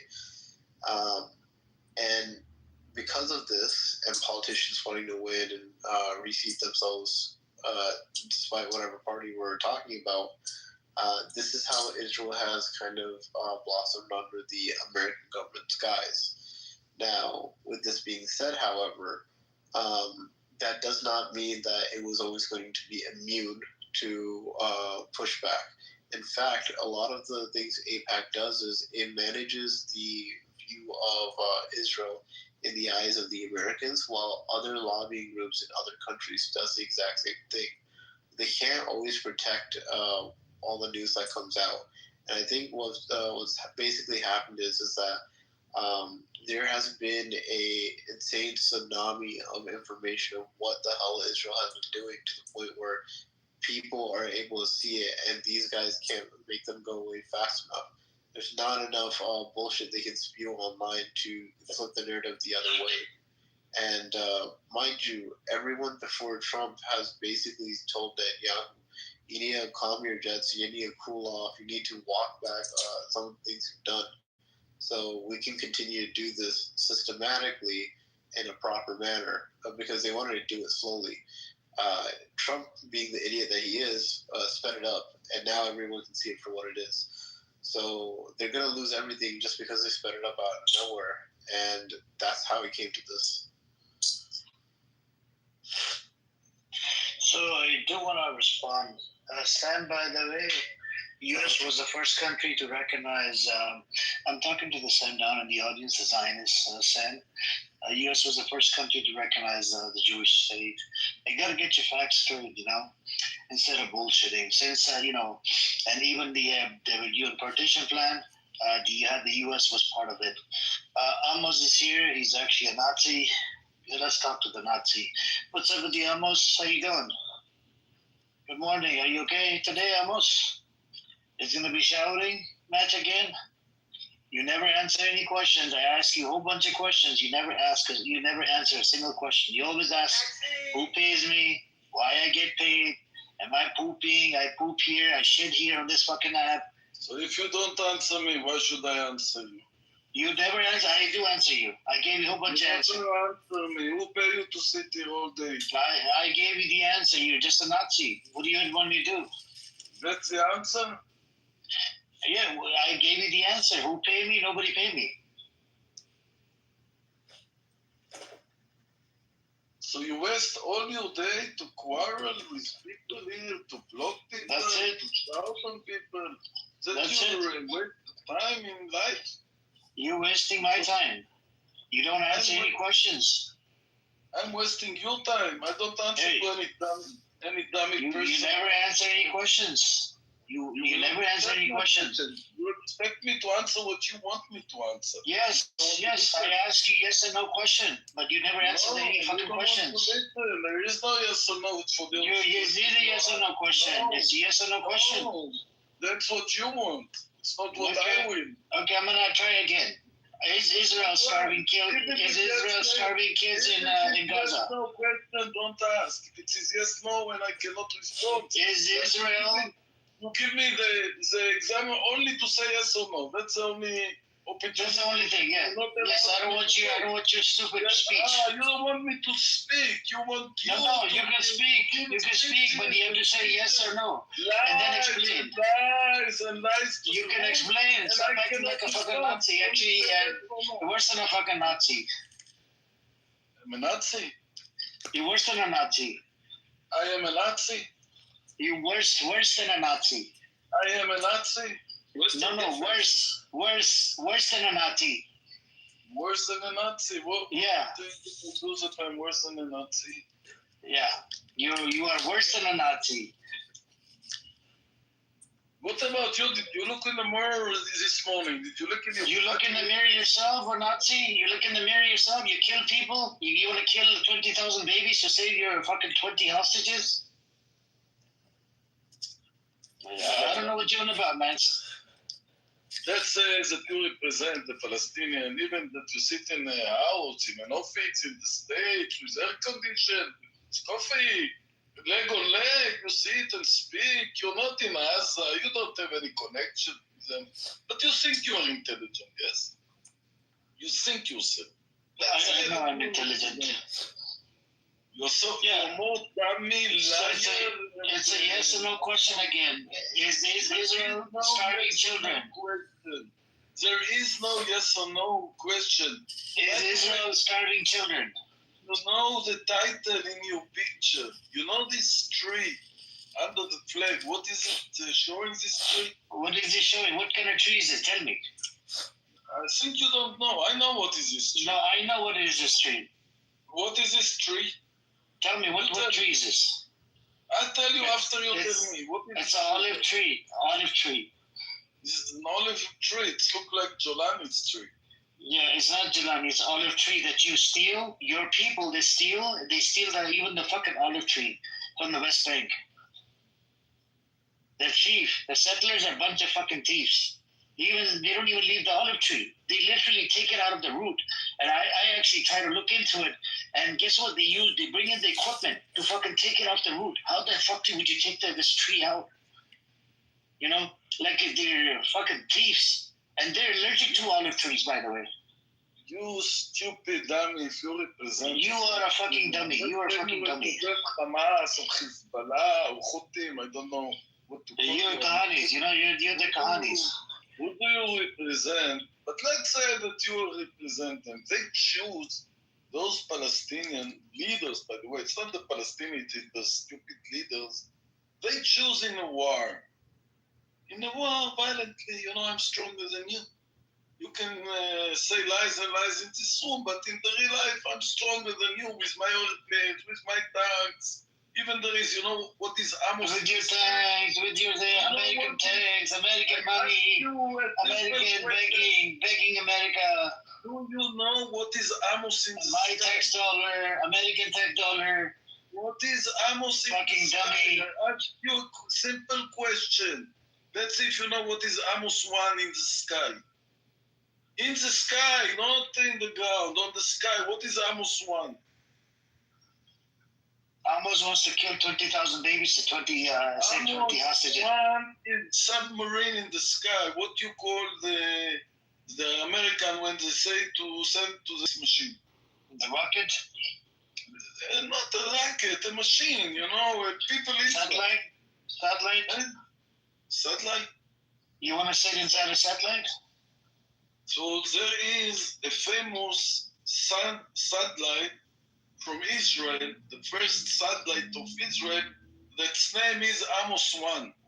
Let me teach you a little bit about Israel. This Amos 1 can see everywhere where you go. You can't run away from Amos 1. He controls you. So there is Amos 1 in the sky who control you, control every Palestinian leader everywhere he go. The people who sit in the ground can translate it. So it's okay to spy on people. Exactly. So it's okay to spy on people. The Jewish people are more clever than the Muslim, you know. You're no different than a fucking Nazi. That's the problem. You're just a Nazi. They educated the people. Yeah. Educated, not violent. You know Amos is... Let's say that you Zionist Nazi. I suspect you are an Indian. You are not a Muslim, but let's say Zionist Nazi. You, since you born, what your mother teach you when you were a little baby? Fucking rape Palestinian kids. How to hate and how to kill. What is ISIS did? What is ISIS is literally funded by fucking innocent children. 5 years, they didn't learn nothing. 75 years. So what happened is the 7th of October. Now what happened at 7th of October? Hannibal Directive happened. Hannibal Directive happened. 20,000 children. Yeah. The testimony from IDF. IDF was told not to show up at the border. You forgot about the testimony, huh? IDF testimony says that they were not. They were told not to cancel the. They were not. They were told not to show up at the checkpoints. You forgot about that, huh? Fucking idiot! I played the testimony. I played the clip for you the other day. What? No, don't play any clips. I did play the clip yesterday for you. I know them. I don't need You're an idiot. You are a Nazi fucking idiot. I put the clip. Hold on. I played the clip about the IDF. It was in Hebrew. It was in Hebrew. Then you clip a soldier, and I tell you that my nephew was together with this soldier in the same place, even in How do you know? Yeah, maybe he survived. No, I heard. Maybe he survived. No, you weren't there on 7th of October. Everything you think you know, I know better than you. You were not there on 7th of October. Stop. As I told you. You were hiding in your kibbutznik. You're so dummy. You're so stupid. Were you driving a taxi on 7th of October? I'm in the 7th of October was Saturday. Nobody's working on Saturday. Okay, so you were sitting home. You were sitting home. You're so dummy. You're so dummy. You weren't going at the rape party and dancing with the girls? The morning, till the night, give evidence. Give evidence that you don't know nothing about. You didn't check the evidence. So dummy, so stupid. You are dummy, stupid, fucktard. The lies from the morning till night, sitting in clubhouse, saying lies. And all the people are Hamasniks, yes, you know, it's like Bibi Netanyahu sit in the coalition and all his ministers, yes, let me see what Bibi Netanyahu, like, obey to the king, you know, that's his rule, you obey to the king. Everything is similar between you to Bibi Netanyahu. A lot of things very, very similar. I can call you Bibi Netanyahu. It will be the same. I call you a Nazi. You're a Nazi. Yeah, you called me from the beginning. You're a Hitler. You're a Hitler. You think you're better than Chucky? Chucky called me. You think you're better than a Hitler? You're worse than a Hitler. You're worse than a Hitler. You are worse than a Hitler. Who is better, you and Chucky? I talk with facts. I talk with facts. Who ate me more, you or Chucky? Chucky is mentally retarded truck driver. I'm not a truck driver. I don't smoke. He's a smoker. He's a crackhead. Comparing between you and Chucky is a crackhead. He's a piece of shit crackhead. You are Odsy and you know. I have the data. I played the clip the other day. You deny the fucking clip. You deny everything. I sent you a bunch of articles in the back channel. Now we just removed him. You know, very easy. I send you Times of Israel. I send you Jerusalem Post. You deny everything. You are a liar. You don't even look at Haaretz. You know, you don't even. All you care about. You listen to your stupid, disgusting radio that barely speaks about anything. You know what is Haaretz? You know what is a newspaper Haaretz? Yeah. You know when it was established? What year was established? Go tell me. Tell me what year was established. I just want you to know what is Haaretz in Israel. Do you know? Yes or no? What year was established? You don't know that the What year was established? What year? The leftists of the leftists, more leftists than me. Yes. What year was established? So when you understand the head of those people who write in Haaretz, then you know who are the people and what subject they are writing about. What year? What year was established? Nothing, not about Israel. What year? Amos. You come to teach Amos. You think, Amir will teach Amos. You're dummy. Everything you come with me in any subject, I know better than you about subject you bring. Iton Haaretz, two old people who are talking, a soldier, you have a lot of, you like to take a lot of gossip. And from this gossip, you make the truth and the only truth. And you don't know, you find 80 years old, maybe 90 years old, two old people who speak what they did in 40 years. No, they don't. Muslim protected the Jews. Muslim protected the Jews. You're so dummy. Muslim protected the Jews. And then you take a soldier, a simple soldier, I don't know who he is, he say about the chaos what happened in the 7th of October. You tell Amos, and I tell you my nephew is an officer in the 7th of October on the board. One of those first soldiers who got killed. So you come to tell me, Amos, about what this soldier know or didn't know. You were not there. You were not there. You were not there. I don't need that to be Okay, okay. What happened? What happened on 7th of October? Listen. No, listen. they lie all the time. No, listen. Learn to listen, you dummy dictator. Learn to listen. I have all the records that my nephew give orders. I have it alive. I just don't know how to put it here, but I have it. Where is it? Where is it? Give it. I don't know. I can give you. Bring the evidence, man. We can't just take you. I can give you evidence, I mean. I can give you. So this was from who? Your nephew died, right, on 7th of October.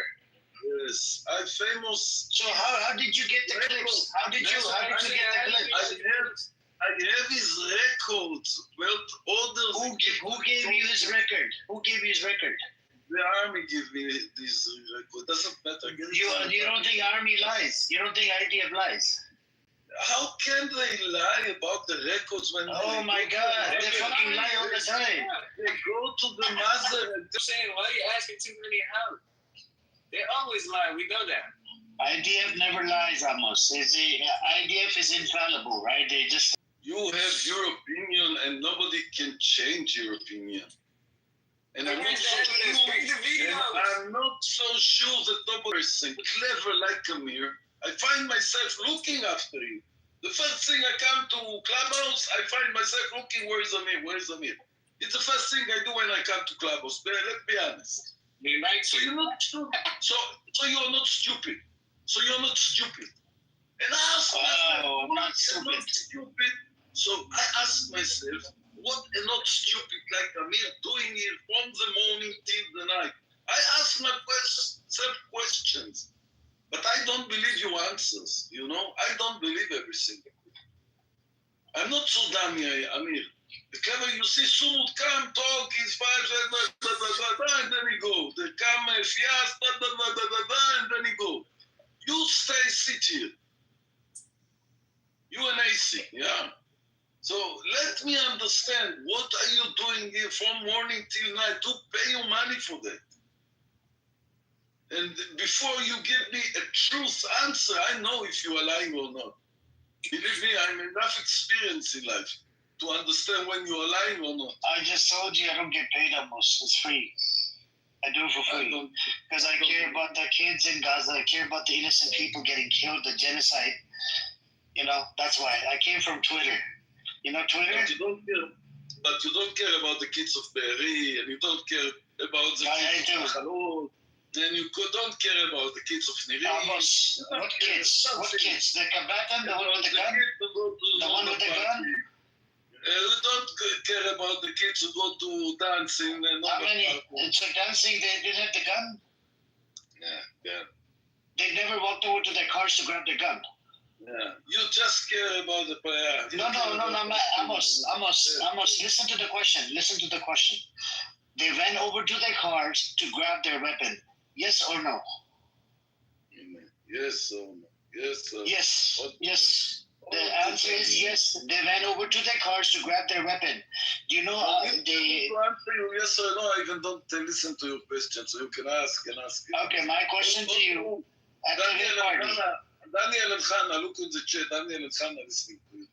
My question to you, at the raid party, right, where they're smoking, doing a whole bunch of drugs, right? Whole bunch of drugs. They're doing, you know, all types of drugs.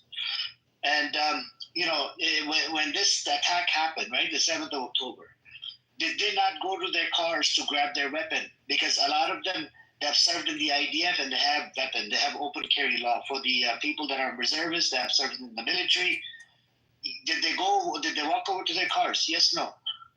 To grab their weapon. To grab their weapon. And the next thing, the Hannibal directive was applied. We have testimony from the IDF. He got in touch with the on a WhatsApp group from the people that are on the ground. I wonder all these lies and lies. Yes. But I wonder if you care the same about those children about those children of the Palestinian. If you care all the children or only one side children? No.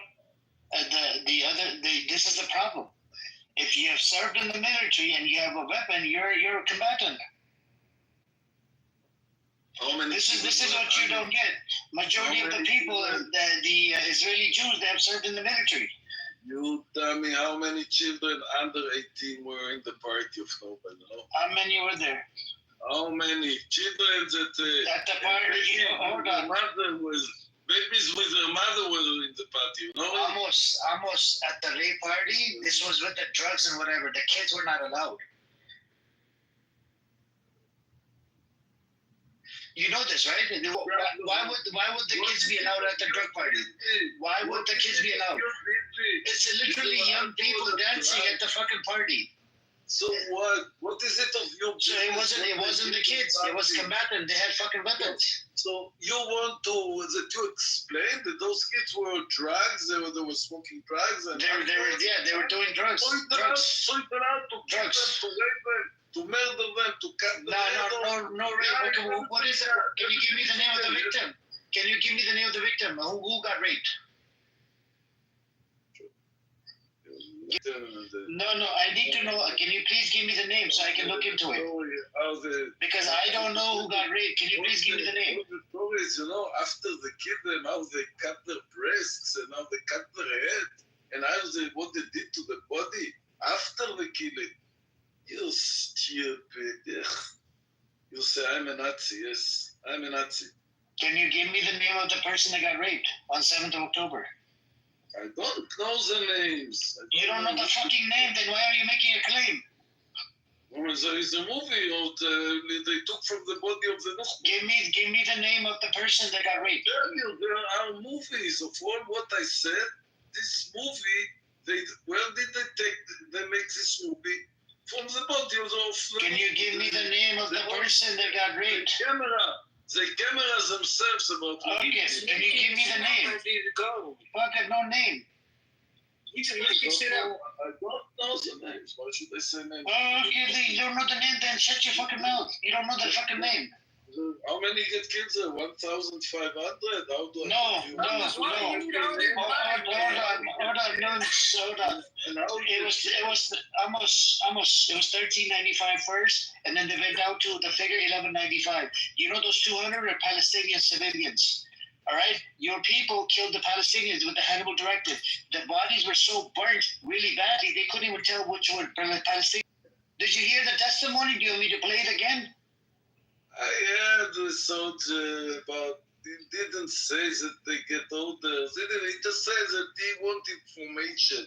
The only record you have is that soldier who asked questions, that's all. And he didn't get any answer, by the way. I heard what the soldier said, and I heard about what is testimony about one soldier. At least I can identify another soldier I know. Yes? Can you give me the name of the person that got raped on 7th of October?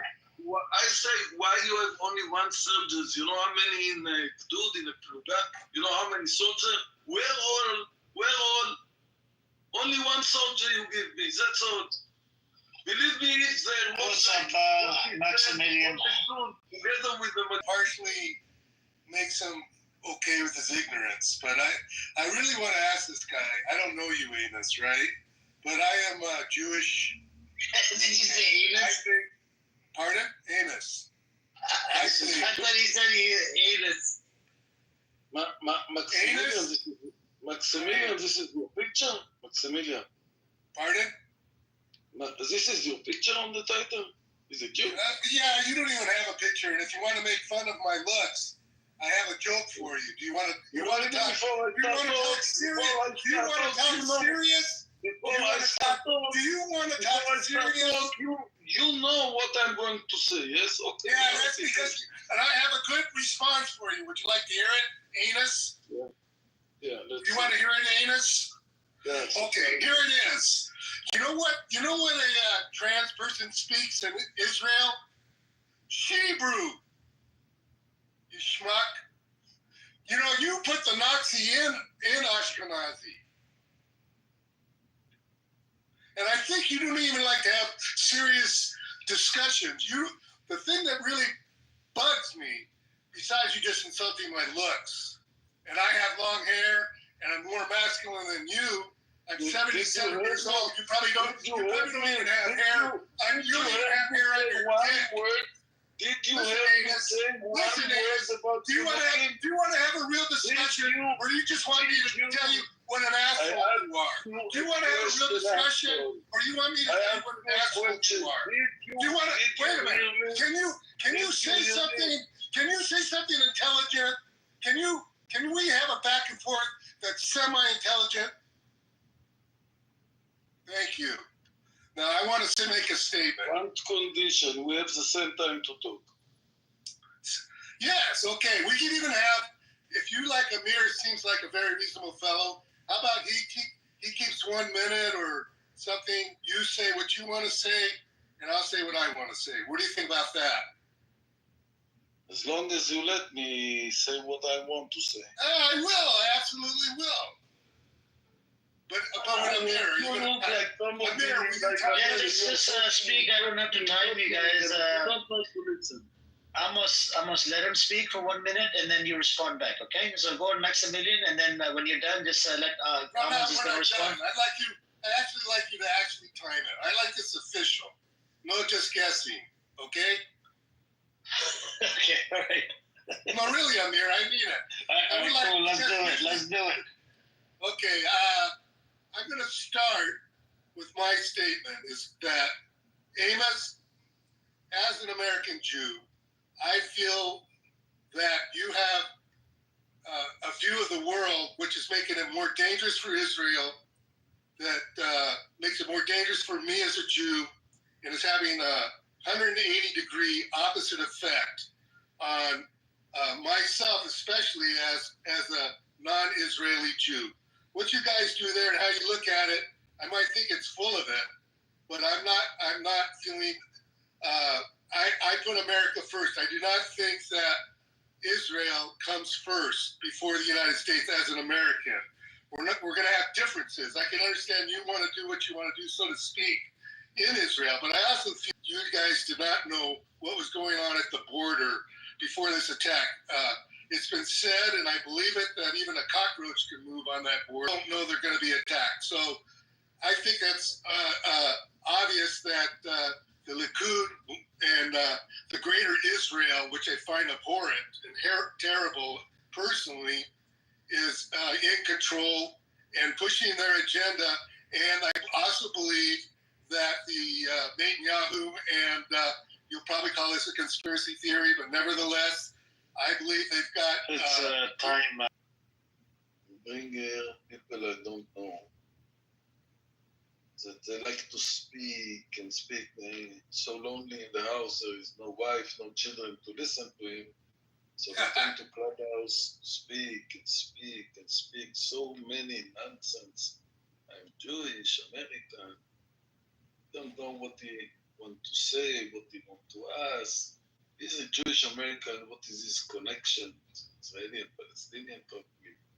Who is he coming from? He said by himself that I'm going to joke about his looking. So it's okay. He has a problem of outsider looking, but it's a problem that he don't have the tact to know how many rubbish in so short time he's speaking.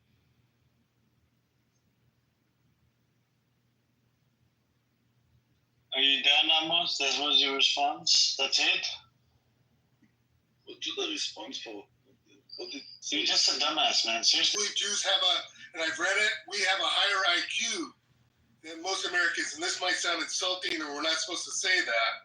And, however, I think you single-handedly, you by yourself, Amos, have lowered the Jewish IQ because you're not even making sense. You're not even making sense. For me, for the United States, it's like as if I had a best friend. If Amos was my best friend, and we would go out, and we'd go to restaurants, and you would start fights. You would start insulting people in the restaurant because you didn't like the way they looked, or they made fun of your beard or whatever you got going, right? So if I got every night I went out with you, Amos, and you got an apology in case that's a little above your head, Amos, is the fact that the United States is being pushed into an agenda that is not good for it. You guys want to have your own war?